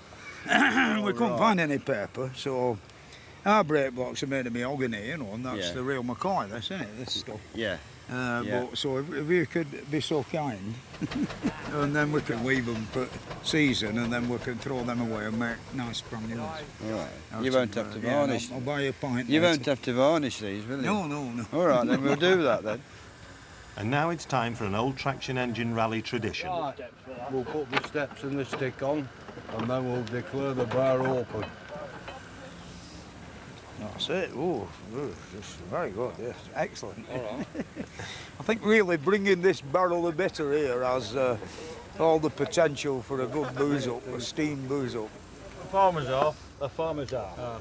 In the olden days, we used to arrive at the steam rally with a full barrel of bitter and a load of glasses, and a lot of other people did as well, so it saved you spending your hard-earned cash at the beer tent, which were always inflated prices. It always led to unbelievable drunkenness. Any more for any more? Not done it for a bit, so I'm quite looking forward to this afternoon. I'll go have a talk with my mates over here. Hello, chaps, how you doing? Hi, Fred. Hello, Fred. All right. Ooh. Sit down. Oh, it reminds me of my early misspent youth. How's your machine going, Colin? Well, we can't wear it out. Eh? We can't wear it out. Can't wear it out. We're sewing more times than we're standing doing nothing at events this year. Trouble is, if you don't do it, the only thing the younger generation know in relation to a steam engine is Thomas the Tank Engine. Yeah. And how many people walk up to you and say, what were they used for, master? Yeah, oh, yeah. Hello, Fred. I'm like, oh, look who's here. He's trouble. He's a trouble. I steam should man, ban ain't he? him. An up-and-coming steam man. Oh, yeah. Oh, Yeah. they tell me you used to have some of the railways as well. Yes, Severn Valley Railway. Yeah. We're that's there in a the week. Big outfit, though, isn't it? Yeah, it's really good. Really good. Yeah. You have to come along sometime. Yeah, well, I think we're going there in a bit. You know. Oh, yeah? I'll come Yeah, we'll find call us. and have a look at you. Yeah. What exactly do you do there? I'm a fitter machinist there. Yeah. Like the lathes and all that, like. Yeah, all that. Then we go and put them on the engines. Yeah. All the bits we do. Richard Jeffs has grown up with steam and engineering in his blood. He's part of a new generation keeping the world of steam alive. Hey, Fred. How we doing? All right. We're just talking about the Steam Apprentice Club. Oh, that's a good idea, that, really, isn't it? You know, I mean, it's amazing how many kids there are, you know. Somebody mentioned it earlier. Bloody Thomas the Tank Engine, and how does it work and all that jazz, eh? Well, we've got nigh on 700 kids in the Apprentice Club now. That's good for our movements, isn't it, really? Saying I was just talking to John, I joined when I was 12 years old. Yeah. I'm 25 now. Grown man now, yeah. It's amazing, I don't realise how old I am, you know. You get blokes come, big as him, and they say, when I was little, you let me have a ride on your steamroller, you know. Well, that's what starts them off, and then they come along. Yeah. And nowadays, because everything's got to be a bit more controlled and regulated, we've got a logbook scheme so that youngsters actually work through a scheme which takes them through the basics of working an engine. That's the problem these days, is that kids are more interested in PlayStations and steam engines just seem to take a background. I'm just glad that the Steam Apprentice Club is bringing it forward. Introducing the younger generation to the steam engine, because eventually I'm going to get old. And I want people younger than me following on behind me. Jack's like he took to it like a duck to water, really. There's some people you could train them for 10 years and they still never know. I know what you mean. Jack's sort of introduction to steam engines were unavoidable, really. I mean, he arrived into an household full of steam engines. He's always shown a great and dedicated interest in the world of steam engines. He's pretty smart, and he started his first job on the Isle of Man Railway Company. So, he's not half-heartedly going about it. Quite proud of him, really. I mean, you've heard how dedicated Roger is to it. I want to go, Dad, I want to go, I want to go, I want to go. Back a bit. But for Fred, too many of these skills have been lost. Somewhere along the line from the Victorian age, we started to lose it. I think a lot of it's got to do with education. I remember a period when they threw all the lathes out of technical colleges and all the woodwork benches and everything with theory. A man can learn how to lay bricks now in 6 months. That's impossible. Can you imagine lads doing catering, cooking? I know everybody wants to be a Foyd, is it? It's all a bit sad in a way. I can't see that teaching a little lad today at school how to bake a cake is any way to run an industrial empire. And one of the things that's given Fred great satisfaction as he's travelled around making his programmes is the number of young people he's seen learning the skills that are needed to keep steam alive. I'm in charge of the water. Are we ready? And it's not just been the lads. And the brake. And here at the Traction Engine Club, they need as many young enthusiasts as they can get, because there's plenty of work to be done. We've got a low spot in the ground here. It's all made up ground. Yeah. And it tends to puddle in the winter and everything. So what they're doing is using the club engine, Lady Hamilton. It's got a scarifier on, and they're digging the ground up, and we're going to try and level it out and roll it back down. A bit more on, yeah. It's handy, isn't it, when you've got all your own road making gear? Well, it's been restored. Let's use it for the purpose that it was designed, really. If we can't make a road here, then nobody can. Just putting a few roofing tiles in to make up the ground. Yeah, I can see, yeah. They're good, them, aren't they? The Redland. Yes, yeah. Yeah, my drive were my tarmac bit joins onto the cinders. It keeps bloody disappearing, though. I could do doing a bit of that myself, like. The proof will be next time it rains. Yeah, it should be all right, that. I should think so, yes. And now some more old friends to meet. Hello, Leonard. Hello. Not drunk, it's my Hey, leg, it's a bit wacky. You all right, mate? Yeah. You all right? Not so bad, mate. Oh, good. Yeah. I see you still like the old Guinness shop. Oh, yes, yes. I've just been to the pub for this. You're very fortunate I'm in this club here. With good planning. With a pub with outside at gates and one of this and a motley collection of steam engine owners. That's right, yes. They'll be brilliant, yeah. How long's it been going then? We come 30 years ago. I don't know. Phil's a guy today. He was 30 or 40 years. Yeah, I was going to say. Yeah, it's nice now, isn't it? I heard a rumour you've got a bit of a problem with old firebox. Yeah, on the Fowler. Aye, yeah. aye. Well, it's the old story. I've had it, 35 years now. And the old boiler, of course, has to be inspected every 10 years for hydraulic pressure. I got it all stripped ready at home for the inspection. He looked at the boiler tubes and he said, I'm afraid the boiler tubes aren't changing. But I've been without an engine now for 2 months. Yeah. And I'm getting a bit sort of... Yeah, I know what you mean, yeah. It's like going to a steam rally without your engine, you feel out of place. Yeah, that's right. Yeah, so doing the riveting, you know, you know the noise it makes. Yeah. Well, I've had to go next door neighbours, 2 or 3 that way.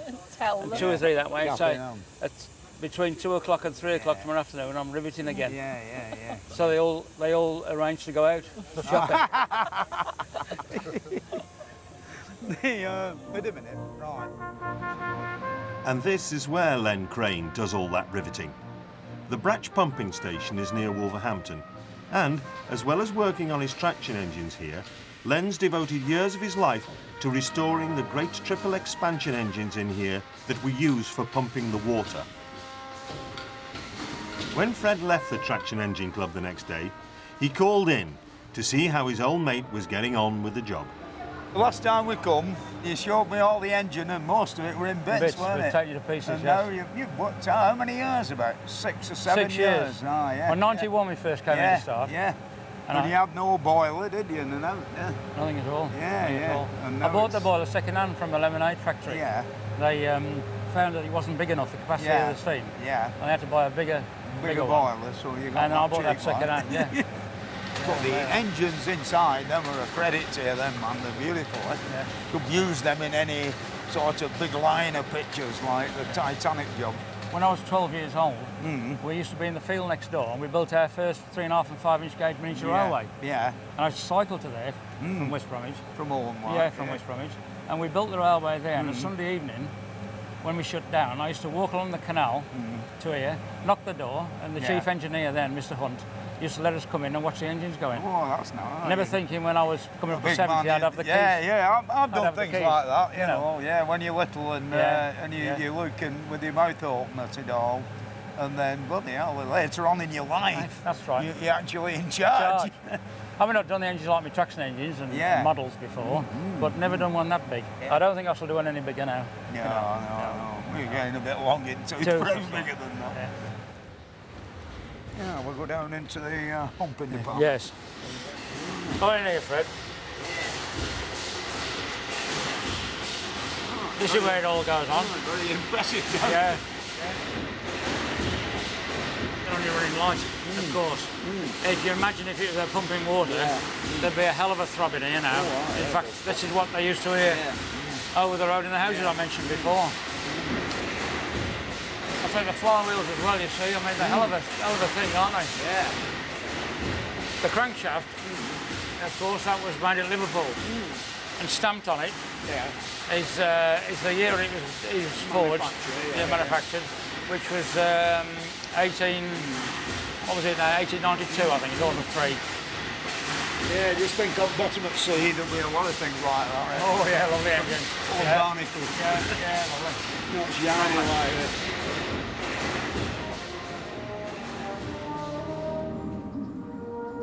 Now it's time for the Severn Valley Railway. And Fred's still finding it a bit of a novelty to be driving his own engine. it's quite strange really, because never having owned a traction engine of my own, even though I've driven quite a few dozen of different makes, you go to steam doers and they all, you know, oh, you want to go on my engine and all that, like. And of course it's quite nice when you get a chance to drive your own. After 20 odd years of struggling and restoration to get it into the state that I wanted it, like a new one, as you might say.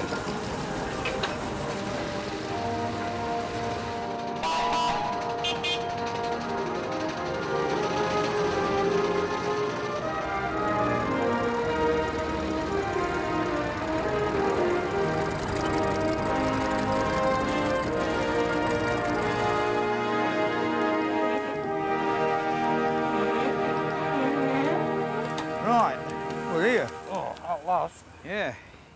Fred and his team have now reached Bridgnorth in Shropshire. The Severn Valley Railway runs trains between here and Kidderminster in Worcestershire. The line was built in the mid-1850s. Here there's an engine repair shed which gives us an idea of what a loco works would have been like back in the age of steam railways. Fred met John Robinson, the production manager, to have a look round. Bit outsized for this line. Yeah. Which is built in the I've been before as a spectator, right? Yeah. Oh, it reminds me of when I was a kid down here. Yeah. Plenty of smoke and the smell of sulphur. Yeah. Yep. This is a nice, isn't it? Yeah, that's right. He's on test for the vehicle acceptance body there, Resco. Yeah. This engine over here, that's an 8F. There was 840 of them on VR. This one was out in the Second World War. He was out in Persia and Egypt. Let's have a look on board then. Aye. Now then. Oh, there we go. Right. Aye. This is Roy. He's just been getting it ready. You've been warming it up. Warming it up, yep. Yeah. Fire all those summer, isn't it? Big lumps then, aren't they? Yeah, it's nice stuff. Yeah, I call it, when it's good, I call it radioactive cold. You know, when you get some, but it's a waste of space, isn't it? You know, as soon as you start taking any steam off, it just disappears. Pipe work's nice and simple on here, isn't it? There's not too much of it, like injectors and brake job. I can pick it straight up then, what it is. Yeah. It's funny, if you go from a steam engine from the LMS, you go on a Western one, you can still pick up what's on it, even though they're from different companies, you can actually pick it out on there. When the wars came, the government and that were quite surprised at the ability of the workshops, of the railways, of what they could actually do. And of course they started to turn them into working for the war effort. They got tremendous, the railway factories, really were. I don't think we can make a bean can now. Yeah, well, you're getting near to the point there. You can pick a book up about boiler making, and it's written by an academic who's never mended a boiler, and I made one. That's right. And it says, and the rivets are closed. Yes. It doesn't tell you how they're closed. And there's no way you're going to learn that by reading the book. You like to go and have a look at the workshops? And Well, come on, follow you, John. OK, right. Magic. Take care as you come down. From being a good shed, we gutted it. Yeah, I know what you mean. Yeah, all the machines from elsewhere. I can put them in. And I've done a stack of them in my time. There you go. Aye, I think you know this fella. He's one of your traction engine man. Yeah. How do you do? How are you doing, mate? All right. Oh, what are you doing now? Just removing the old studs. Oh, it's brass now, isn't it? Oh, yeah. These little holes, I mean, I'm looking at them, I thought it's a double hole, but it isn't, is it? No, it's drain hole. It's a drain hole, isn't it, from the inside of this receiver, like? Yeah. When it's all coming out condensing, and it runs out. Yeah. It's a good idea, that, isn't it? I think I'll do that to my tractor. Because, you know, you're always full of bloody water that splashes about all over the place. Yeah. George was the guy who taught Graham, who's our boiler foreman, all about the boilers from British Railways, because he was the Chief London Midland Region Inspector. Hiya, Graham, you all right, mate? Yeah. You would come having a look around the shed and all and see what you do. I'll leave you with Graham, Fred, and I'll see you later. Yeah, all right, John. Okay, yeah, see you, mate. Right, this is I can see you putting bits in on the flange bit, aren't you? Aye, you can see the one that came out. It's a bit worn, so we put some inserts in. How have you got that out of there with a cutter? Yes, a plasma cutter. Yeah. Aye, this is the copper tube plate we've just finished, Fred. Yeah. You can see the 2 new pieces on the flanges. That's right, and in the tube holes and screw up the plate. Yeah. It's ready for going in, isn't it? Like a brand new bit. Yeah. And this bit here is same treatment, hasn't it? Yes, same treatment. Yeah, so the copper door plate. Yeah. Really, for anybody who's doesn't know anything about locomotive boilers, this is a wonderful example of explaining it nice and simple, you know. Like this big gap round here is full of water. And the stairs to these bolts that hold the plates together, if they weren't there and you lit the fire, it would no doubt blow up. And of course the fire is in this chamber. Really we're looking where all the pipes will be and all the tubes that are necessary for its running. You can see there's been a lot of work done in this thing in years gone by, can't you? Because even the fire hole plate's been screwed in, hasn't it? Yeah. Originally it will be riveted. Originally riveted. Yeah. As it's been repaired. Yeah. At various railway works, they take the rivets out and put copper screws in. Yeah.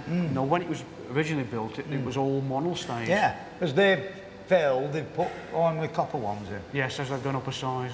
Yeah, blimey heck, yeah. Oh, and then we all know what sort of a struggle that'd be.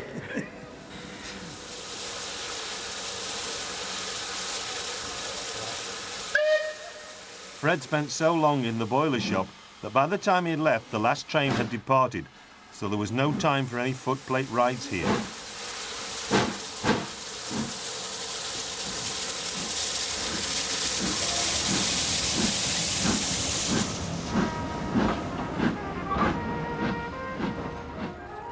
It was time to move on. From Bridgnorth, he had to get to the Black Country Museum in Dudley to find out how the chains that are used for steering his engine were made.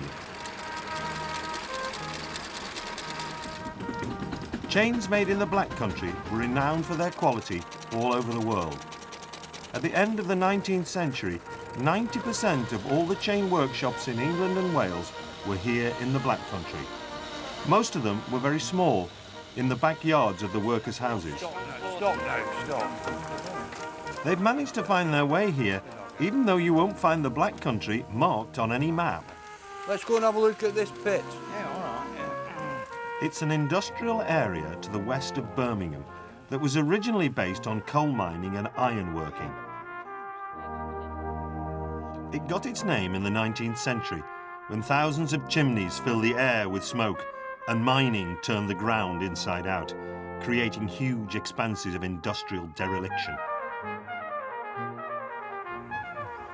It's not as nice looking as your headgears. No, I didn't, is it? They've not put any shaped sections on. This cage is new, you know, since we last came. Hey, look at this, a draining trough for winding water, eh?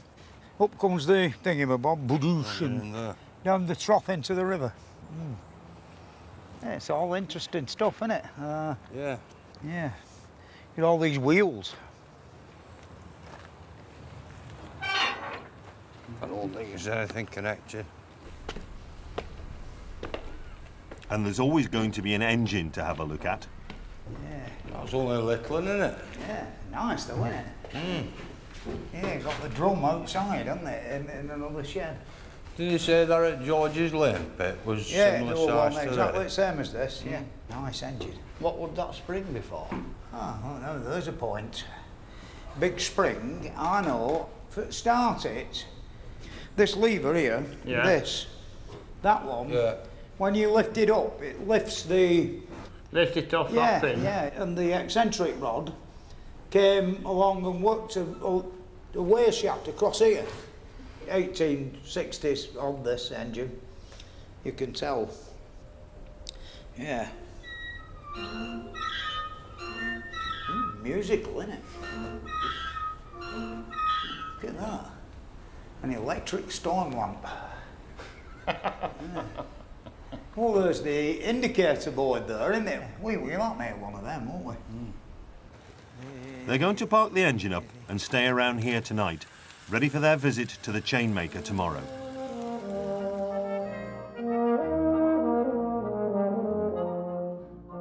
As well as the chain making, Fred is going to one of the places where all the copper for an engine like this was mined, and he's going to find out how the copper was spun and made into parts for the engine.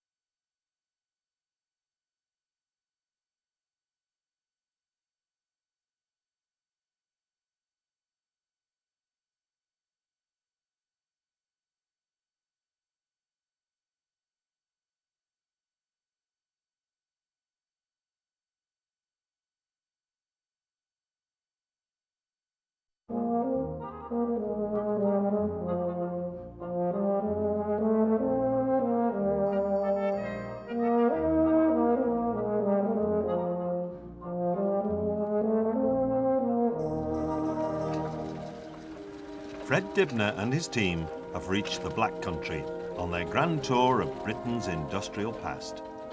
They parked their engine up at the Black Country Living Museum here in Dudley last night, and they're going to visit a chain maker here. Where's that going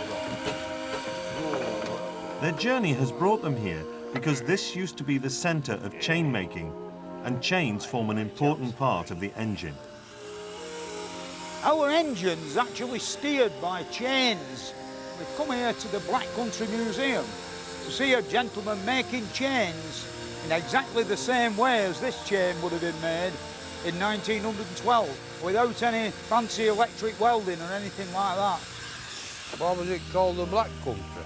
Well, as well as making lots of chains and big anchors like these, they dug a lot of coal for fire the furnaces. But it weren't very far down, you know, and it were all like the pillar and stall method. And of course, they left a lot of pillars of coal in that eventually set on fire. And of course, there was smoke coming out at ground and all of that sort of thing. Yeah. And it were not a very nice place to live. But all that's over with now, you know. Yeah. There's not so much of the Black Country black anymore. By the end of the 19th century, the Black Country were world famous for the ironwork that they made. And of course, chains were one of the main things, you know, but they made everything from chains for Titanic, big links this thick, to teeny little chains, you know, for tiny dogs at railings, yeah. And Jeff over here, who I've known for quite a few years now, in fact, he once had me make a link for a chain. It weren't joined onto the chain though, you know, it was just a link. Oh, beautiful that, Jeff. How you doing, all right? How many links have you made since I last come seeing you? I'll give up counting. First on the baddest, I think counting them. Yeah. You know, I bought some modern chains the other day. They charged me 112 quid. I think 212 quid, I think it was, for 2 pieces of chain about that long. That's all it amounted to. You know, and I never thought I could have come here, you know, and got it for half the bloody price nowadays. Yeah. You'd probably have to have more steel rather than raw tire. Yeah, but it doesn't matter, you know, it's not really Oh, still does the job, yeah. What's biggest you can do, like on... The biggest I could work on this, 15, 16. I mean, the biggest I know of on the big files was 6.5-inch diameter. Well, that's really big, though, isn't it? And that's when you were swinging hammers like that one. Yeah, do it. With 2 handles. That's it, 2-man hammers, 28-pounders to 56 pounds. Yeah. 3-man hammers about 140 pounds. Yeah, I once seen this archive film, making an anchor.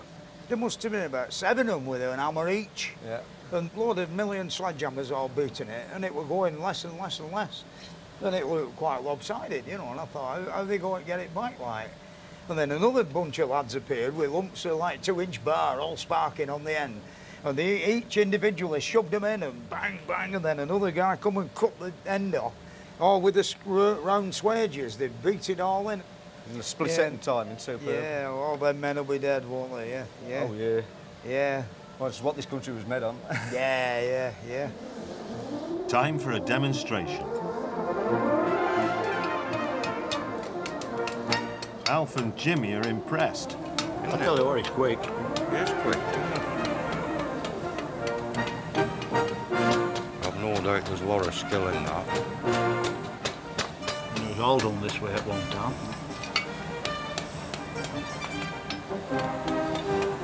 And women were involved in it, I believe.